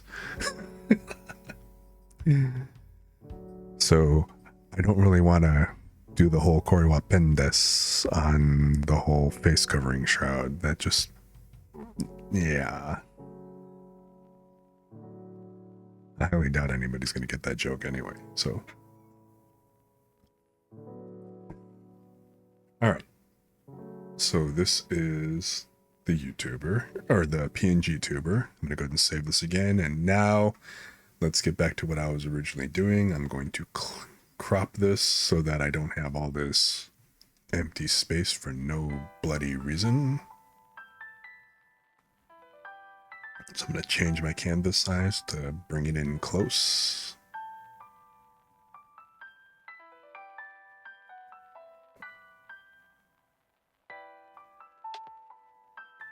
I actually appreciate that you can drag this in. And it's definitely not something you could have done with Photoshop.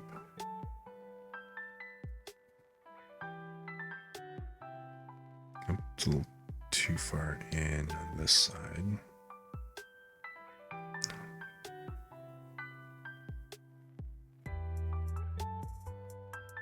Okay. So now that's cropped, and I'm going to export this as a PNG.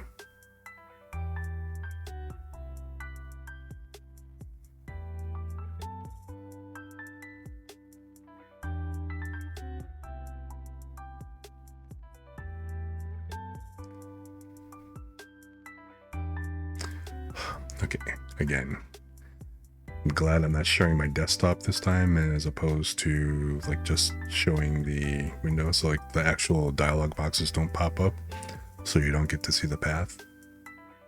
I mean, it's not exactly like the English version of my name is any real great secret. I've actually had people, like I got onto Bo Sheep's stream, and actually a couple of people, and they're like, "Hey, Kurisu, how you doing? Kurisu. Your name's Chris." And I'm like, "Shh, it's an open secret." It's like, but yeah, you know, if you know Japanese, then yes, it's kind of clear what my name is, but no real big deal. I don't think that's enough to dox me.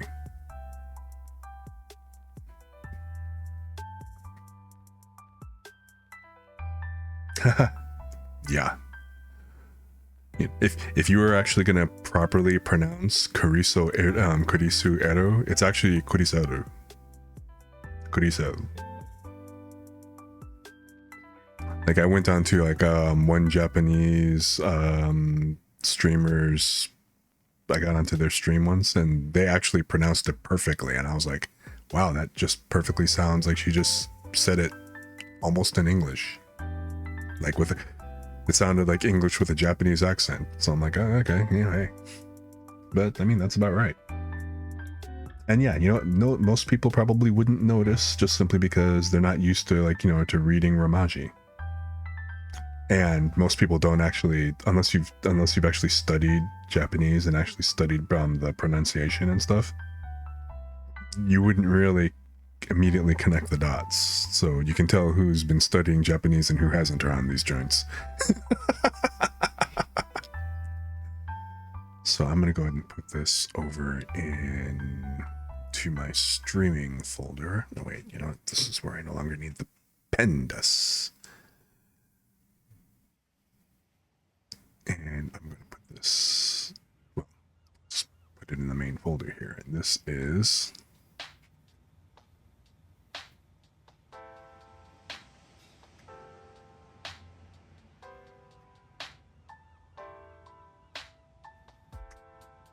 call it Watashi PNG.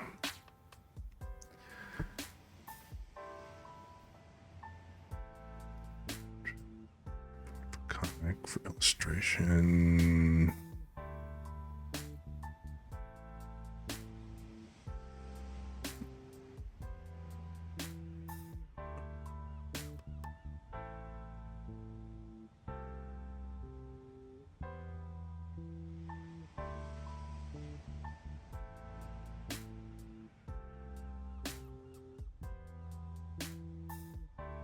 I'm assuming this is going to have the transparency baked in automatically.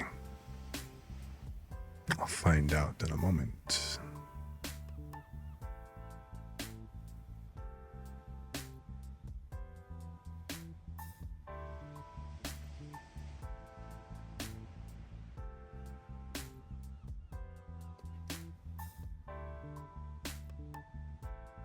.72 DPI. No, I want this to be. Let's make it 144 just because, you know, retina display, yo. All right, let's just see how that looks.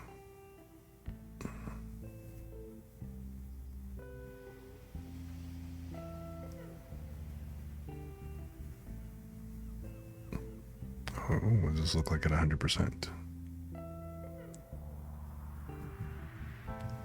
A decent size, a decent size. Okay. All right. They are exported.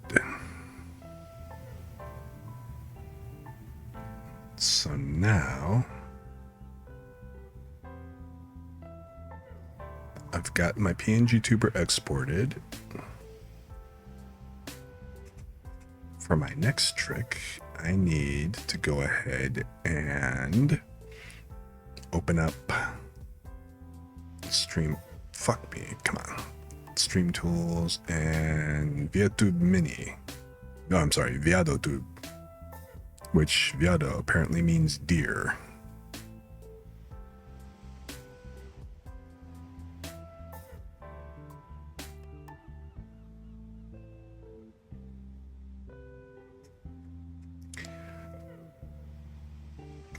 And let us add in the source.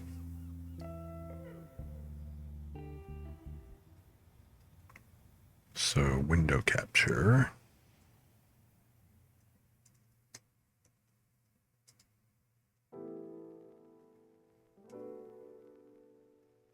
Really? The name is already in use.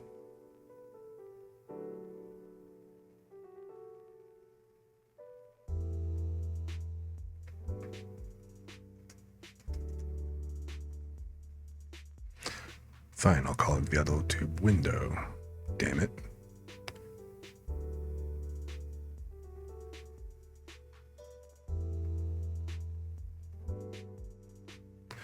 Behold, the return of Baritone Bambi. Okay, so anyway. Alright, so I need to go crop this down. Or no, what is the option key? Damn.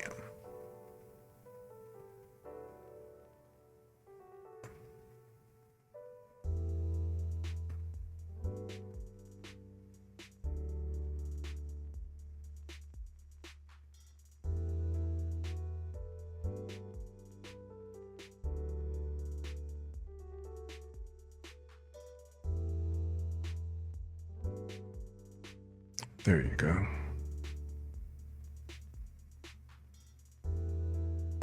Or no, I didn't want to do that. So Control Z that. What I just want to do is I just want to crop the top.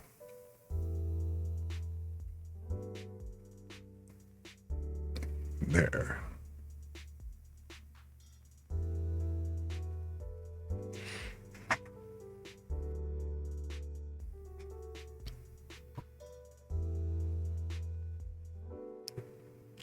Okay, so now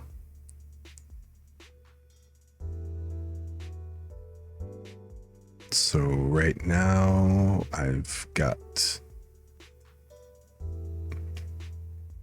Bambi on the screen here. I need to go ahead and change this out. So let's see here. So the mouth image. So what is it? Closed mouth image. I want to change that.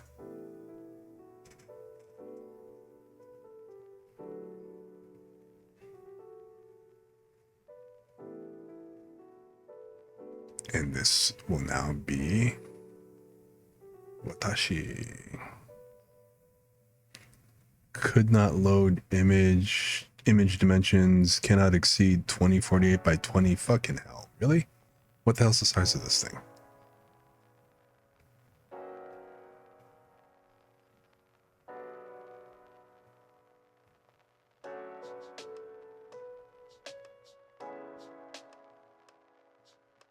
I mean, it's 919 by 18. Oh, because of the resolution. Because I made it.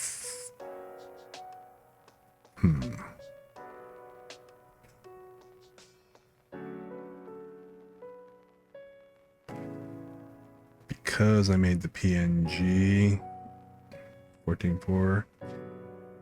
Yeah, because I doubled the resolution, it doubles the dimensions.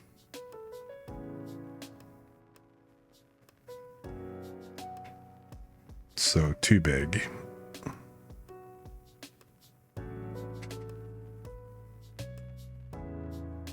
.144 DPI. So let's go ahead and do an export again.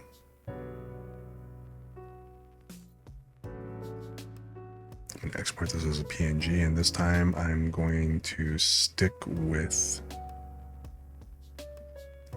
72 DPI.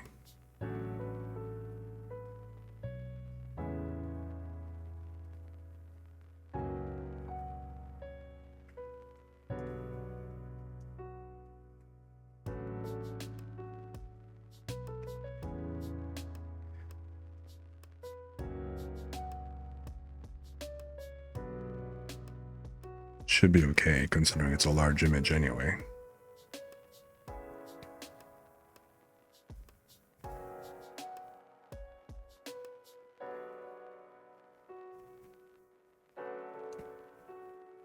Okay, so 72 DPI, much smaller file, and it is 919 by 1857. Okay.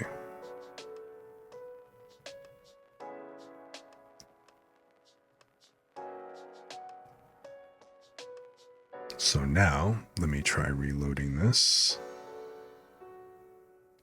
Let me load the 72 DPI version, and I get blammo. Of course, now as I speak, it's like, am I ghost, am I deer? Am I ghost, am I deer? Yeah, the canvas size actually ended up being way too large. Or, hang on, let me see.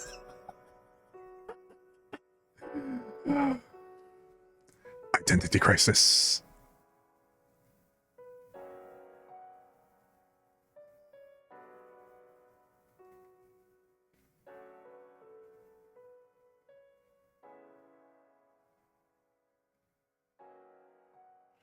Let's change the exactly. We know who's going to win this fight, though. So I'm going to change all 4 images. I don't have different states. Of course, the nice thing is that when you speak, you notice that the image automatically shakes.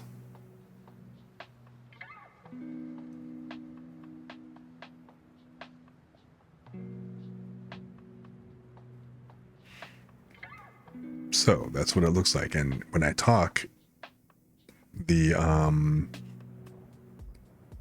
actual image just automatically kind of bobs and weaves a little bit. So it's not like just 100% static.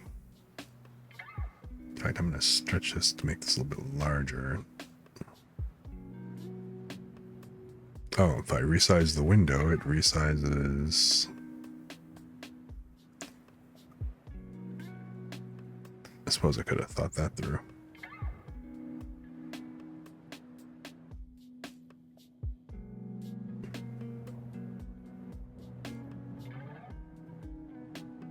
Because I was just going to resize this.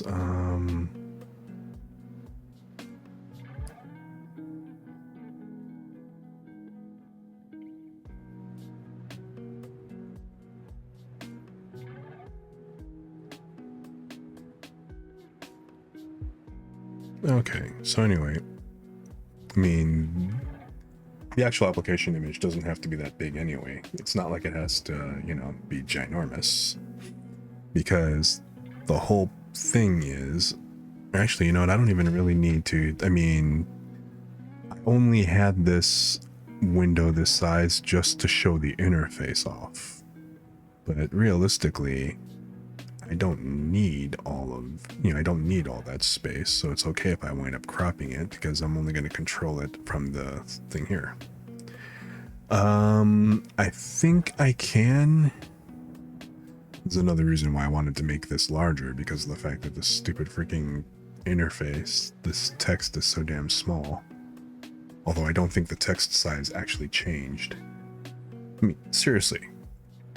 Who the hell makes like 8-point font and puts it on a screen thinking that that's actually readable? Unless you have like a ginormous screen. Seriously want to slap some developers with a paper fan. Like, what the hell were you thinking? Oh, and you know what? I should save this file.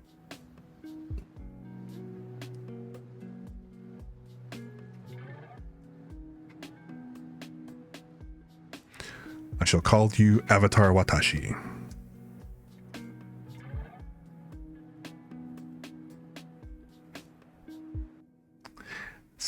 impressive than it really is. So that's hotkeys, hotkey mods, shake. Wait, what the hell is that fucking saying? State. And display settings. Background green, image mode smooth.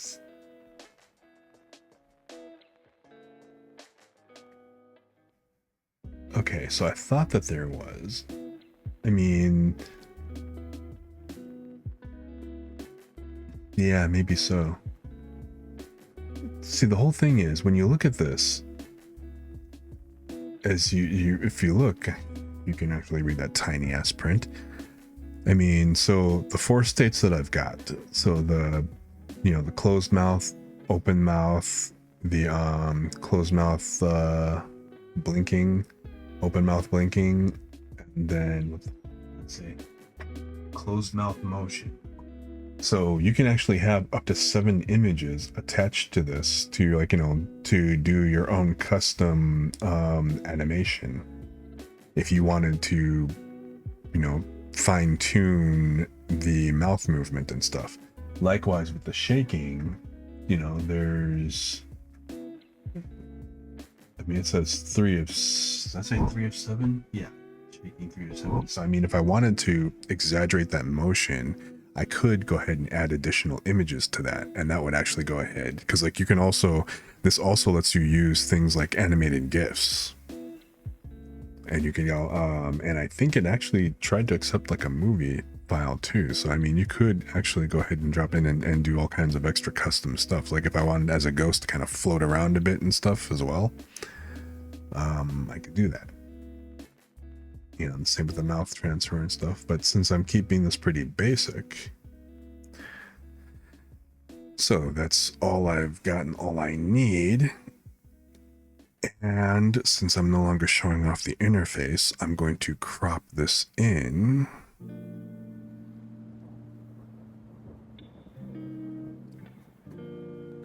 And then I'm going to go ahead and add a chroma key filter, which of course set to green by default. And poof, there am I. I said, there am I. Oh. What happened to the... All right. There. Oh, I do need to adjust the top crop. Yeah, the, what do you call it? The app has to be in... It has to be on top. Not necessarily on top, because obviously it doesn't have focus, because I'm working in, because obviously I'm working in OBS as I'm resizing this thing at the moment, but as long as the PNGTube app isn't like behind something, like if I put it behind the chat, or okay, it had to be a little bit further back, so I don't know why, but as long as the stupid thing was active, then it was all kosher. So now I am sitting here and okay, and that maybe doesn't suck.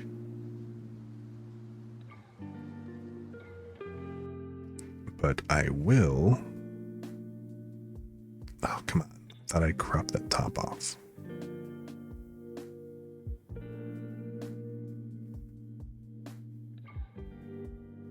There. Okay, that's better.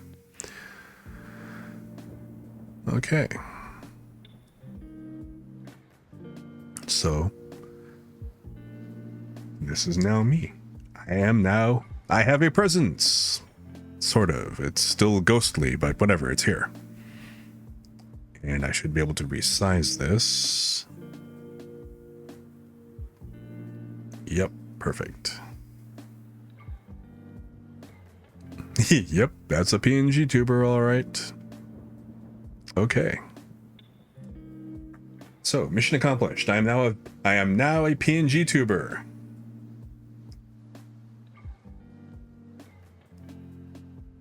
So, phase 1 of the Inception Arc complete.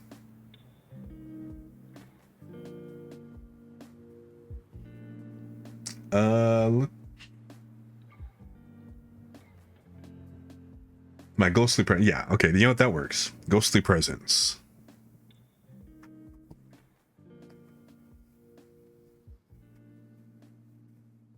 In fact, so what I need to do, I'm going to take the YouTube window and I'm going to make a point. I'm going to do a source copy, so I'm going to save the source so I don't have to keep redoing this every time. So what is this, the app screen?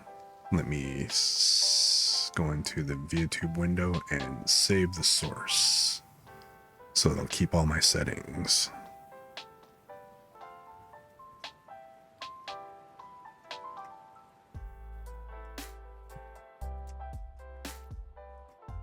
All right, which means now when I go back to the void, should be this key, right? Yes, I am nowhere, damn it. So I need to add my presence back. So I'm going to go back, source copy, and into nebulous void, I am going to load source. This is what I like about that plugin. So if all goes well, poof, bang, and nothing. Wait. Did I do that right? Source copy. Oh, shit, that was the app. That was the app screen, I think.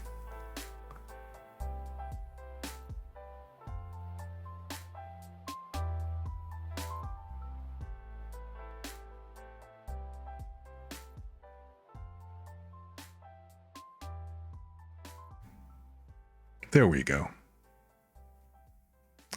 Okay, didn't save the crop settings, so that's a little annoying. Or I wonder if there's actually a way for me, instead of just kind of capturing the window, if there was a way for me to grab it as like some other kind of source.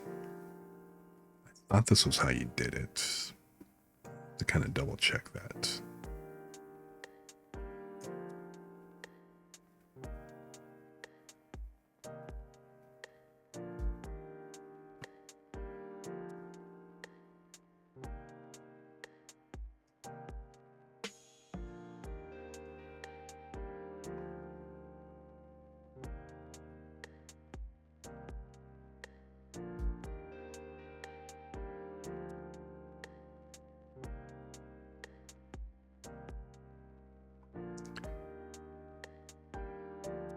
So, okay.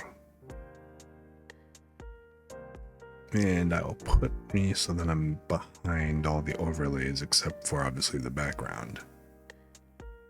So now, here I am, the ghostly presence in the void.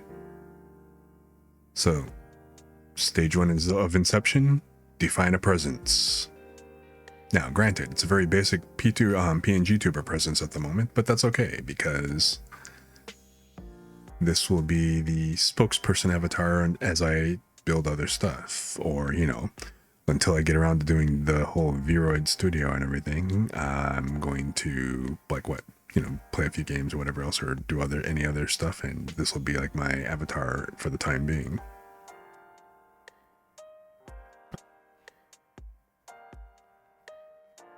But not bad at all. Not bad at all.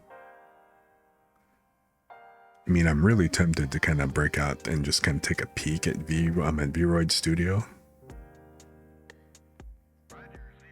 But considering, oh my god, it's actually been 5 hours.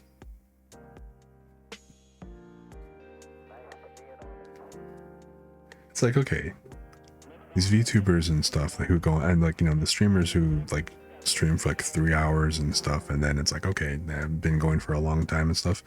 I mean, the flesh tubers tend to go for like, you know, 4 to 6 hours and stuff. Now I know a bunch of like, you know, VTubers will also do that as well, but I also know several who, like, you know, who basically stop after 3. Now that doesn't count the VR chat people, because being in a headset for 3 hours and yeah, that's pretty heavy.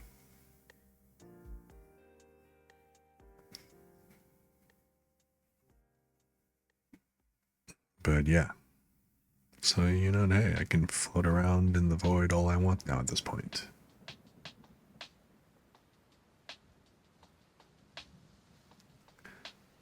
Although, kind of looking at it now, I probably should have made, like, the ghostly tail at the bottom and stuff, like the wispy thing. Probably should have made that a little more pronounced, because looking at it at this point, it's like it kind of looks like a very odd dangly bit.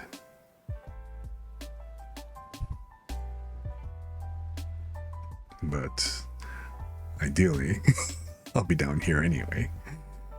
So, this will do for right now. So, sweet.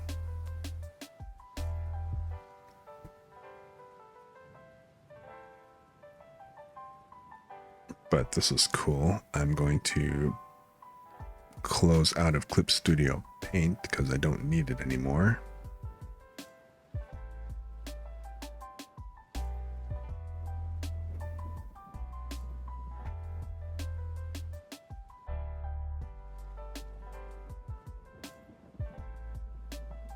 All right.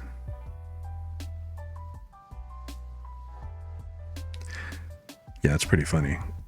All this to do a basic PNGTuber just to go straight into Vroid and stuff right afterwards.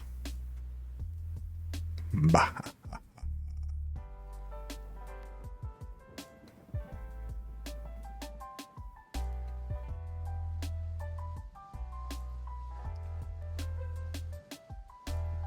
I mean, did I have to do the whole PNGTuber? No. I mean, will I need a PNGTuber at some point regardless? Probably, just simply because, like when you're doing collabs, to have the presence on the other side, it's like, usually like you send over your PNG and they, hook up the PNG on their side and stuff, right?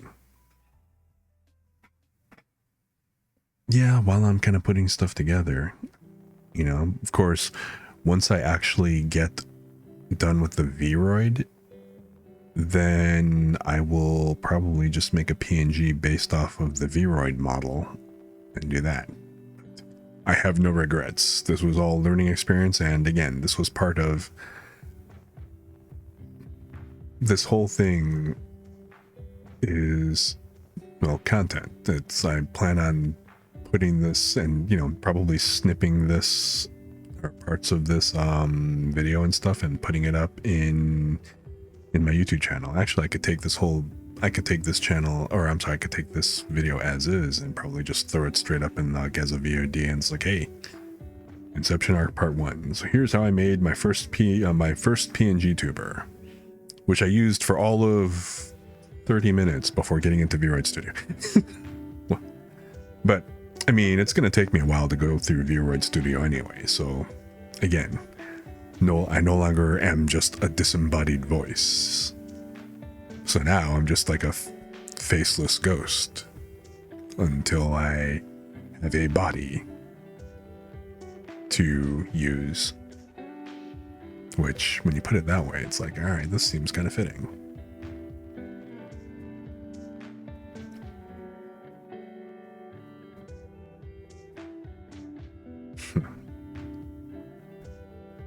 I feel rather accomplished.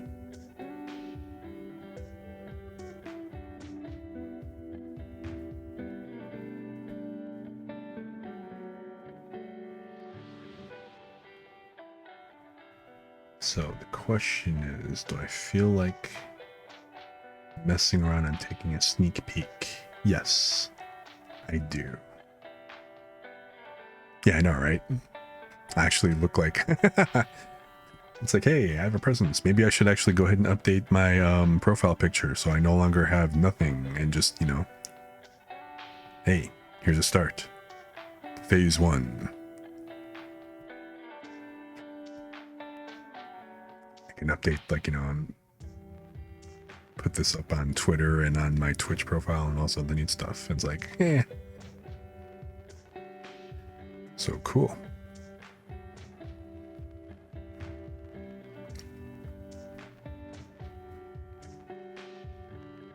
But yeah, looking at it, it's like, okay.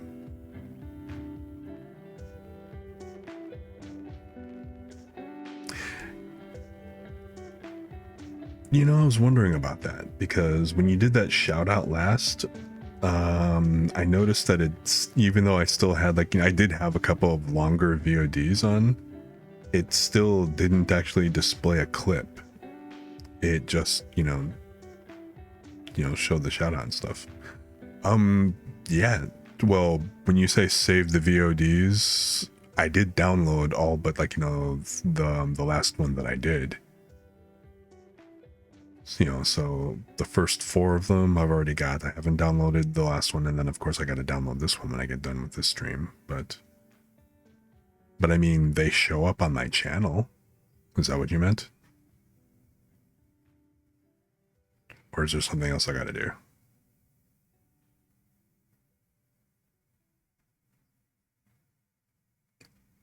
Or does it actually look for like highlights or something? Does it just grab a random section of the VOD?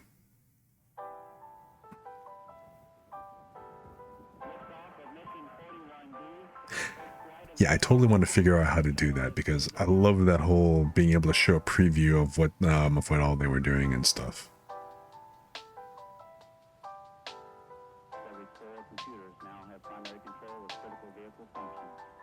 Yeah, I remember seeing that. Didn't you do that on your last stream? Like you did, like, you shouted, you did a shout out on like, that one person like twice. And because you wanted to actually see, you wanted to actually see what they were doing again, but then it wound up showing a completely different clip.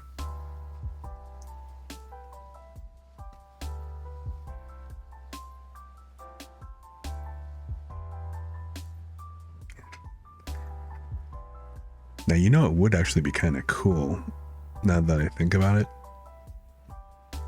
is if I took this PNG, split it up, well, I've already got it split into some layers, but split it up into a few more layers, so, and then used it to practice when I get around to when it comes time for me to do the live 2D. Because then I can actually turn from side to side and stuff, and then that way I can actually make the shroud I'll give the shroud physics. So the shroud and the sleeves, so they flutter a bit. Actually break out the actual tie on the front of the Jinpei, and then make it so that actually has some physics as well. So it basically dangles and jobs a bit. I think that's what that's what I'll ultimately end up doing. So my first pass with Live 2D will just be practicing on this, because I mean, that's the thing about not having a female, not having a tuber or an image, a character with long hair or a lot of dangly bits. Like, there's just not that much to apply physics to. A lot of female characters already have a leg up on that, where there's like extra physics that they can apply between hair and other parts of their anatomy. But unless I actually have a long-haired, unless I decide to go with like any kind of like a long hair that would wave around when I move, I don't get to do any of the groovy physics like that.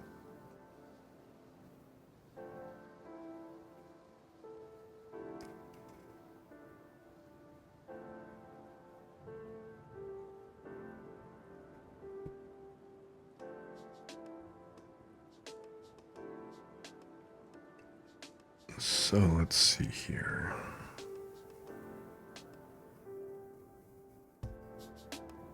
All right, that closed. I'm going to take a peek. Let's do a sneak preview.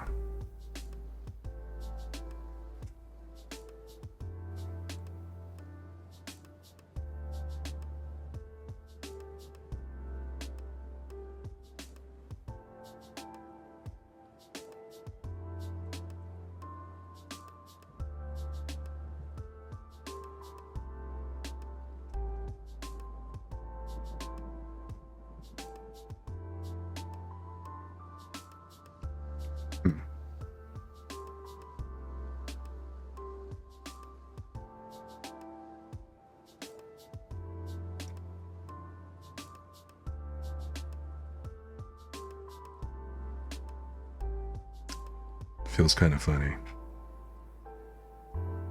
Because part 2 of the Inception Arc is iRobot becoming Vroid, or making a Vroid model. So it's almost like if I go ahead and open up Vroid Studio at the end of this stream, having done like the first part and stuff.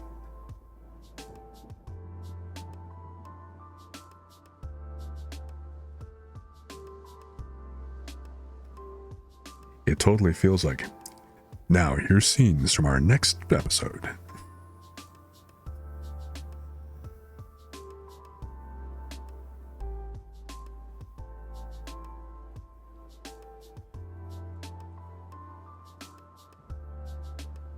So let's see here if I did that. Let's go to the app screen again, which will be blank. Actually, it shouldn't be this because there is no...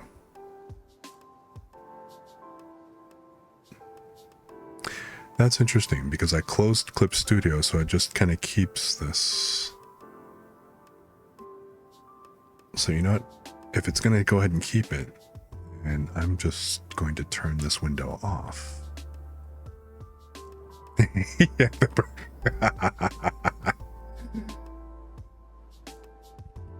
This is not yet my final form.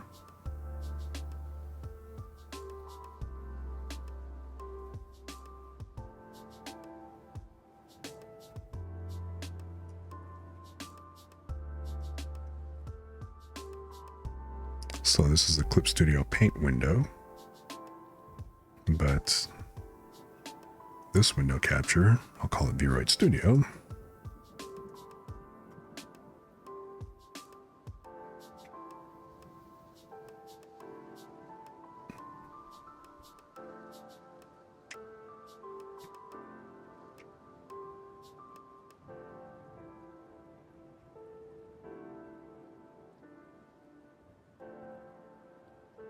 And for Vroid Studio, I'm going to have it obviously be the Vroid Studio window.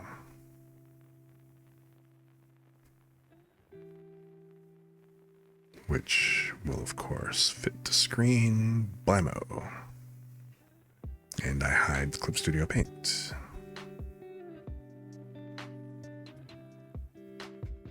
So here's some scenes from our next episode.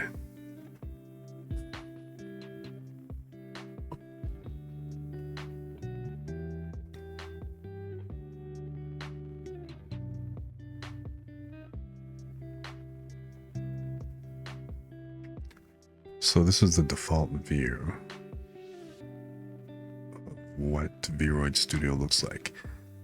It'd be nice if there was a dark mode, but probably not.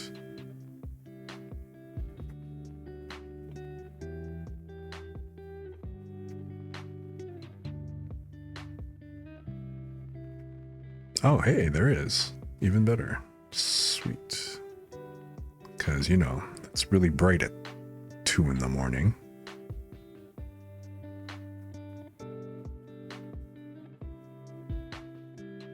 That was actually pretty handy. Nice of them.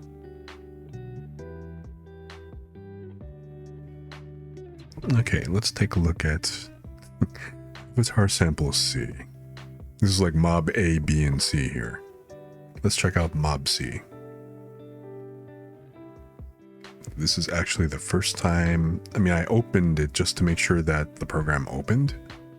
This is actually the first time I am really using it.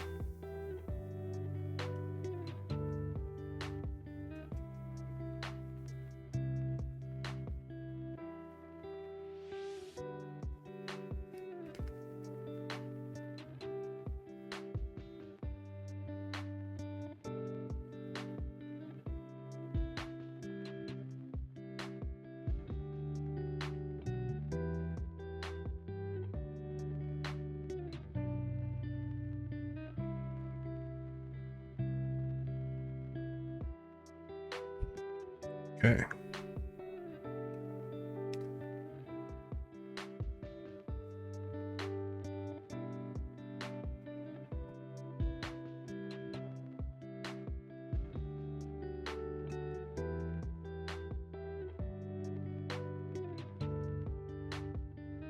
feel like I can move you over so that I'm not blocking it as much.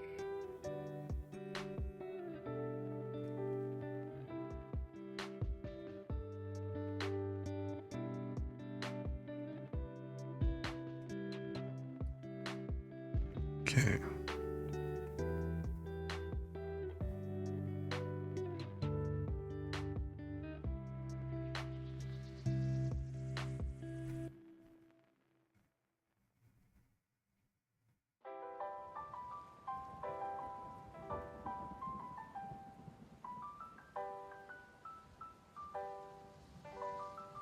And the alert box is still dead center. Okay, that'll work.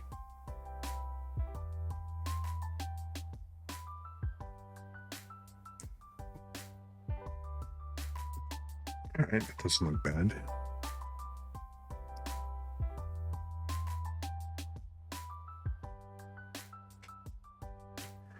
Now, I thought I was actually looking at an existing model, so why is this empty?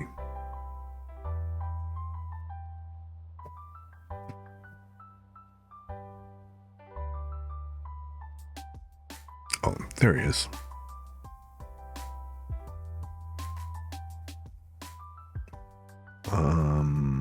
Okay. This is not liking... I'm gonna have to break out a regular mouse. It does not like the touchpad.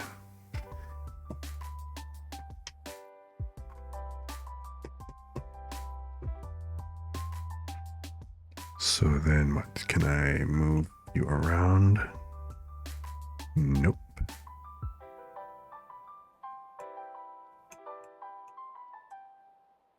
Oh, okay, there you go. So then I must have to use one of the control keys to pan the screen around.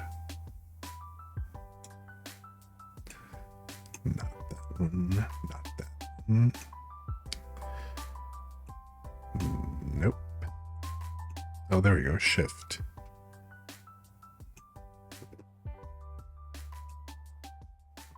So shift lets me put him there. The right mouse button lets me rotate. And scroll wheel zooms.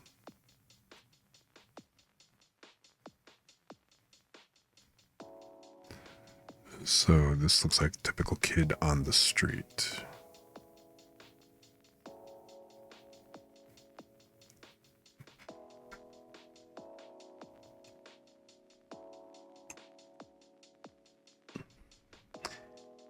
And I guess this is the kind of thing where it's like, yeah, people talk about how all the Vroid models just kind of look alike, right? Because there's just not a whole lot of customization. Now, the texture looks cool on this, but then this whole thing was hand painted. These aren't actual shadows, I don't think. I mean, if they are, that's ridiculously wicked, but I seriously doubt that that mesh is that complicated. Yep. Well, it might have some, but not nearly. Yeah, that's paint.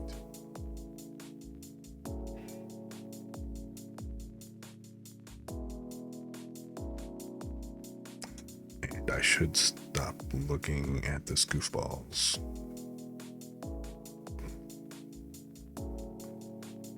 How does I shift? Right.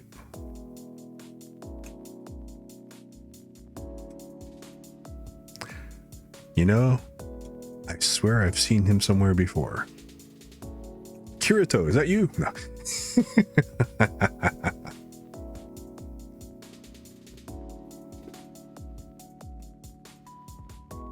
So what's the look? Outline, rim light. Okay, so no real rim light. Good, because that would look weird.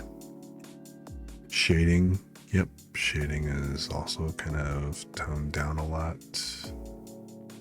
Eye alignment. Well, that's not creepy at all. Yeah, that's not at all creepy. You know those paintings, like, you know, that they feel like they constantly look at you as you're walking past.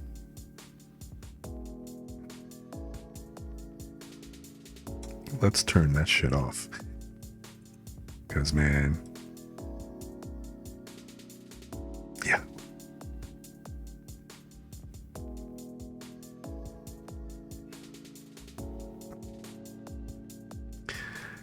But yeah, no, this is clearly background character A. Or in, I guess, C, since this was like Model C, but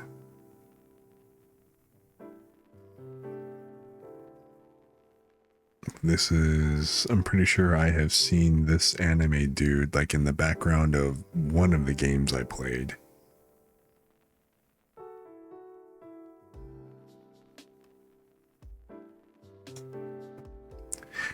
Actually, there was a pretty cool game that I'd played on the, I think it came out on PS3, and it was like Akiba Smash or something like that. I don't really remember.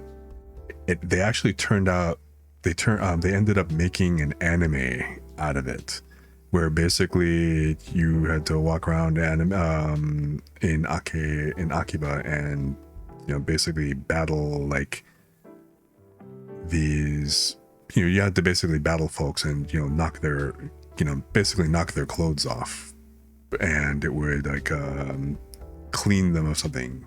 Yeah, Akiba's Beat or something. I don't quite remember the name, but yeah, I actually played the actual game that the anime was based on, and it was actually pretty cool because I got to walk around Akiba. So like, hey, this is like a virtual tour of Akihabara. You know, with the occasional, I gotta slap somebody around and, like, you know, and whip their clothes off, like with a variety of different weapons and stuff.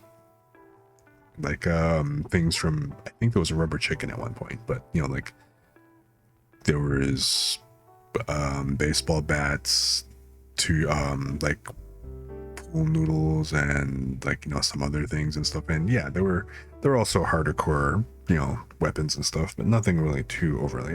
The game was just basically over the top, so it wasn't like a huge violence fest, you know, for what it was. I just kind of dug the walking tour of Otaku Mecha, you know.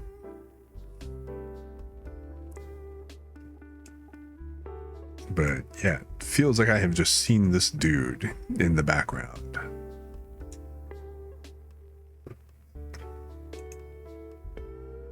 So how do I go back? Back to model selection. No, don't save. We don't need to save Mob A or Mob C. Let's take a look at Mob B. She looks more interesting.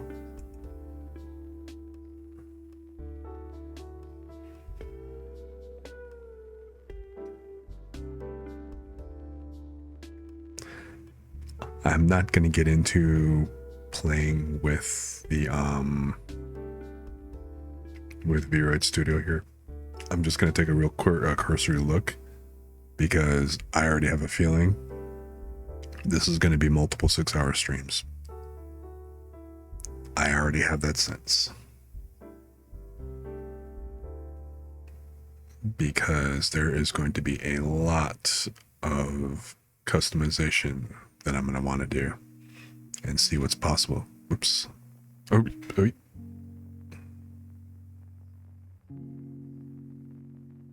I mean, that is pretty cool detail.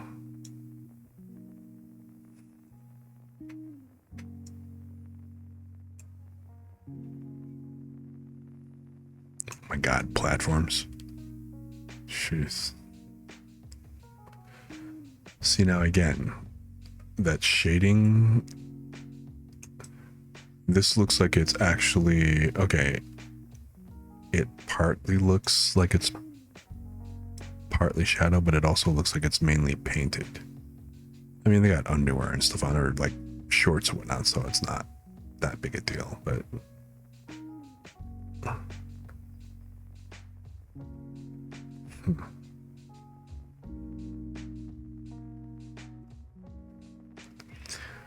the whole side strap thing is like, huh.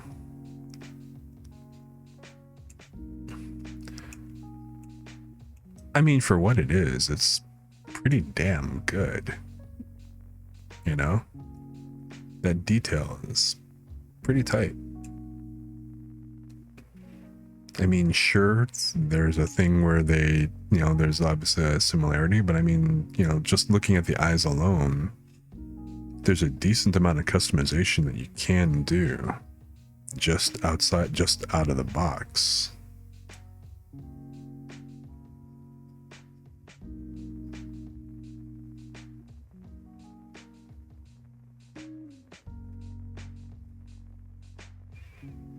And that's before you even get into doing something like starting to actually manipulate and do stuff with the texture itself, which is where the real customization starts to come in. But yeah, I mean, you can change the these are all just like the default eyes, but you can actually go ahead and, you know, the default faces and, like, you know, the eye sets and stuff. But yeah, you can completely change this up if you want. So I'm gonna wind up exploring the hell out of that.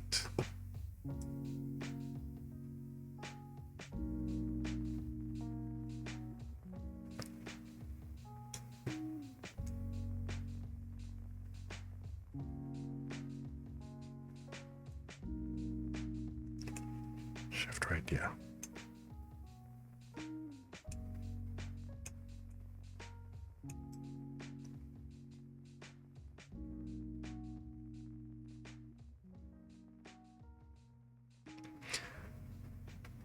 I mean, this is definitely a step up from remember the original Vocaloids?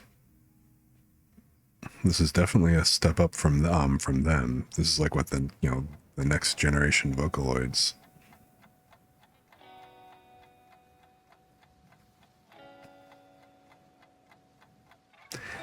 I think it's just pretty interesting that, like, you know what, there are a lot of VTubers who, you aren't a real VTuber if you're not 2D. It's like, that doesn't seem like a step in the a step backwards. Like, 3D is usually better than 2D until you start talking to anime weebs, and then it's all about, oh hey, no, 2D is better. CGI and 3D look like crap. You know, I mean, sometimes they're not wrong, but then on the flip side, it's like, okay, you know what? If it's a good story, yeah, that should be probably, I mean, if you're only going to grade it on the art and you're not going to grade it on how good or bad the story is, okay, fine. But there can be a really good story. And Gorillas, the first VTubers. Hey, cool. I kind of remember them and I kind of not. I mean, when you get into like who the first VTubers are, it depends on how you define, like, you know, VTuber. Are you talking about somebody who used a virtual avatar, or, you know, or actually somebody who streamed and used a virtual avatar and performed? You know, because if you just want to talk about people who actually used an actual live virtual avatar, then honestly, Tool Bear guy is probably one of the first. Now, granted, he was using it in videos, but it was actually I think he was actually using a proper like an actual proper avatar, and with face tracking and stuff, because it's pretty well matched up to his voice and stuff. You know, people think Max Headroom was the first, but honestly, no. Max Headroom was just a dude in makeup. It wasn't an actual avatar.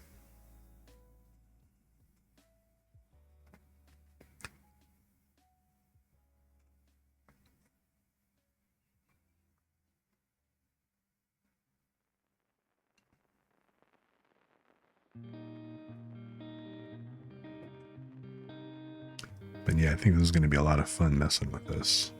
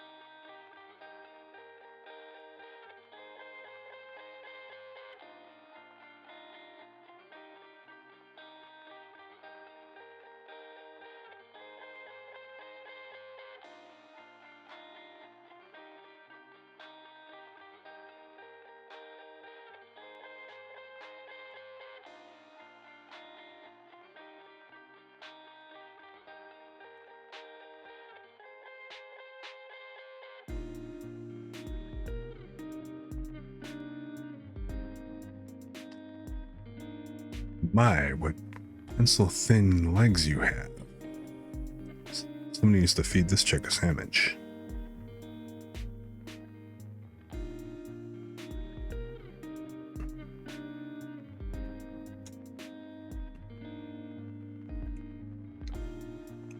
Right down to the classic slight pigeon toe. At least this isn't like so pronounced as far as pigeon toes go, though. I've seen a whole lot like worse that just looks terrible. The thing that gets me is that actually is seen as cute. But, I mean, to each their own.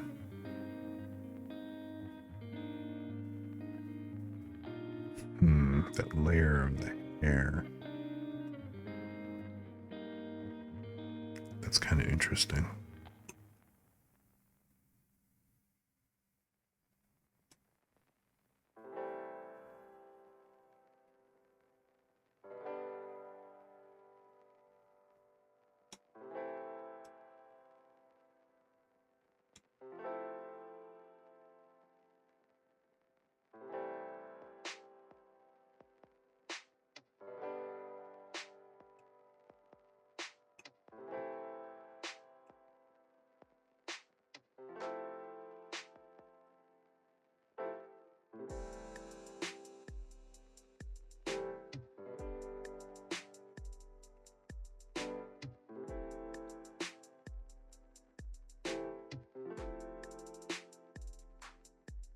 So, cool. Yeah, I'm kind of wondering about that, you know, like exactly how's that working? Because it's definitely its own extra layer, right? So if it were a shadow, that is kind of unusual, but maybe it is supposed to be a shadow instead of back depth.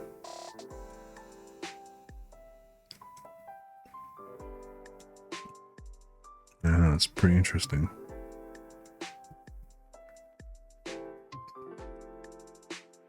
I'm thinking maybe it is just contrast.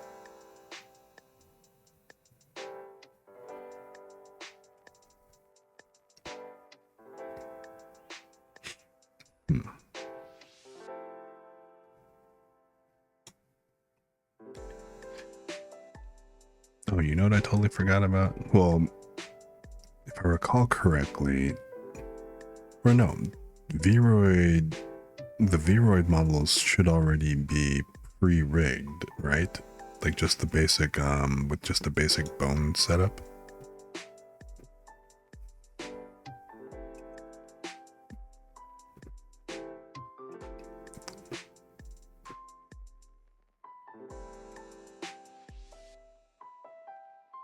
See, I don't exactly know how to do that. I think there's supposed to be a way that you can do like a bunch of poses. Oh look, model's height, 155 centimeters.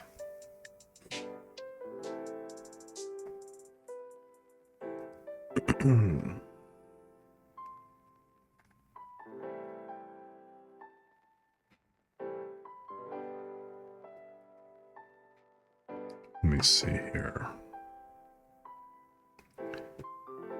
The accessories.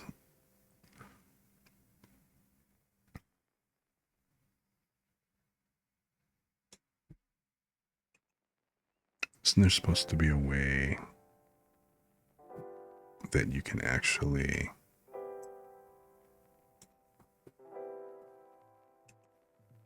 like do things like throw them in actual movement poses so you can kind of see how the models look when they're moving around? I thought that was a thing in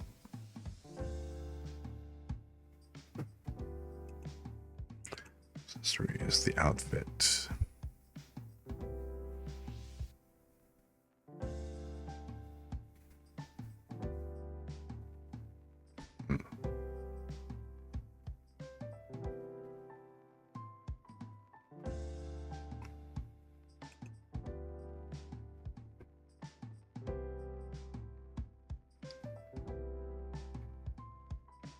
See, and this is the thing that I really dig. You can actually go ahead and you can edit the texture. So for the body or whatever, this should actually go ahead and give you the basically the texture for the body skin that you can just go ahead and paint on.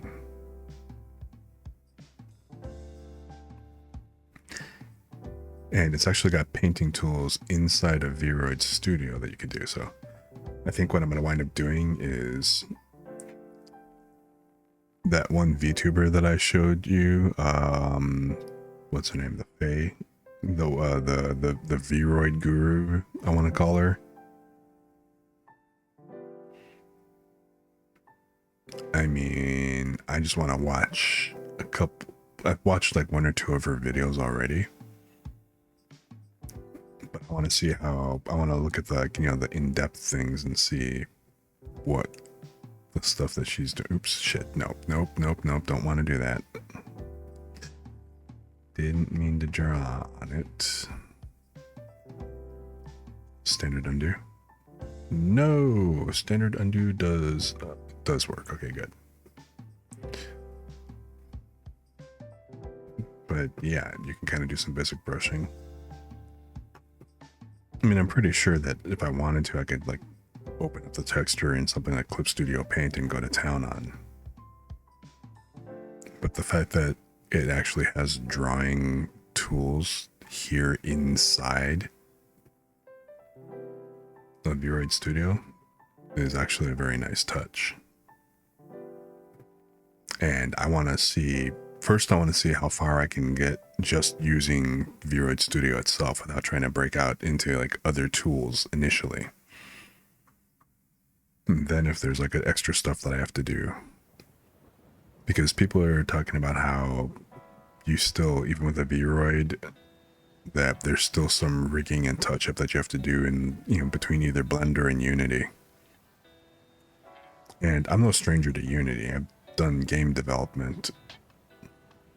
So now it's been a little while, so I need to brush up like mad.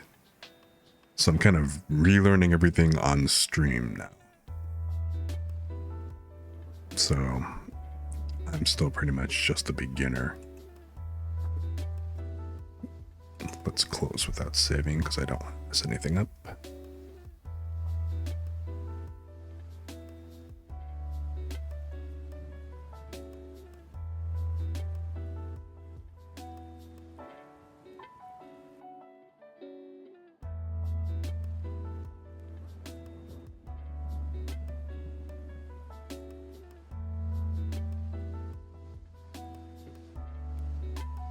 So yeah, that's pretty interesting.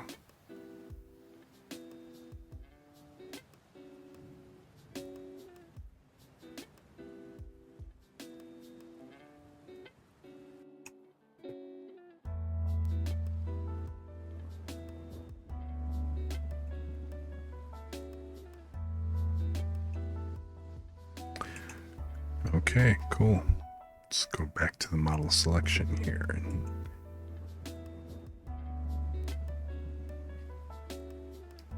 So like I said, this getting into creating the avatar, that's going to be, I said don't save. There you go. Definitely going to save that for the next stream, because I'm going to like check out the videos and stuff.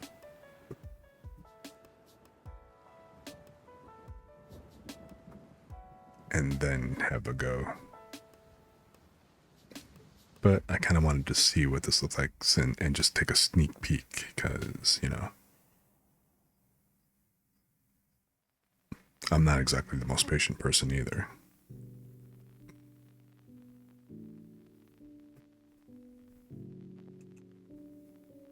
But that was pretty fun.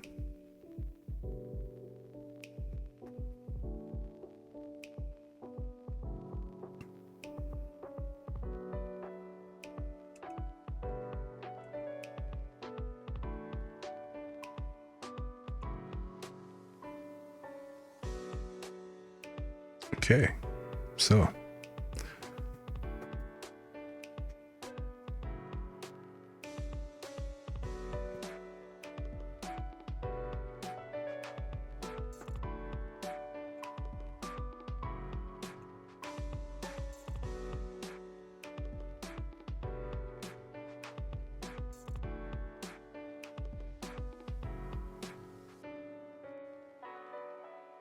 did the shout out actually work on your oh, but wait, it won't work because you're not live.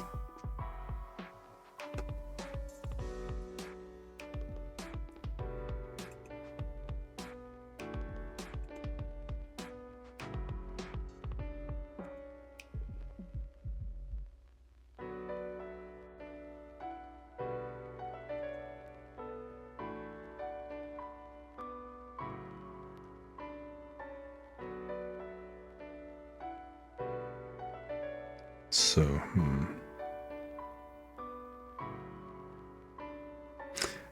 I did see a notification.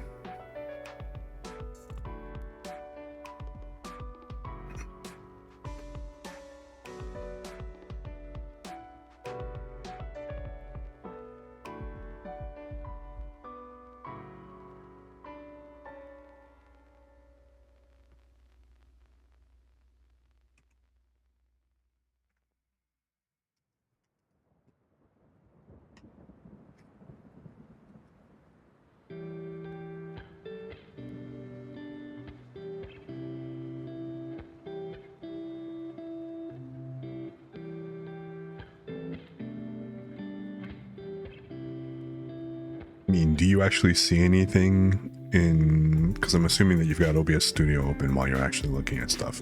Does it actually show anything even though you're offline?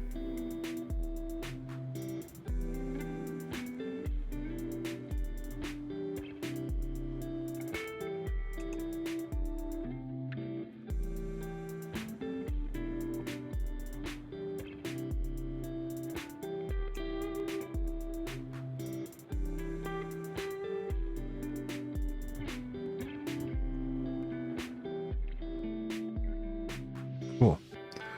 But it still doesn't show up for me, huh?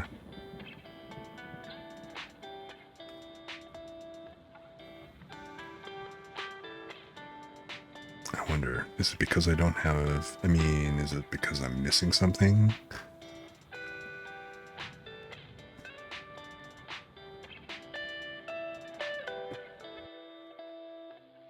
Because I'm still in your chat. I still have, like, you know, I still have that window open in Chatterino. So technically I've been connected to your chat all this time, or at least every time, whenever I've got Chatterino open, it automatically joins any of the windows that you have open. And I've got, like, you know, about a dozen, including my own.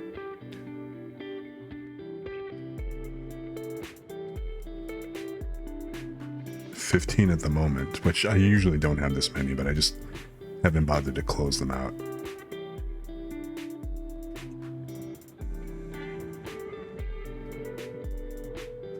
I mean, I wasn't really watching it because I didn't, because I obviously had my chat window open, but yeah, actually, now that you mention it, I totally see every one of the things, like, where you did, like, the O6B, B1A, B2B, B3C, B4D, B5E, B6A, C1A, C2B, C3C, C4D, C5A, and reset.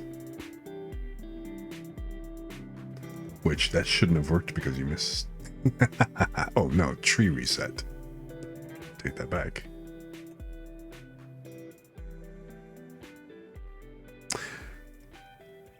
I mean, if you've got it enabled,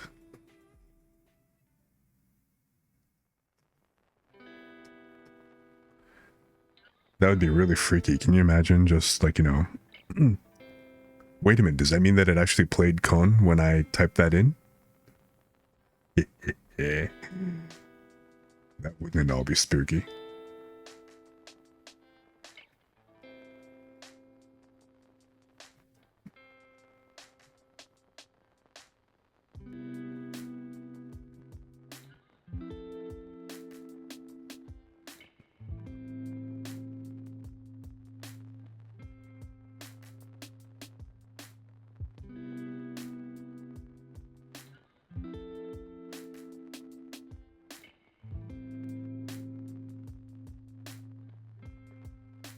Of course, I can only do it blindly. I have no idea what it actually looks like.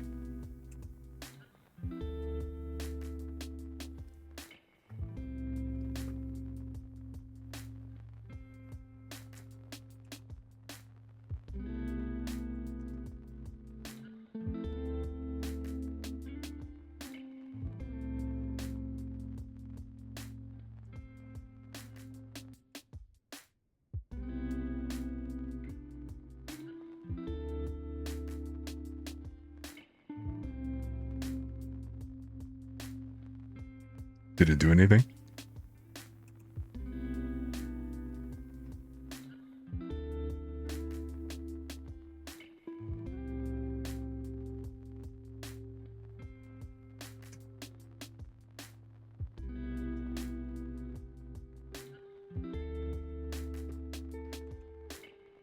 I mean, I'm gonna guess that that's why, because your bots are in the are definitely in the channel,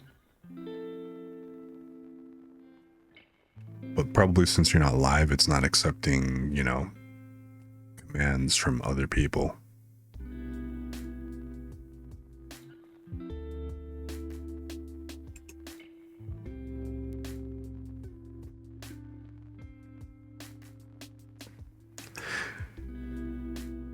See, that's the thing that actually made me think that whole adventurer bot, because part of the reason why I've got the windows open is like on Kyuko's, on Kyuko's channel, she's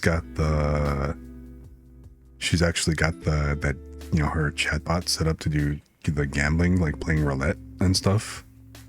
And so while she's not on, you can actually still gamble and try to win her bliss points and stuff. So it actually just demonstrates that the bots can be active. And so while you're not there, while you're not live, people can still come and play on your chat if you have it open as such. So it kind of seemed like it would be like a cool thing for engagement, even offline, so people come back to your channel and stuff.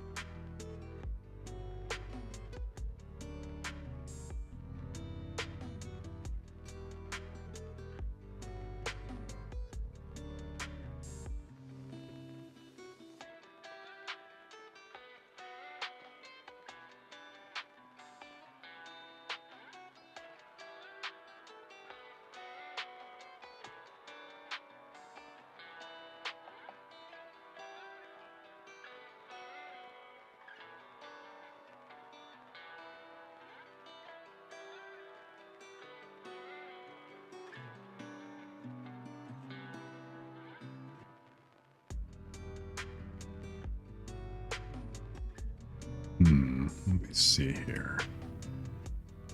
What else can I do right now?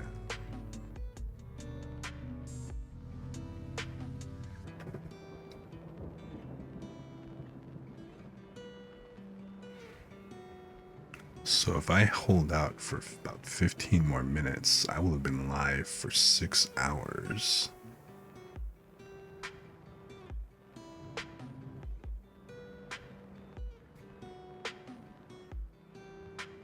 It's 3 a.m. 5. Yeah, 9 to 5 almost. This would be terrible if I actually had to do like, regular morning hour, work hour type stuff.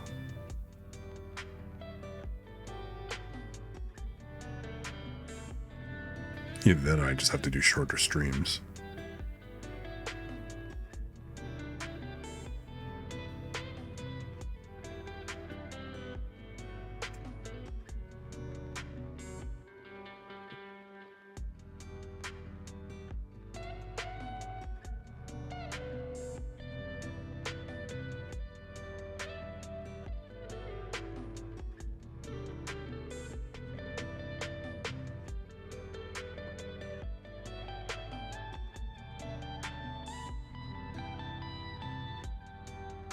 Yeah, sure, no problem.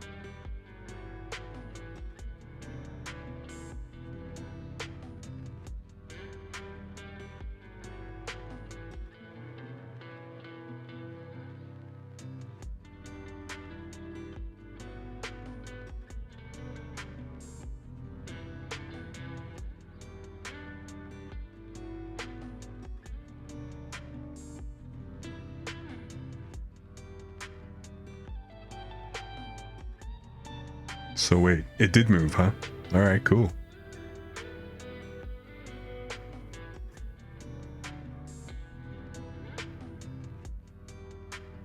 Oh.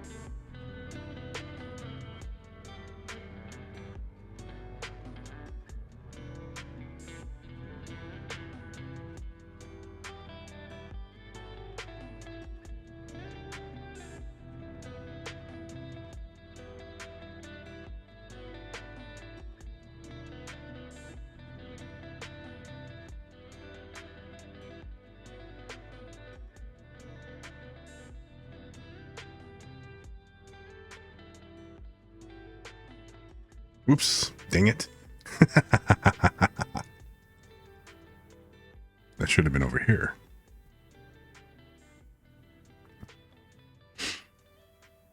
That's what I get for looking at, like, the other computer and stuff.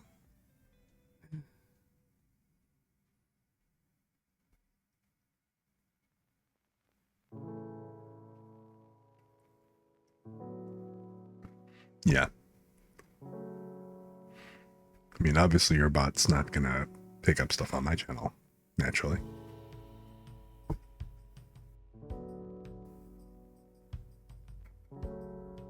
Yeah, successful test.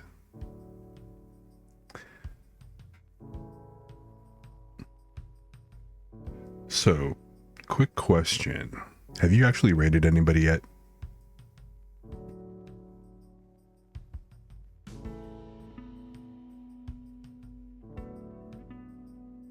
raid, like raided somebody at the end of your stream and whatnot.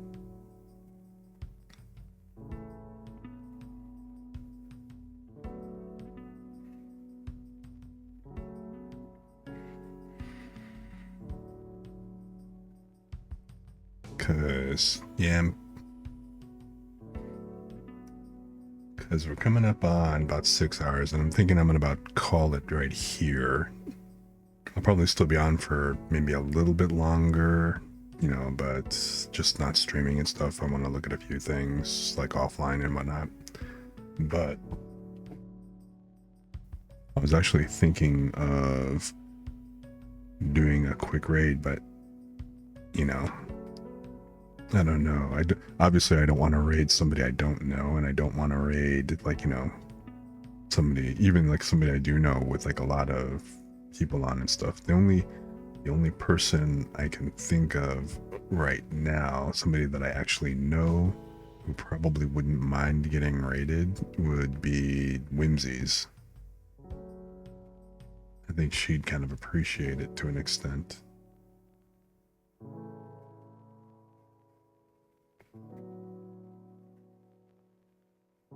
So, but I mean, she's got 228 people. It's like, I don't know. It's like my piddly ass thing, but so I'm wondering if I should raid her or not.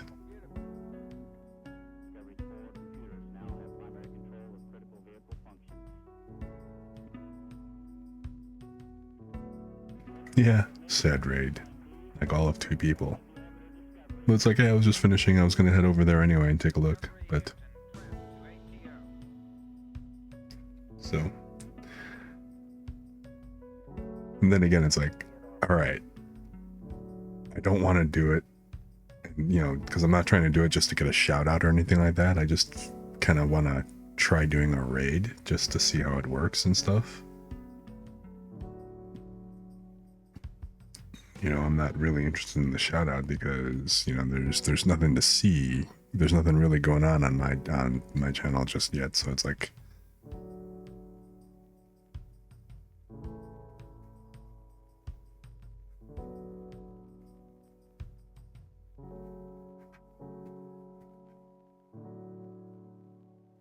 or maybe I should just send her a message. Maybe, well, no, she's busy, obviously, because she's streaming.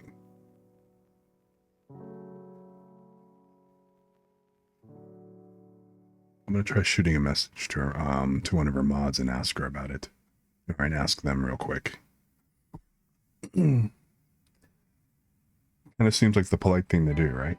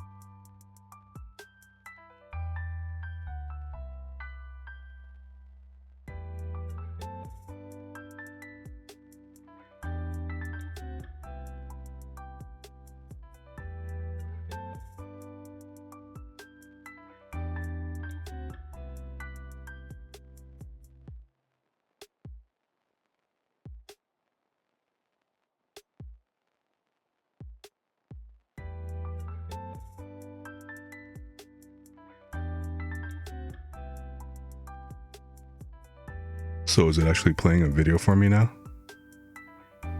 When you do the shout out, or?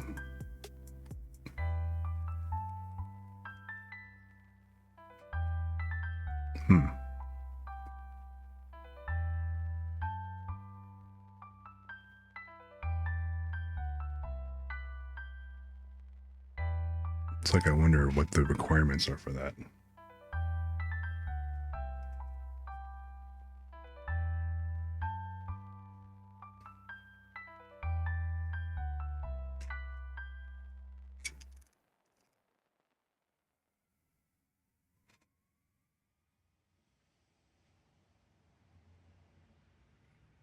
I mean, that's what I'm kind of wondering, like, you know, because newish.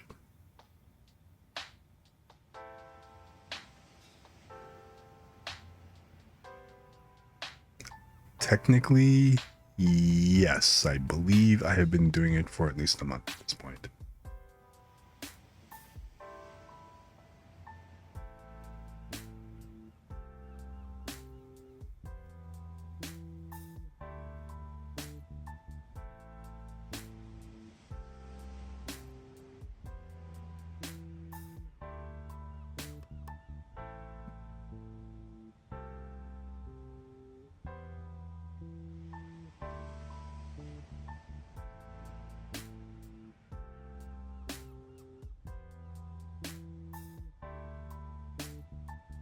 Yeah, I mean, I'm not gonna sweat it. It's like, it is what it is.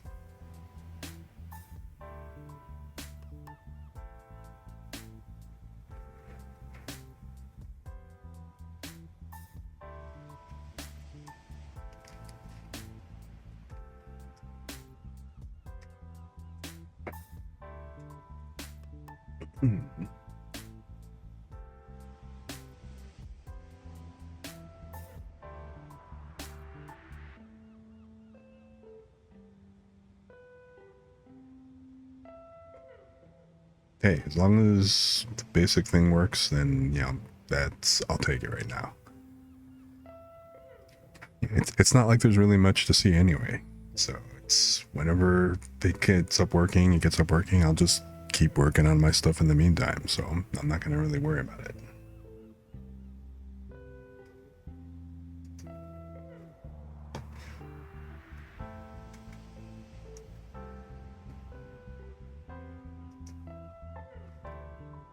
So regardless.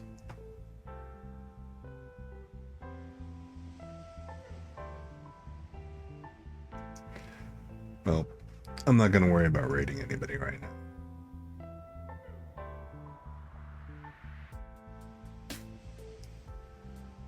So I was just going to try it, just really to try it.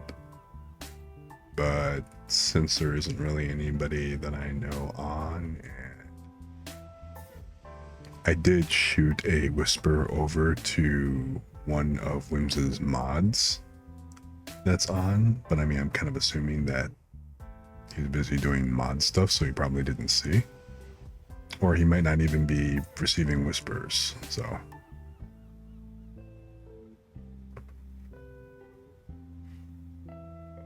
You know what? No big deal.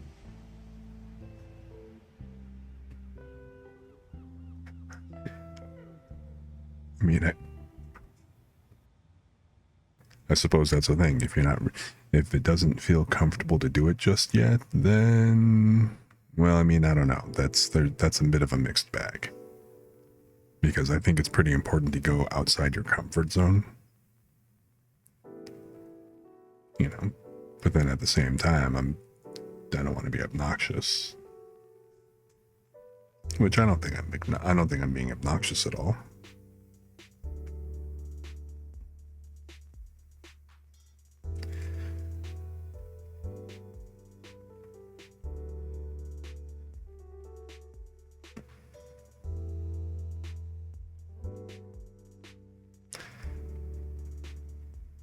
So I think anyway, at this rate, I'm just going to go ahead and call it a night. And dude, man, awesome of you to come hang out and stuff, you know, and just lurk and everything and chill while you're, working on the tree. I'm looking forward to seeing. Are you going to be on like what? Oh, you're on during the day normally, right? What's your usual schedule like?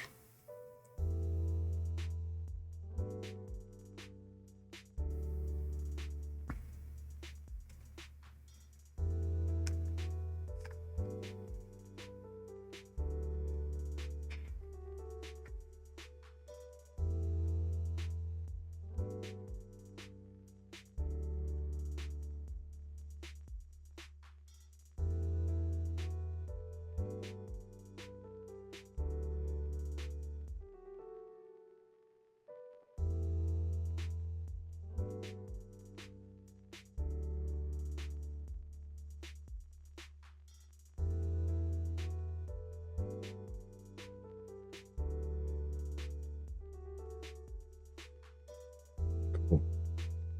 Monday it is. I'll make sure. So 9 to 12. All right. Wow, you're gonna do a daily. That's cool.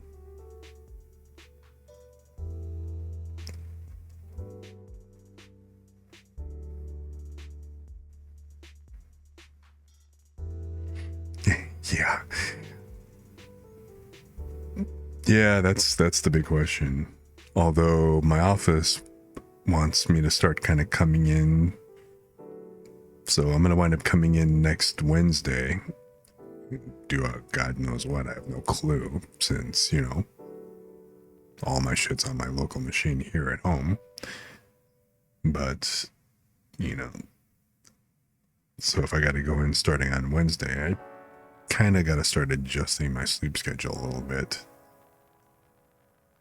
So I'll probably wind up trying to cut the streams shorter at night and maybe either start a little bit earlier and go on until like maybe 1ish or 2 tops.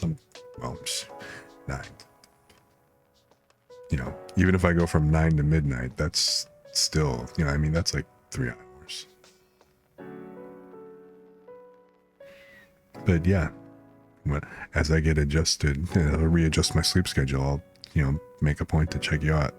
But I'm usually up, like maybe around 10 or 11, so I can at least catch probably the tail end. So then I'll wind up catching your stream again on Monday.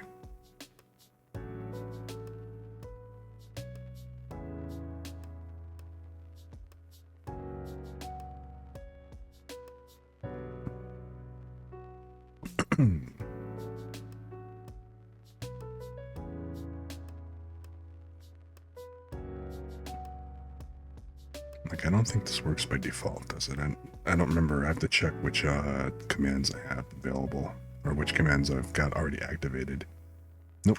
I gotta just make sure.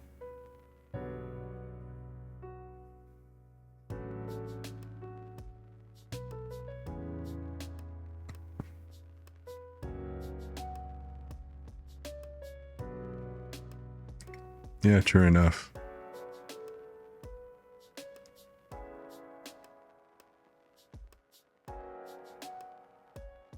Yeah, it would suck if we were in completely opposite time zones. That would definitely be, a bit on the painful side.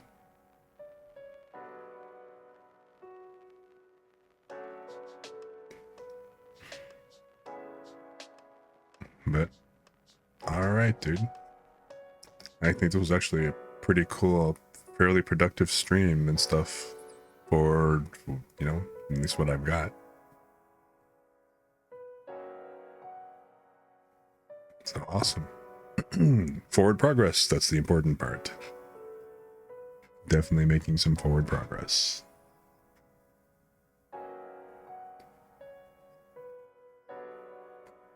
So, all right, bro, you take it easy and have a good night. And I will catch you sometime, like, later on in the week and stuff. Right. So this should work. So sweet.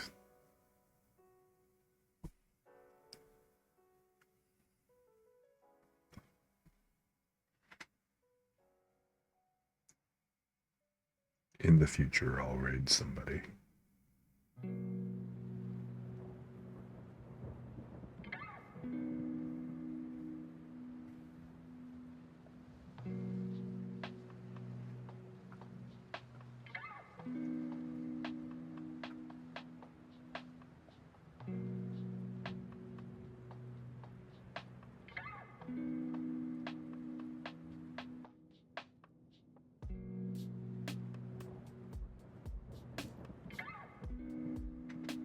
So again, thanks for being on. Have a great night, and I will see you again soon.